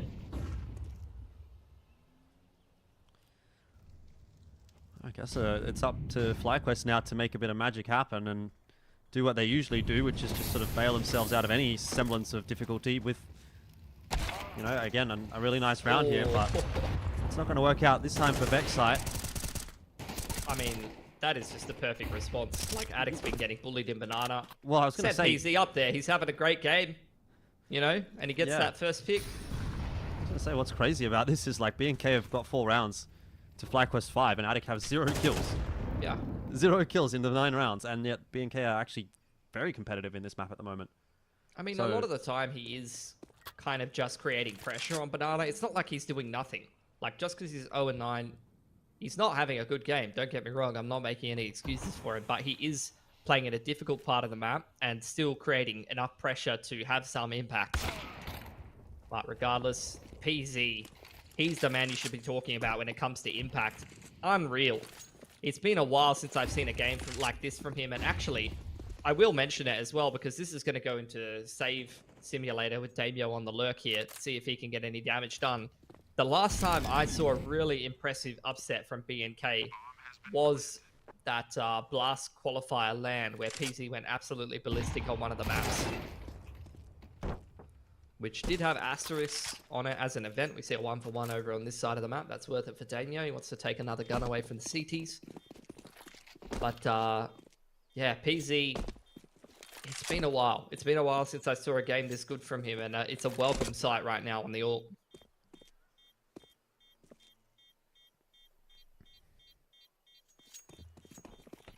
Yeah, another round with 2 guns saved for FlyQuest. It's starting to become something of a regularity in this half, which is really not what we might have expected to see at that 5-2 score. And it was looking like FlyQuest was just going to run away with things, but yeah, another twist and another turn, I suppose, for at least the first map of this grand final.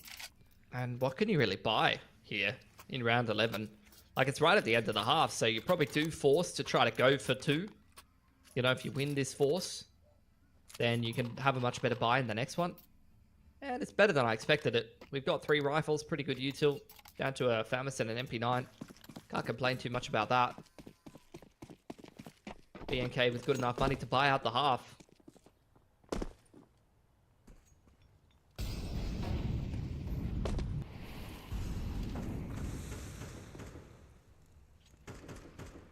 Initial util to contest Banana. Double nade onto Boiler. And B&K do take Apps control here. Not looking to contest Banana yet. But as that bottom Banana smoke fades, they are going to take some space and some agency over here, which is going to be good because FlyQuest are simply playing hands off right now. The initial pressure was just a bit of a fake. Now they're throwing some retake util before the Banana take's even being attempted, really.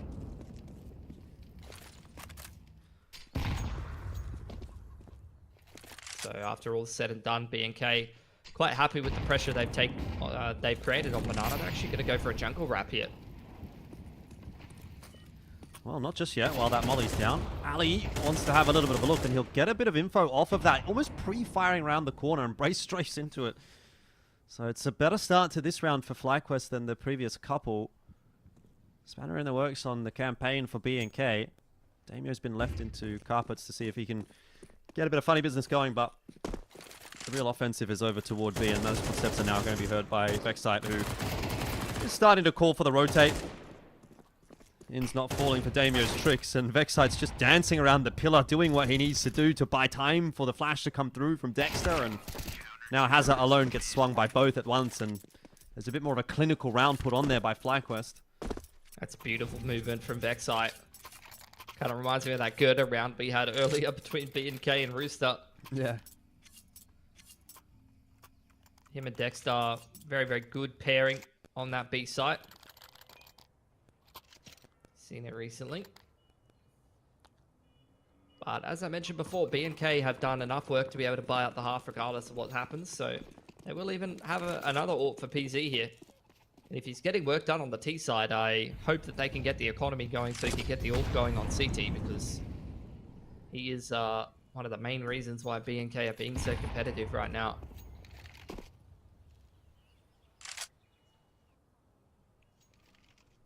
Smoke to contest on Banana for BNK.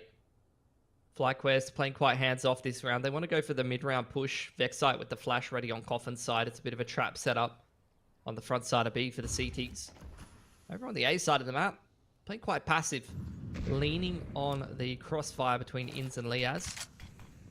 It's going to allow BNK to take some brackets control. Maybe try to use that to execute the A side. But these A hits have kind of been getting exploited by BNK, by FlyQuest quite regularly. There's the rapid to spawn. Vexite's ready for it. That is a Pasha-esque spray down if I've ever seen one, Jordan. Just missing the machine casting moment. Yeah, I can't really do that one justice. Oh, what did he say? Like, oh, my vocal cords or something like that, I think it was. Oh, God. Oh gosh. PZ, well, he'll make it look easy at the end of the half there by finishing it off for FlyQuest easily. So 7-5 scoreline. Not too bad for FlyQuest in the end.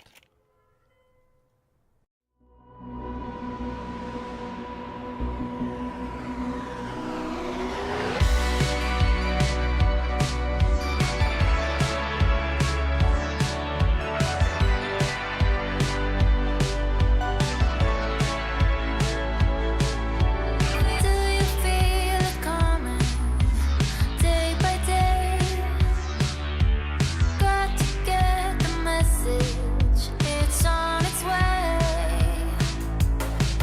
Listen to the beat, the sound of my heart. It will be alright, just to make a start. Feel it close to you like a wind. Say it again, set me free. Feel it close to you like a wind. Say it again, set me free. Set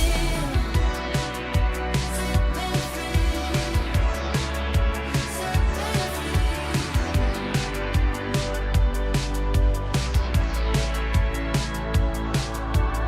I'll be holding on to my faith. Freedom is calling, so show me the light. Listen to the beat, the sound of my heart. It will be alright, just to make a start. Feel it close to you like a wind. Say it again, set me free. Feel it close to you like a wind.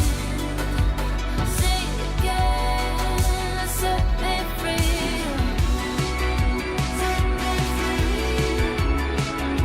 Set me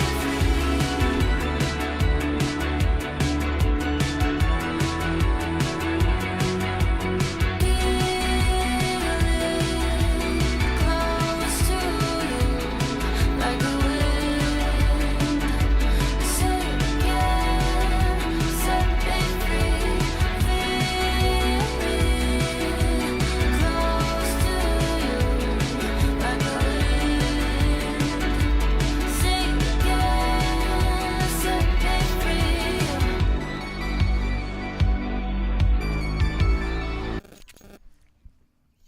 Jumping back in, it is second half of the grand final, map number 1. FlyQuest doing, I would say, a decent enough job on that first half. Maybe VNK a little bit disappointed. They were on track to actually have a pretty good first half there, but it sort of petered out into just an average one, just an okay one.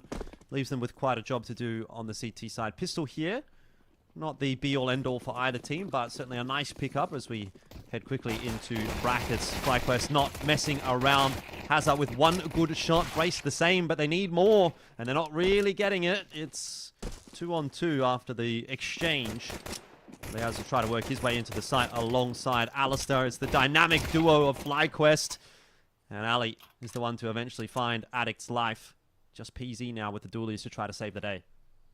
Yeah, see what he can do. He's got himself armor and a smoke to play with. They're just going to tap it. Not sure of his position. Want to try to bait him out, but they're the ones who've been baited by that initial tap. It's a false sense of security. And Alistair, both of the AWPers playing ring around the rosy around the middle sight box. PZ with so many more bullets to play with, so much more mobility. Alistair really just needs one good tap on the USP, and he's able to find it at the last possible second. Awkward situation. But FlyQuest wins the T-side pistol.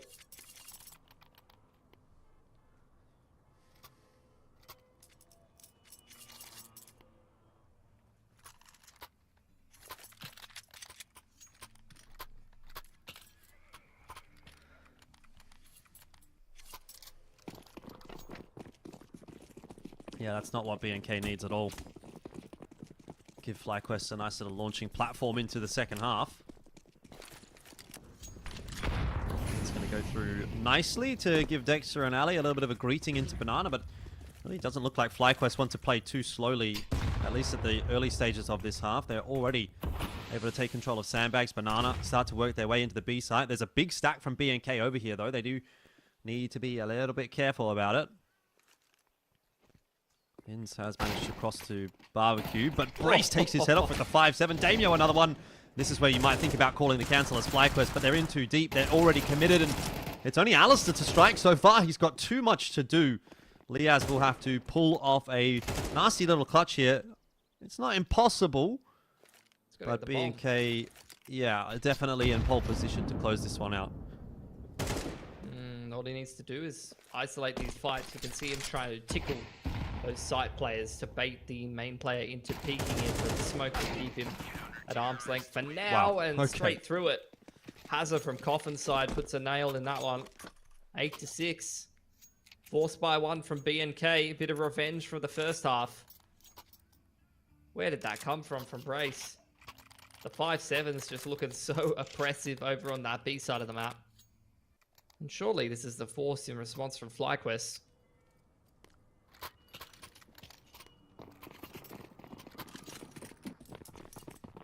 Looking kind of disorganized, FlyQuest. Couldn't decide what they actually wanted to go for there. Laid out a spawn. Not all of the utility bought that they possibly could have brought into this one. Progression swing to top middle. Leaz boosted up onto the balcony. BNK happy to refresh that smoke. Keep the T's back for now. There's the smoke to jungle side from Dexter. Oh, it's actually the wrap smoke.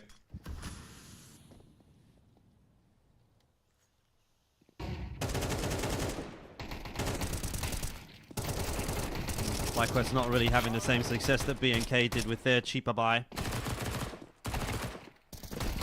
No chance for Leaz there. Probably not for Alistair either as he comes stomping out of the smoke towards carpets. Yeah. That was a bit of an uninspiring round, wasn't it? Like, that's not the kind of round you usually see from FlyQuest. Like if you took the nameplates off and you showed me like that was Rooster or like Sunday School or something like that, running out of spawn late, not really sure what they wanted to do with a round like that, I'd be like, oh, fair enough. Makes sense. But FlyQuest, that's not the kind of thing that usually happens to these guys. Not especially honestly on Inferno. A bit of a waste of a force fight. I mean, this is a map that FlyQuest chooses in a lot of matches. Don't, make any mistake. This is a map that they like to play. It'll just be pistols out this time around.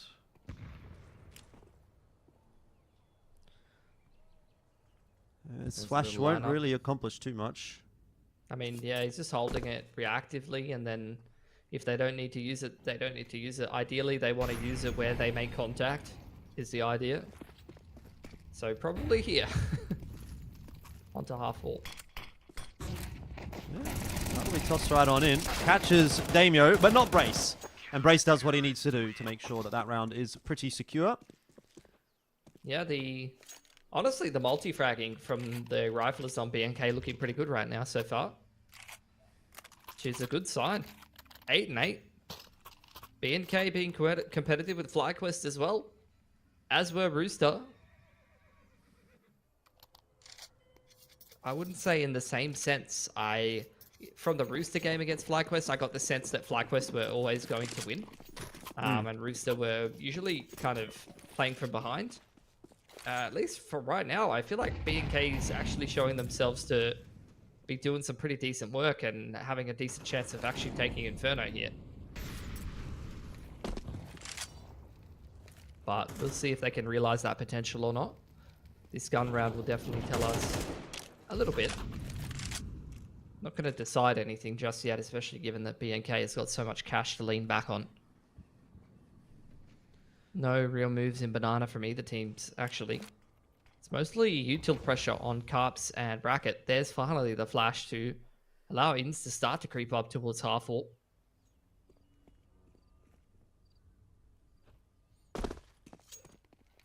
He's making a bit of noise there. Will prompt the peek from PZ, but he's not overly keen on it. Smoke out there from Ins now as well. Gonna give him the space to get out of this situation pretty unscathed. And in the meanwhile, there is that pressure coming down on the A bomb site. Dexter's isolating Addict. There's just no way that this fight works out for Addict at all. He actually did a pretty good job to even get that Bink onto Dexter in amongst all of that.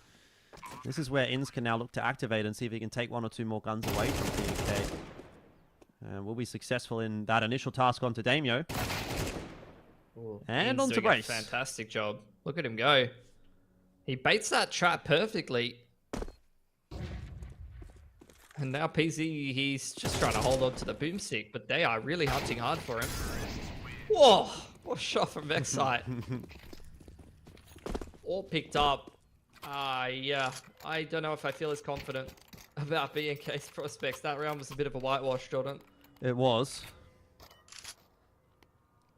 They've still got the money to buy into this one.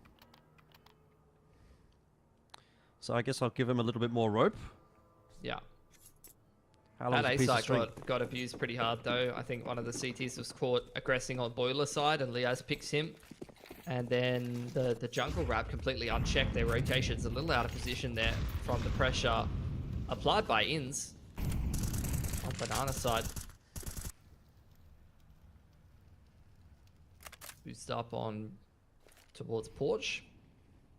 It's a high-low. Ins copying a lot of damage. In fact, multiple Ts have taken a fair bit of damage at the start of this round. BNK with a massive bracket stack here. Addict's just playing... Oh, sorry. Damio's just playing retake B. And the rest of the CTs anticipating a bracket's taken, looking to punish it.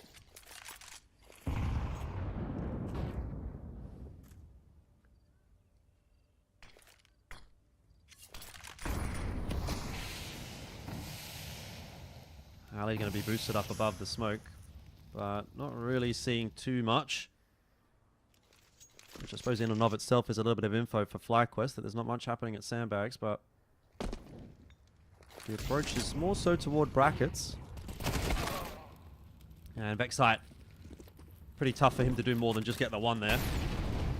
Yeah, I think seeing a couple of players over there, though. FlyQuest going to call the audible back towards the B site. Damio's still got a Molotov here for safety. Rotation of PZ is pretty well timed. 25 seconds. They're going to try to brute force their way through. Into spawn goes Ins. He's quite low, but he has a pretty impactful position here. Damio trying to hold on to the site. PZ has scaled through the smoke. Hasn't seen anyone yet. On track for a spray down. These players are all so low, but he can't find anyone. 7 seconds, the bomb plan does go down. Hazard, Addict, they do want to have a crack at this. Maybe they know how low those players are. It's all just going to come down to a little tickle on either side, but yeah, there you go. Boom. Easy as you like. B&K, they take the lead. And FlyQuest definitely now have some salvaging to do. Money still going to be good enough for a buy. Goes back and forth again. 9 and 9. This would be the CTs getting hard reset if they drop this round, though. That could be pretty troublesome. They've got a good buy to fight for it with, but this round could probably break them if they can't convert.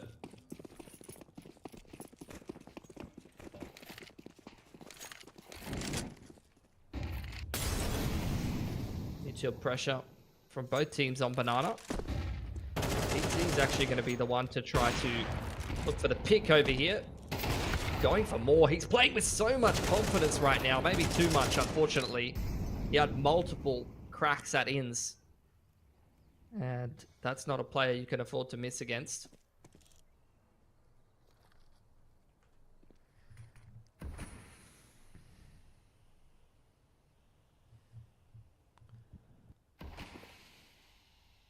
Well, patience for FlyQuest after they find that opening pick. It's going to give B&K a little time to simmer and see how they're feeling about things.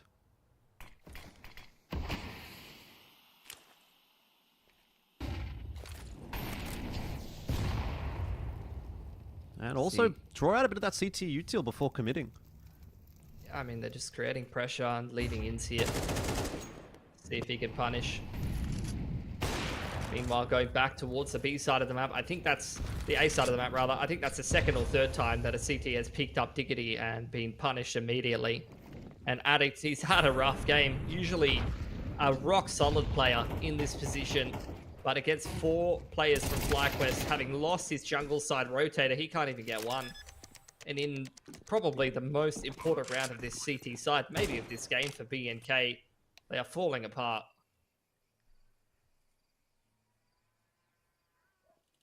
I mean, it's still pretty close, but obviously being on that CT side is going to come with some kind of They've got 1,400 loss bonus, you know? Yeah. Like they losing this round is crippling at double digits. It's going to be FlyQuest into the anti-eco. Look at that. Their money's cooked. 1,400 for Addict and PZ. I don't even know what you do in this scenario as B&K, honestly. They have to force buy, but it's going to be a terrible force buy. And if that doesn't go well, they're on the single eco. FlyQuest goes to 12. Like, that was the worst possible round to lose.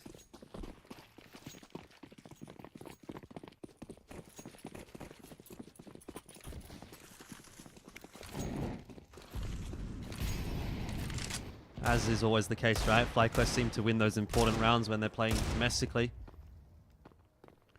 Another sort of spread approach from FlyQuest. A couple of players toward Sandbags, Banana, trying to work that area of the map. Addict, though, up to some shenanigans that Liaz was not prepared for.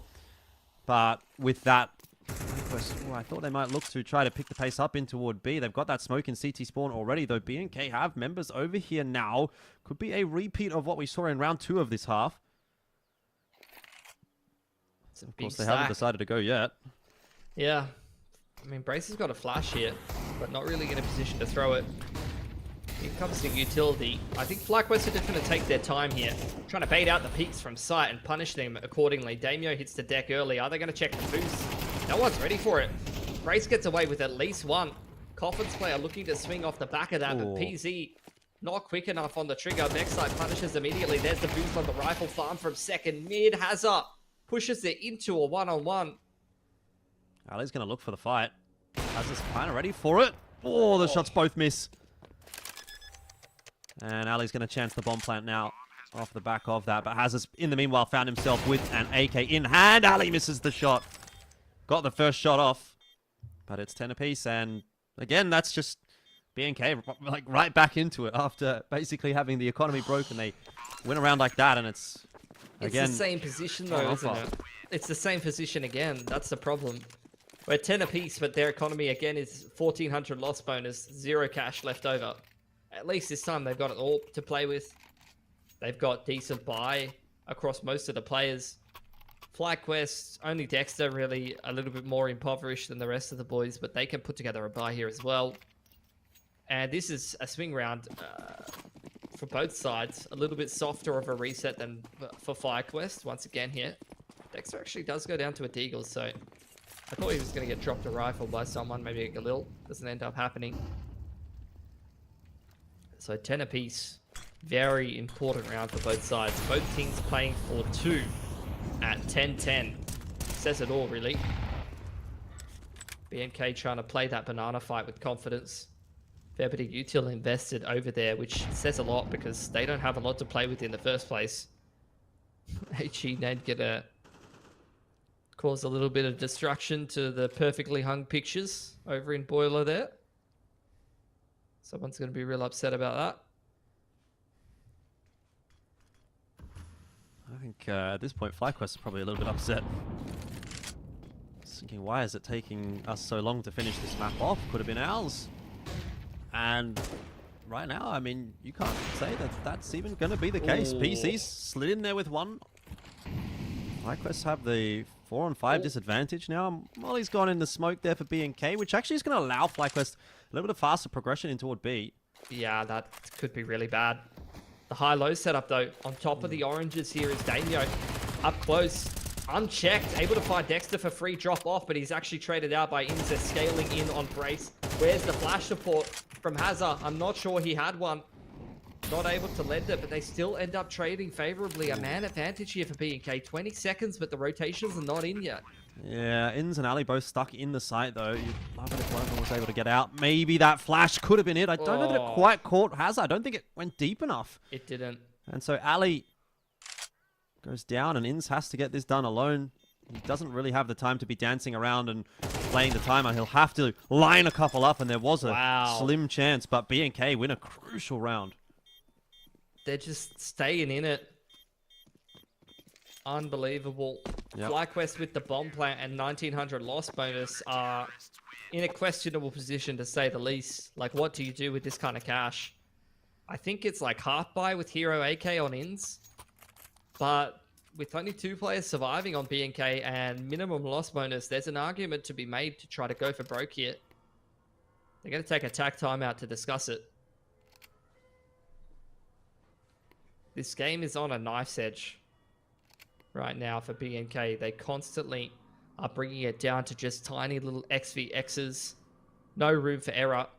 And winning the clutches, which is usually what you say about FlyQuest. They're usually the more clutch team against these domestic opponents. Oh, well, this is where things start to get interesting. Conversations to be had for FlyQuest, of course. I mean, Inns has 5.2. Yeah, you could probably look for a Hero AK here. They're buying. They're going for broke. All right. And by broke, I mean literally trying to break B&K's economy. Right here. 2 Galils, 2 Tech 9s against a fully kitted CT side. Orps out on PZ. He's not playing aggressive this time. He's been playing with a lot of confidence right now. 2 smokes invested early on this B side of the map here by B&K. HE need to contest, but not really doing a whole lot to bother Inns. It's a much slower pacing from FlyQuest in the early to mid round. Waiting for aggression. Waiting to try to get a bit of a read on what the setup is here for B&K, but it really couldn't get more standard. I'm not sure if B&K have got a great read on what the money is, because they're playing this one very safe, very passive, as if they're kind of playing a weaker buy or an anti-eco, to be honest. Taking absolutely no risks, and that could be a problem because they're giving up all of this map control for free. Here's this retake util set on Banana. Smoke the half wall, molly in front, pop flash over the top from Damio, which he doesn't actually throw, I don't think. And Inns not really respecting that utility. Doesn't see anything towards top Banana for now. Going to throw a flash over the top, and this is where the jungle wrap smoke cuts off the sightline for PZ. FlyQuest taking space in towards bracket.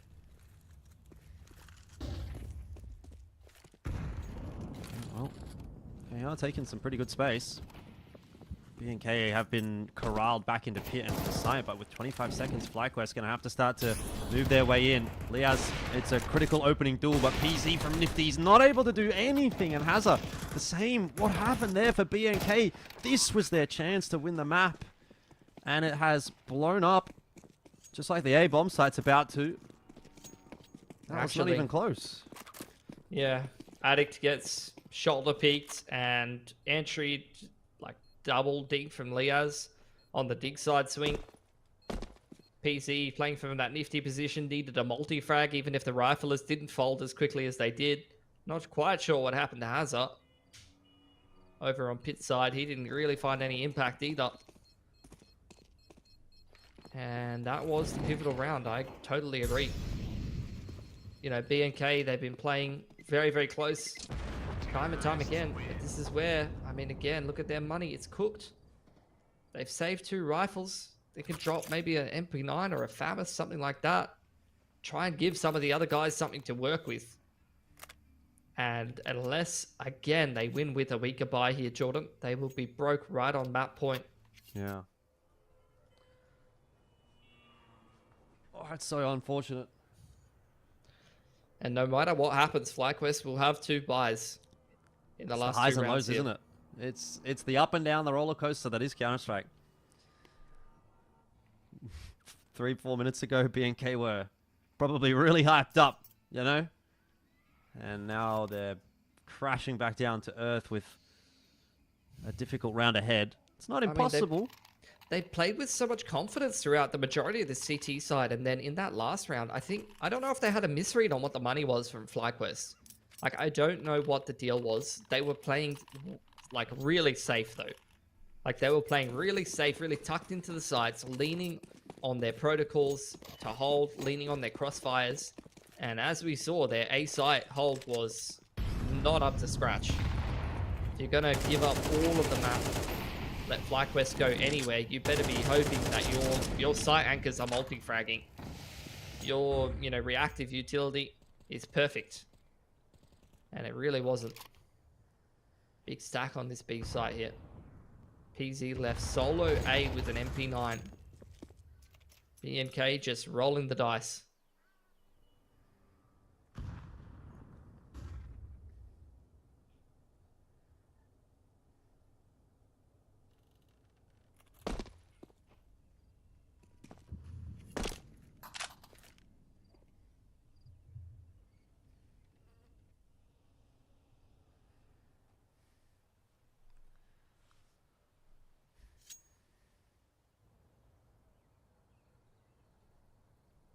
Everybody's being patient. Not least BNK, who are desperately hoping that this is going to be another hit toward the B bomb site. We've seen a few B stacks from BNK.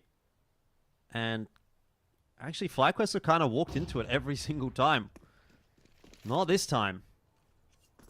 PZ the only player toward the A side of the map, and he's got an MP9 only, which he might get 1 here, but he definitely won't get 2. And with that, you'd have to say the round is over. BNK are going to have to save. Yeah, it's an instant save.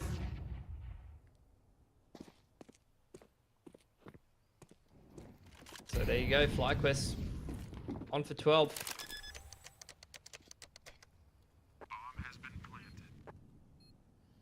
And this is where BNK, after all of the good work that they've done, after all of the good exchanges that they've had in the early to mid round, especially with PZ having the AWP in his hand and how much work he's done.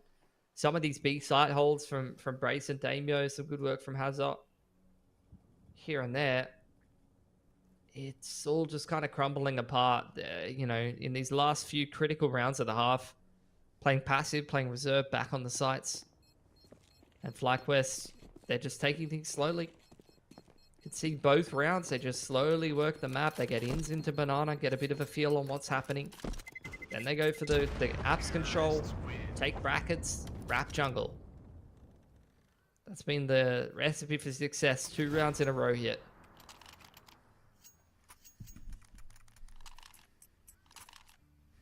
Well, BNK still in with a chance on the map. Here and now, PZ, what you've got? MP9. Probably not what he wants. I mean, without the AWP, the CT side defense is having a tough time finding opportunities in the early to mid round, it feels, right?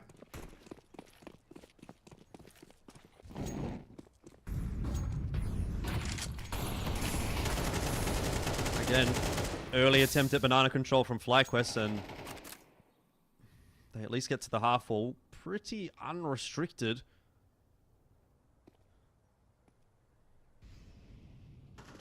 Similar approach to a lot of these rounds. It's sort of that 2-3 split. Backside though. Oh, he needs to be very careful here. A lot of members in the apartments, which is now starting to understand. Addict's been spotted out by Liaz as well. The picture's being painted for FlyQuest, and BNK will not be happy about that. Oh, look at his position from Ins as well. Understanding with the carp stack that if he tucks himself into this corner, the banana re-aggression is very, very common after that kind of fight on A, and he's just positioned himself perfectly to not only punish Damio, but almost takes Brace out through the smoke. He knows where that flash came from, and he's even swinging straight into CT. This is FlyQuest's map. Unreal. Little comeback at the end of the game here. Just perfect rounds.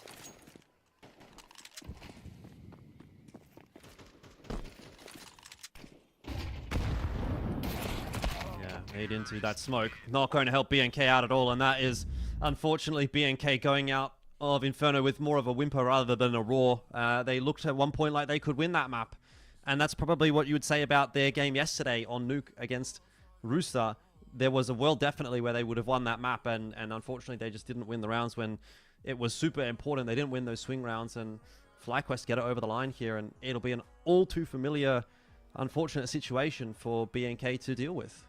Yeah, I think there was, a lot of clutches they won in that game. PC was having a phenomenal game, giving them a fantastic shot at winning that one. And they started off the half very, very well, but FlyQuest just ground them out. They won a lot of those important rounds, and right at the end of the CT side, just keeping enough pressure on the economy to break it and use that as the ultimate win conditions. So, look, at the end of the day, very, very close game, but Burnley's Kangaroos going to need another level to that than what they showed to be able to pick up a map win here, because Inferno, there was opportunities, there was chances, but not quite good enough this time.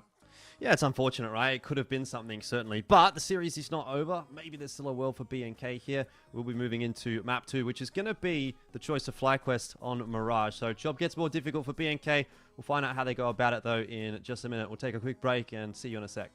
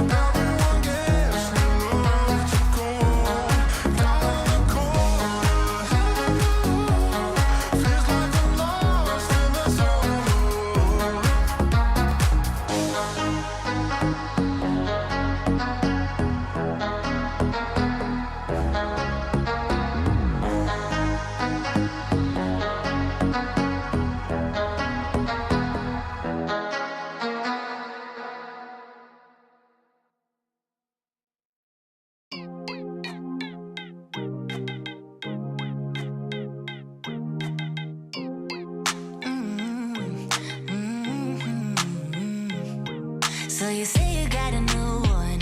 I know that you're trying to believe that you can fake a whole scenario just to make me jealous. Your shadow keeps stalking, and we should stop talking, but we got that special something. Say it like you mean it, I won't fake it and believe it when I see it. But for now, I just be breathing, doing nothing. I won't cave in if you won't make a move right now. Oh, why do we go 360? You're hesitating, how it's busy. You know we always can go easy. Won't you let me know? Why do we go 360? You're hesitating, how it's busy. You know we always can go easy. You should let me know. Oh, I'ma be clear now. Patience is really not my key, but if you play your cards right, I might just think about it twice.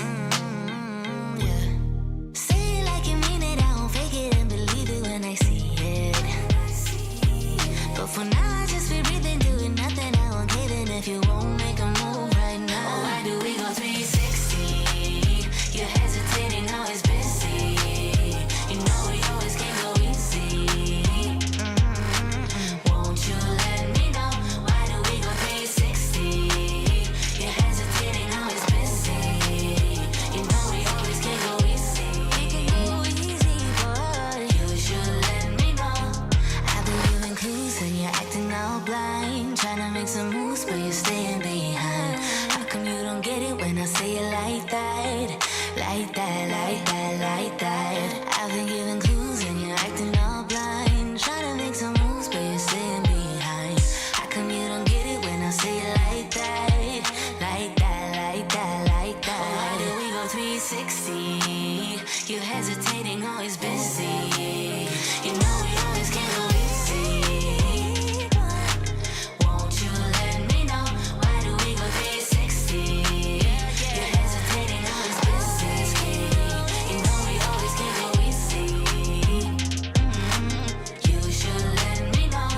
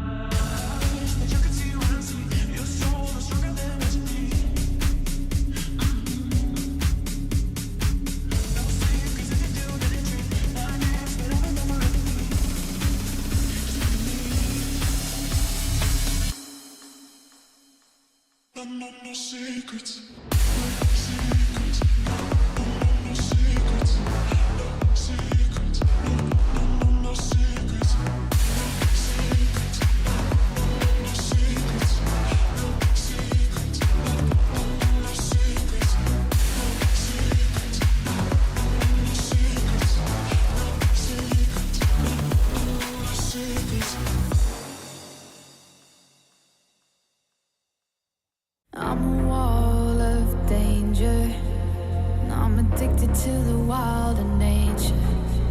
If you give me your heart, I'll break it. I've been known to lie, I've been known to lie. I was sitting all alone on the sidewalk when you caught me by surprise. I'm a lone wolf, I die by my own rules. I know when to follow my prey, and now it's right in front of me.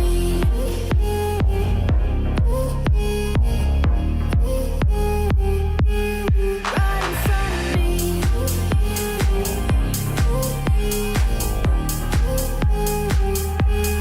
Right in front of me.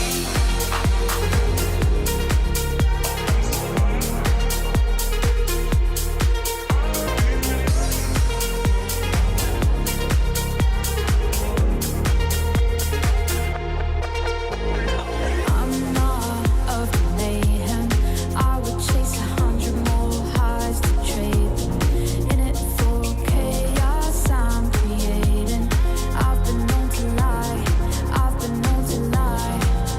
I was sitting all alone on the sidewalk when you caught me by surprise.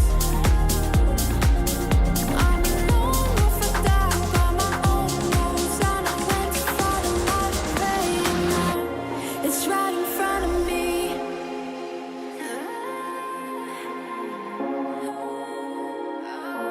It's right in front of me.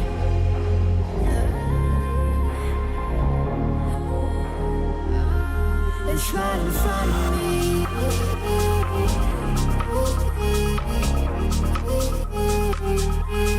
Right in front of me.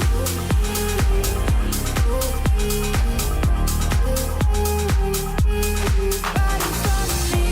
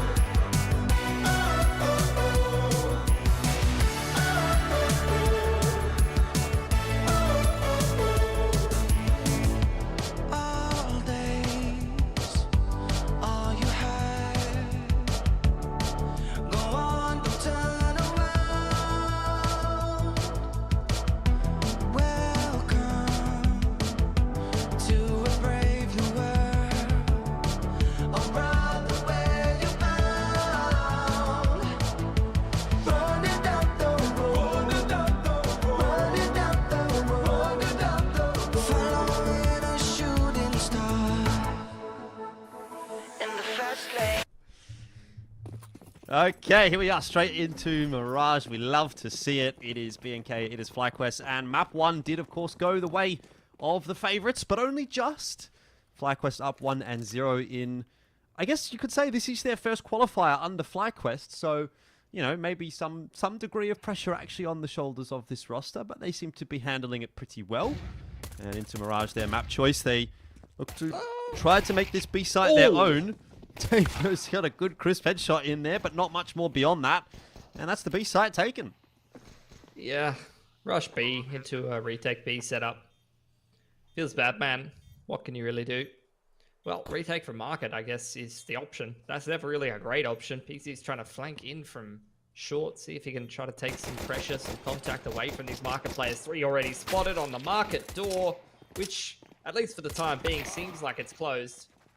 No one's getting into the market except for Liaz. He's hungry. He wants to see what's on the shelves there. And FlyQuest, they're going to have plenty of money for snacks at this point because they win their Teague pistol. I'm a big fan of snacks. What's your favorite snack? Name a snack. Well, Name a snack. I'll tell you the one I had in China. It was garlic peas. Crispy garlic peas. And they're like dried peas. I know that sounds awful. To be honest. I like dried peas. I love like dried peas, dried fava beans. Yeah, it was actually great. They're like crunchy and a little bit garlicky, and yeah, it was kind of nice actually. I looked at the wasabi peas, but also for any Asian snack lovers, the tom yum flavored dried peas. Right. Goated. Or like dried nuts with like the tom yum powdered seasoning. Yeah, I looked at it and I was like, this could be kind of gross, but I'll give it a try. And then I ate it and I was like, wow, it's actually kind of good. Yeah. So, pretty happy with it. We get it. You went to China. Yes. Right. We get it. Peas, man. Peas. Peas, shut up about it, bro. Yeah, whatever, dude. Well, it's, yeah, not really much going on in this round, so we can talk about avocados again as well. I mean, I thought my guacamole with the shepherds was pretty good. I didn't ask what the sheep thought, though. How do you just go through life and not know what kind of avocado is what? I don't understand that. I don't know. It's an avocado, isn't it? You know what I want to try, though? What? Chocolate avocado pudding. That sounds horrible. You like put avocado in a blender with like chocolate and maple syrup and some other stuff, blend it up. Apparently it's goated. I've heard that people say like, yeah, like chocolate milkshake with like avocado or something like that in it, and like changes the texture really nice or something like that. I just don't see it. I feel like I would just taste the avocado. Wait, was it Malaysia Pro League that we went where they had the chocolate avocado breakfast drinks? We get it, dude. You've been to Malaysia. Like, come on. We've all been. It's not that cool. I can't remember. It was at the big office, like maybe it was Indo. That was Indonesia. That was Indonesia. Yeah. Is that the tall tower one? They were sponsored by Indomie and all the food companies. Yeah, Indonesia. Yeah, they had this chocolate avocado breakfast drink that was pretty good actually. I do remember something like that. I never had it though. Yeah, because you're not, you're not willing to try. No. And that's okay. Some people like to play it safe. Didn't really help BNK in the last couple of rounds of the last game. Yep. But we'll see. First gun round, finally something to talk about. Orps out for PZ. Boost into the ladder room. It's going to be a coordinated mid-swing from a couple of the riflers on BNK here. But FlyQuest is going to go for a B hit again. Caught me by surprise too, Jordan. Yeah, flashes are looking pretty good, but Damio's shots, I mean, you can still shoot when you're blind. He's gotten himself a couple of kills here. A nade actually would have gotten it done onto him, though Dexter up from short is more than capable of doing it himself, I suppose. And 3-on-2 is where we do eventuate after the initial exchanges. Addict's done a pretty good job of lurking his way out onto bench. But it seems as though FlyQuest are aware of the possibility, and Alistair will take him out of the round pretty quick smart. That is 3-0. The round was really hanging in a balance for the moment there, but FlyQuest come up with the goods as usual. Yeah, another anti-eco on the cards for them. Got a couple upgraded pistols to work with this time instead of just the USPs, though. Not garlic peas, just USPs.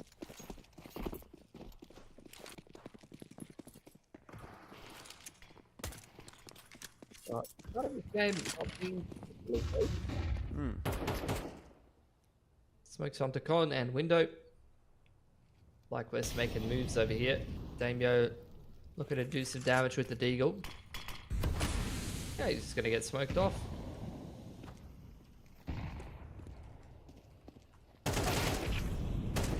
Dexter. Ooh, okay. Little tap tap. Like it.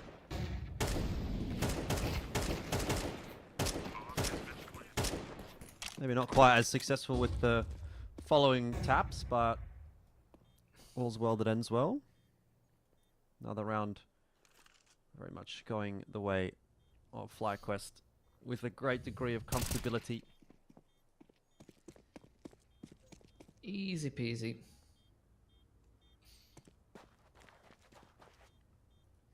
We pretty much just hit fast forward on this game into round 5, haven't we? I think that's fine.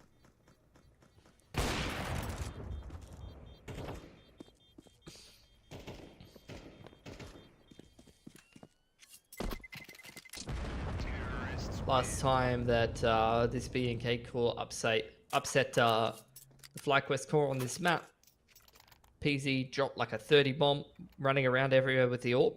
I remember. Yeah? You remember? You It was a remember good game. PZ 30 bomb? Yeah. Oh, they're going to double AWP. Damio's on the double. That'll give you something to think about. See how it goes. I mean, they've maxed up the loss bonus, may as well spend that money. One of them playing kind of pivot retake B from the short position. There's the other AWP. PZ in window, so they're kind of double AWPing mid at the moment. It's the same play from FlyQuest here. 1-4 B split, but they've lost the one. Dexter goes down early. Great shot from Damio catching Liaz out the window. Now posting off the angle, dodges the flash beautifully. Looking great on the secondary AWP here. Oh, Ali. I was going to say, might be up to Ali to make the difference here. Oh. And, you thought he would have that shot every day of the week, but Damio, not even an AWPer, by the way, although maybe he was on Sunday's Fool. Jury's out with that one, but he's about to ace FlyQuest. He's going to ace them. He's run out of bullets, I think. Come on, just give it to him. Ali, get out of here, mate. Don't do it. You know, whatever, but like, 4 kills. You'll What a take it. round. What a round from Damio. Double up. You highlighted it, and it's worked. I'm a analyst, buddy. Let's go. Put me on the desk. I've retained the double AWP, and it's got a 100% success rate so far. That was an expensive round, though, wasn't it? Lost 3 guns. And FlyQuest has got nothing but money. These opening 4 rounds of the game have been easy peasy for him.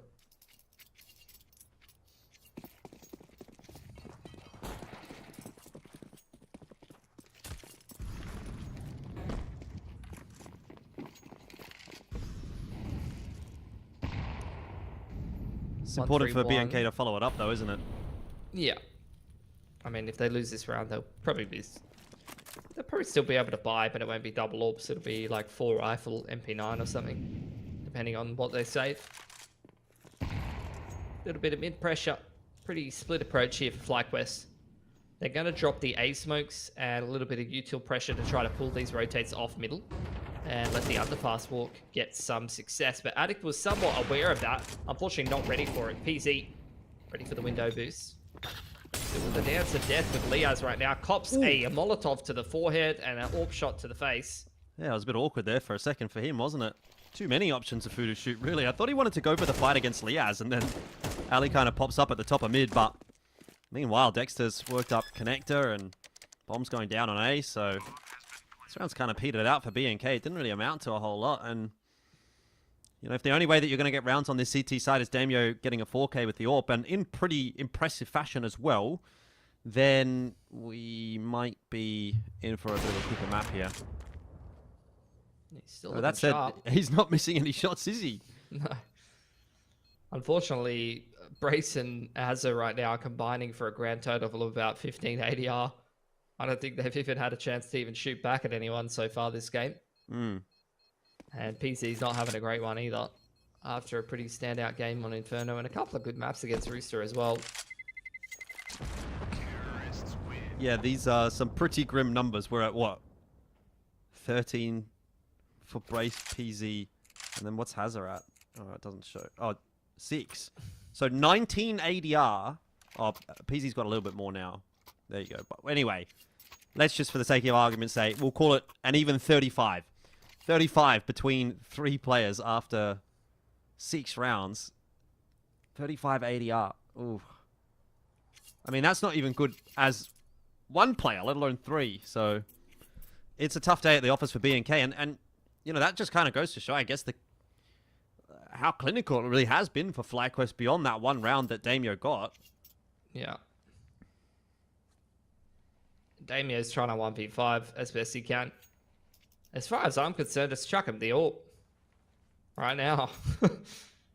But look, that wouldn't win them the game anyway. The best option is for them to start to step up a bit, really. That's what they need. Quicker pacing across A ramp here. In's doing the crab walk. Into the corner. Once again, pretty heavy stack towards middle. Hands off the B site for BNK. Playing 2-3-0. Shot taken by Alistair. Molotov flushing Hazard out, but it's a double headshot. Finally passing the test of an aim duel. Dexter spotted as well, trying to creep out ramp. Trades in middle though. Go in the favor of FlyQuest. Into a 3-on-3. They know Dexter's at ramp here. They need to punish him. And they do, but it's still only a 1-for-1. Oh, interesting Such choice. a messy round. It's an interesting choice here from FlyQuest. You know, they sort of split up a little bit. I was wondering what Alice is going to get up to, but, you know, obviously, general thinking would be, as a T side, you group up in this situation and hit the bomb site together. And so, Ali was going towards A, but all he's really done there is throw that smoke in towards top con. And that's kind of keeping BNK a little bit honest over toward A, but with PZ now clearing out mid, Hazard's kind of still having a bit of a look at A. They're, I think, kind of cottoning on to the fact that this might not end up being an A hit. Obviously, still in the meanwhile, FlyQuest are pretty quickly moving their way into the B bomb side, and so they should be able to get the plant down without being harassed all that much. Well, PZ actually has a decent timing. Try to creep out. Never mind. Hold it off. Unfortunate. Goes Ooh. through it. Hold on. Do they hear Could that? be something here. I don't think at that range they would. No, I don't think they have either. Ali's really not paying too much attention to short. He's kind of watching the corner still, probably not having expected PZ to lurk his way all the way up here. This is a very big opportunity for PZ, but has he now been spotted out by Vexite? Don't think so. Either way, Ali's down. Vexite will get that one tap easy, clean as you like. He's got a Molotov as well, so if it comes down to it, Molly on the bomb might just win the round. There's nothing Hazard can do about it. There's a kit right on the bomb. Oh, he's... What? What? He did He's not gone way need to too do that. soon. I don't think he needed to do that, did he? Maybe. There was a kit right on top of the bomb dropped by PZ. I'm not sure. I'm not sure on 40 HP if he had time anyway, but that was never going to be the play regardless. Whatever, it happens. All you can do is laugh. Smile through the pain, boys. All good. Indeed, indeed. Words to live by, really. Okay. Yes, that's... This is another one of those moments. Oh dear. God. What a disaster. What a disaster that was. Jumping into underpass. Well, hold on for a moment, because Haz is on for a pretty quick flank here. Don't know that FlyQuest are going to be expecting that. If he just keeps on rolling, he gets one here at least, you think. Although, Alistair, pretty heads up. He gets the info, but loses his head for it. Oh, they're ping-ponging. They've watched the Chinese Olympic team. Hazard's the ping. Brace is not the pong. Unfortunate. Maybe Hazard is... Oh, you need! What a spray transfer! Oh, my lord. You were right. Hazard on the flank from the TV room. It's nothing but highlights from him. We're just cutting them all together. Yeah. Good stuff. It was a horrible start to the round for BNK, but well saved by Hazard. That was one of the best rounds I've ever seen. I think you take anything you can get at the moment as BNK. Doesn't matter how you get it. Big swing round.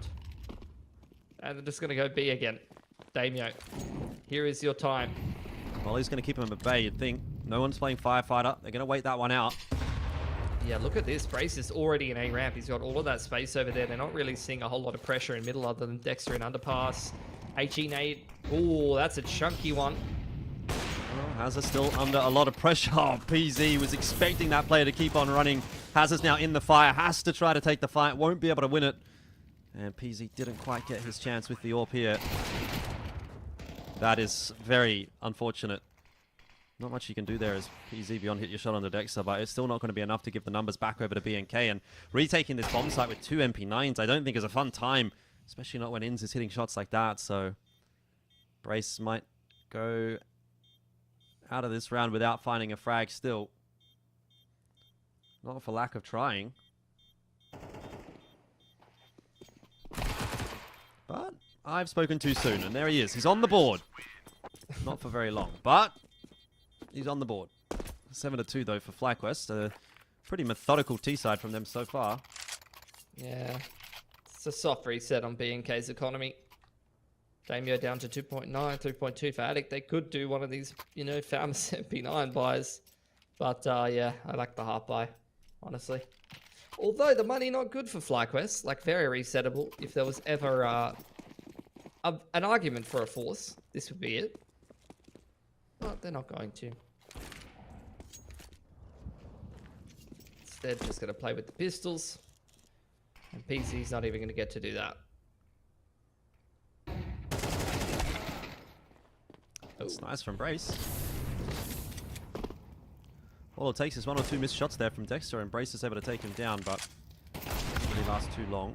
Now it's Inz's turn to see what he can get up to. Hazard's on the push again. Had a lot of success with it last time he tried something like this out of the B bomb site, and now trying it from A.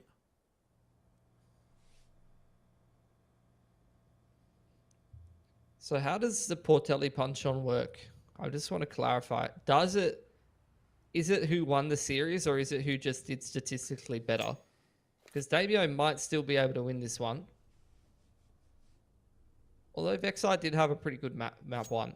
So maybe I'm speaking out my ass a bit. What are the rules? The rules for what? What are the rules for the Portelli punch-on? Like who wins? Is it just who wins the map, or who does better statistically? Or who farms each other more anti-eco? I think it all comes into play, doesn't it? Okay. Like if we're like the panel of judges, you know, we've got to hold up the scores, you know. Right, okay. Right now I'm giving Damio, you know, like, what is it, 1 to 10, I guess? Probably Damio actually gets the 10 at the moment. I feel like he's been the one good thing for B&K tonight. At least in this matchup. Especially in this map. Well, Hazard hasn't been too bad, I suppose. I'll give him some PZ props. has been pretty good. Not this map. No, not this map.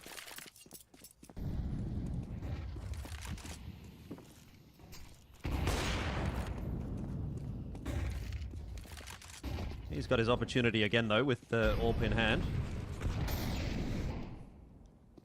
But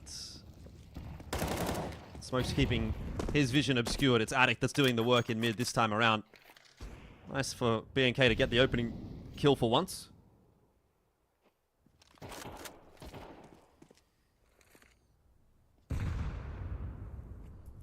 Heard Dexter pull his knife out in B apps, and all I could think of was that admin.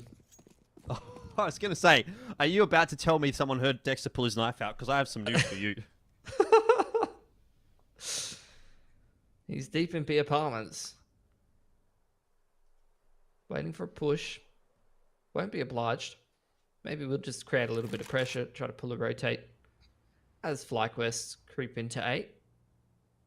Still a winnable round for them. Setup's looking pretty nice for BNK though. There goes Dexter. Hazard probably heard him pull out his knife, TBH. Yeah, reasonable take. What's Vexite to do? Get a kill on PZ. I mean, look, any kill here really matters. BNK do not have a lot of money. Yeah. Make it inexpensive. Yeah, I think Brace will be the kicker, though. He's probably not going to have the ability to check that angle. Oh, he's still got Brace, but of course Addict on the other side will clean it up. So 3 on the board for BNK, and they would love to get 4 at the end of this half to just, I suppose, get something, but can't say I'm imagining that 4 is even going to be enough. Yeah, probably not. It's been a pretty lackluster CT half from them. But they, you know, they have good T sides sometimes. FlyQuest haven't really hit the A side too much, so they're going to change things up a bit here. They got a couple Mac 10s in the mix. Damien and Ray's playing close. They're going to fight these palace angles. These couple of angles going to make all the difference. Both of the CT spotted, and that is the A side defense, Gonski. Yeah, not good at all for BNK, but maybe PZ can have a little bit of a round here. Liaz is going to get that bomb planted. His foot was hanging around the side. PZ might have been able to get a shot in. Shoot his little toes off. Get his little toesies. It's all right. Gonna have to make do without. PZ's down. It's Hazard only. Can he pull off a miracle again? Dare say that this one's going to be a little tough. That Molotov's keeping him at bay, though, circling around it, and there's another molly. Hazard's dead. It's done. 9-3 first half. FlyQuest looking very good on Mirage.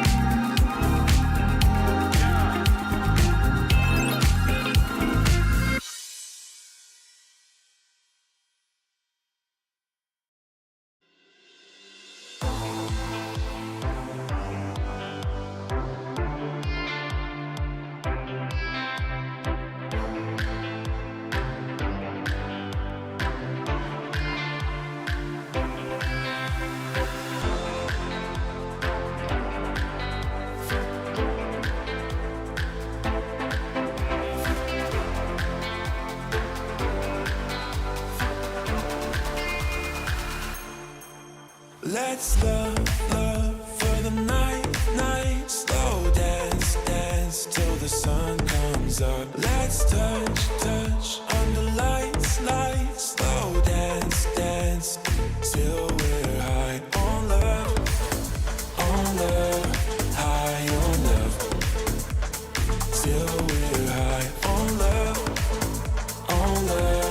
high on love. Till we're high on love, high on love. Till we're high on love, high on love. Till we're high on love. Till we're high on love. Till we're high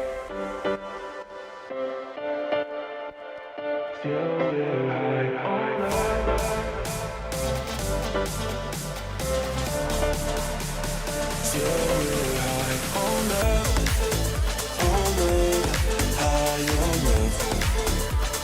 Till we're high on love, high on love. Till we're high on love.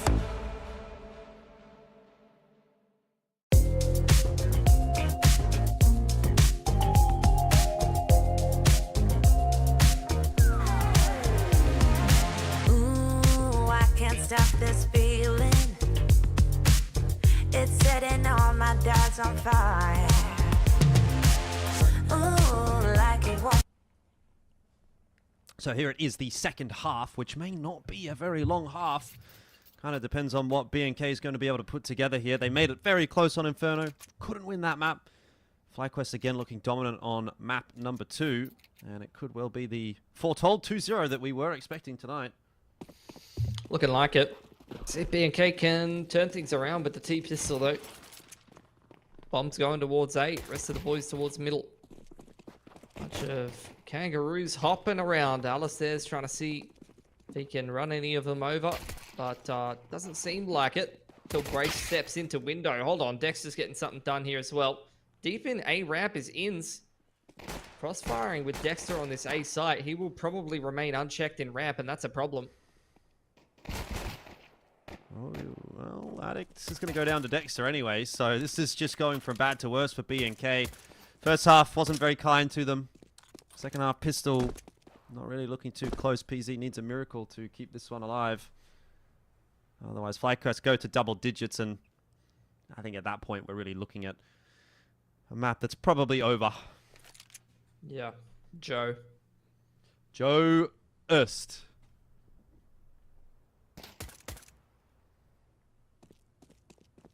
Little Half-Life sticker on PZ. Remember Half-Life? I do remember Half-Life. Showing our age a little bit with that one. But I miss Gordon. What's he doing these days? He's a free man, I heard.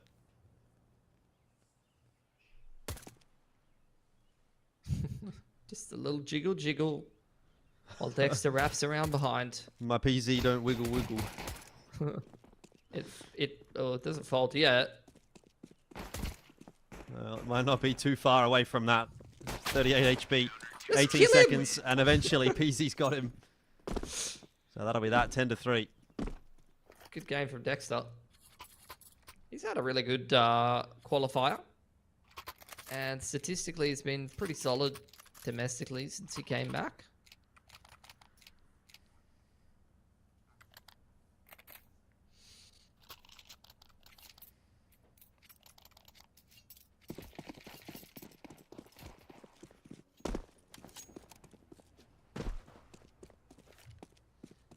Forced by round 2 here without the bomb plant is desperation, really, for BNK. That HE nade, gorgeous. So much damage. They're trying to use this progression smoke as a bit of a launching pad to get into the A side. Alistair flushed out from under balcony, dealt with quickly, but Dexter more than good enough to multi-frag and stay alive at triple. Dexter is, as you say, having a pretty good qualifier, and he's getting 4 kills in this round, maybe even the ace as well. I think he has an idea of where Addict is. That is another nice little bit of a stat pad from Dexter. 22 and 8 he is now. So you'll take your HLTV rating out of this one. 157 ADR over 14 rounds is that's a lot. That's creamy dreamy, as I would describe it, to be honest. That is exactly what you would describe it as. I would agree.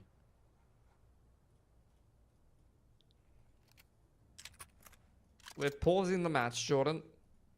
Unfortunate. We have to check Dexter's PC. Check him PC. Make sure everything's up to code, because this is not normally. No. Okay, it's all good. We have verified that he can do it on LAN. That's good enough for the admin. He says, all good, go ahead, thumbs up. Seems reasonable. Into round 15. And they're doing the death force, you know? Just keep on trying and hope that you get through with one of them. And if you don't, well, go next. Unfortunately, there is no next. Exci's copped a noggin full of that smoke. BNK anticipating some mid-aggression out of FlyQuest. But what do when they're not obliged? Starting to walk their way up. How's this having a look at underpass? Oh, we're making moves towards connector here. Smoke's thrown down to keep the CT safe for now. We've got a plan. The plan's coming together here. We're dropping smokes on over. Some kind of a B split on the cards, I would say.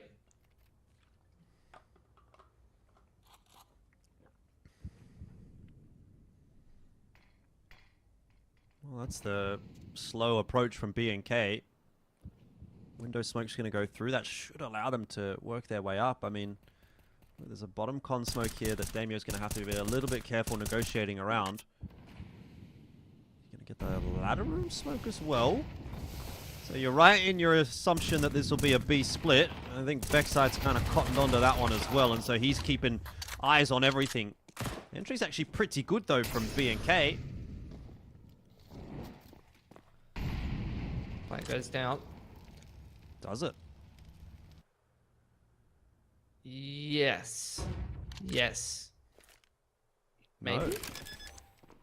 Well, FlyQuest's doing a pretty good Maybe job not. of delaying this. And Ali, he wants everything. He'll get it. He's got the double kill, Peasy and Hazard. That was very nicely timed from FlyQuest. Patience being rewarded. Good util usage. And now it is just Brace who's got everything to do, but no chance of doing it.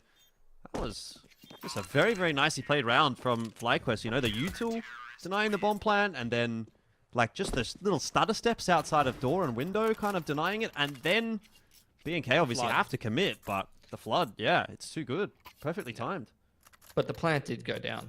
The plant did go down, but that's not the objective. The objective is to go to Esports World Cup, and FlyQuest are one away from completing the mission.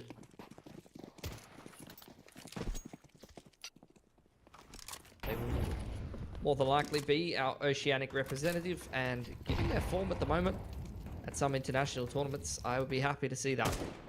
Yeah, we do grab contact. Pressure on Dexter. He's been passing the test all night long. Unfortunately, this time, bites off a little more than he can chew, but what a bloody pace bouncer from Inns. He's been watching a bit of the cricket. I know you're a big fan, A Jordan. pace bouncer, mate. You have really just shown your lack of education when it comes to cricketing terminology with that one. That's all right. It was a pace bouncer, was it not? I guess it was pace bouncer, if that's what we're going to call it. But indeed, I think the terminology you're looking for maybe is a beamer. We want a beamer out of this one, Oh, but I like that. it's I've just always wanted Addict. a beamer, but I'm on an esports salary, so... True. Addict is unfortunately not going to be able to do too much about this round. All of the FlyQuest members standing on top of the bomb. Alistair seals the deal, and it's 13-3. It's FlyQuest that will be the Oceanic representatives for the Esports World Cup. And was there ever any doubt, is my question to you, Pilski. Very little. Maybe like 5% in the OT game with Rooster, and like B&K looking pretty good on Inferno. You have to give it to both of the teams sitting in the top of OS right now. As always, they've proven that unfortunately they're not consistent enough, but sometimes they can look pretty good against FlyQuest. Sometimes they can push a little bit, but definitely no one is up to the test of dealing with FlyQuest at the moment. Even in their, BC game, they've shown over the last couple of years that they've been dominant domestically, that they win pretty much no matter what. They slam dunk all of these qualifier spots. So especially now when they look like they're playing better than ever, I'm really not too surprised that they'll be our representatives over at the Esports World Cup. And I mean, I don't know, Chengdu was a better, a step in the right direction, a top 8. We got Pro League, and then obviously we'll see what they do at Esports World Cup. I'm keen to see if they can actually take some bigger scalps, really, and take on some very solid teams at some of these international events they've got coming up. There's nothing but blue skies on the horizon for them. Indeed. Well, obviously, as we've now achieved the result we needed to, that's the end of the show. Esports World Cup, Oceania qualifiers done and dusted. FlyQuest, the team to take that slot. We'll say thank you very much for watching, and looking forward to catching you guys in the next one, whenever that may be. Have a good night. You bring sunshine even in the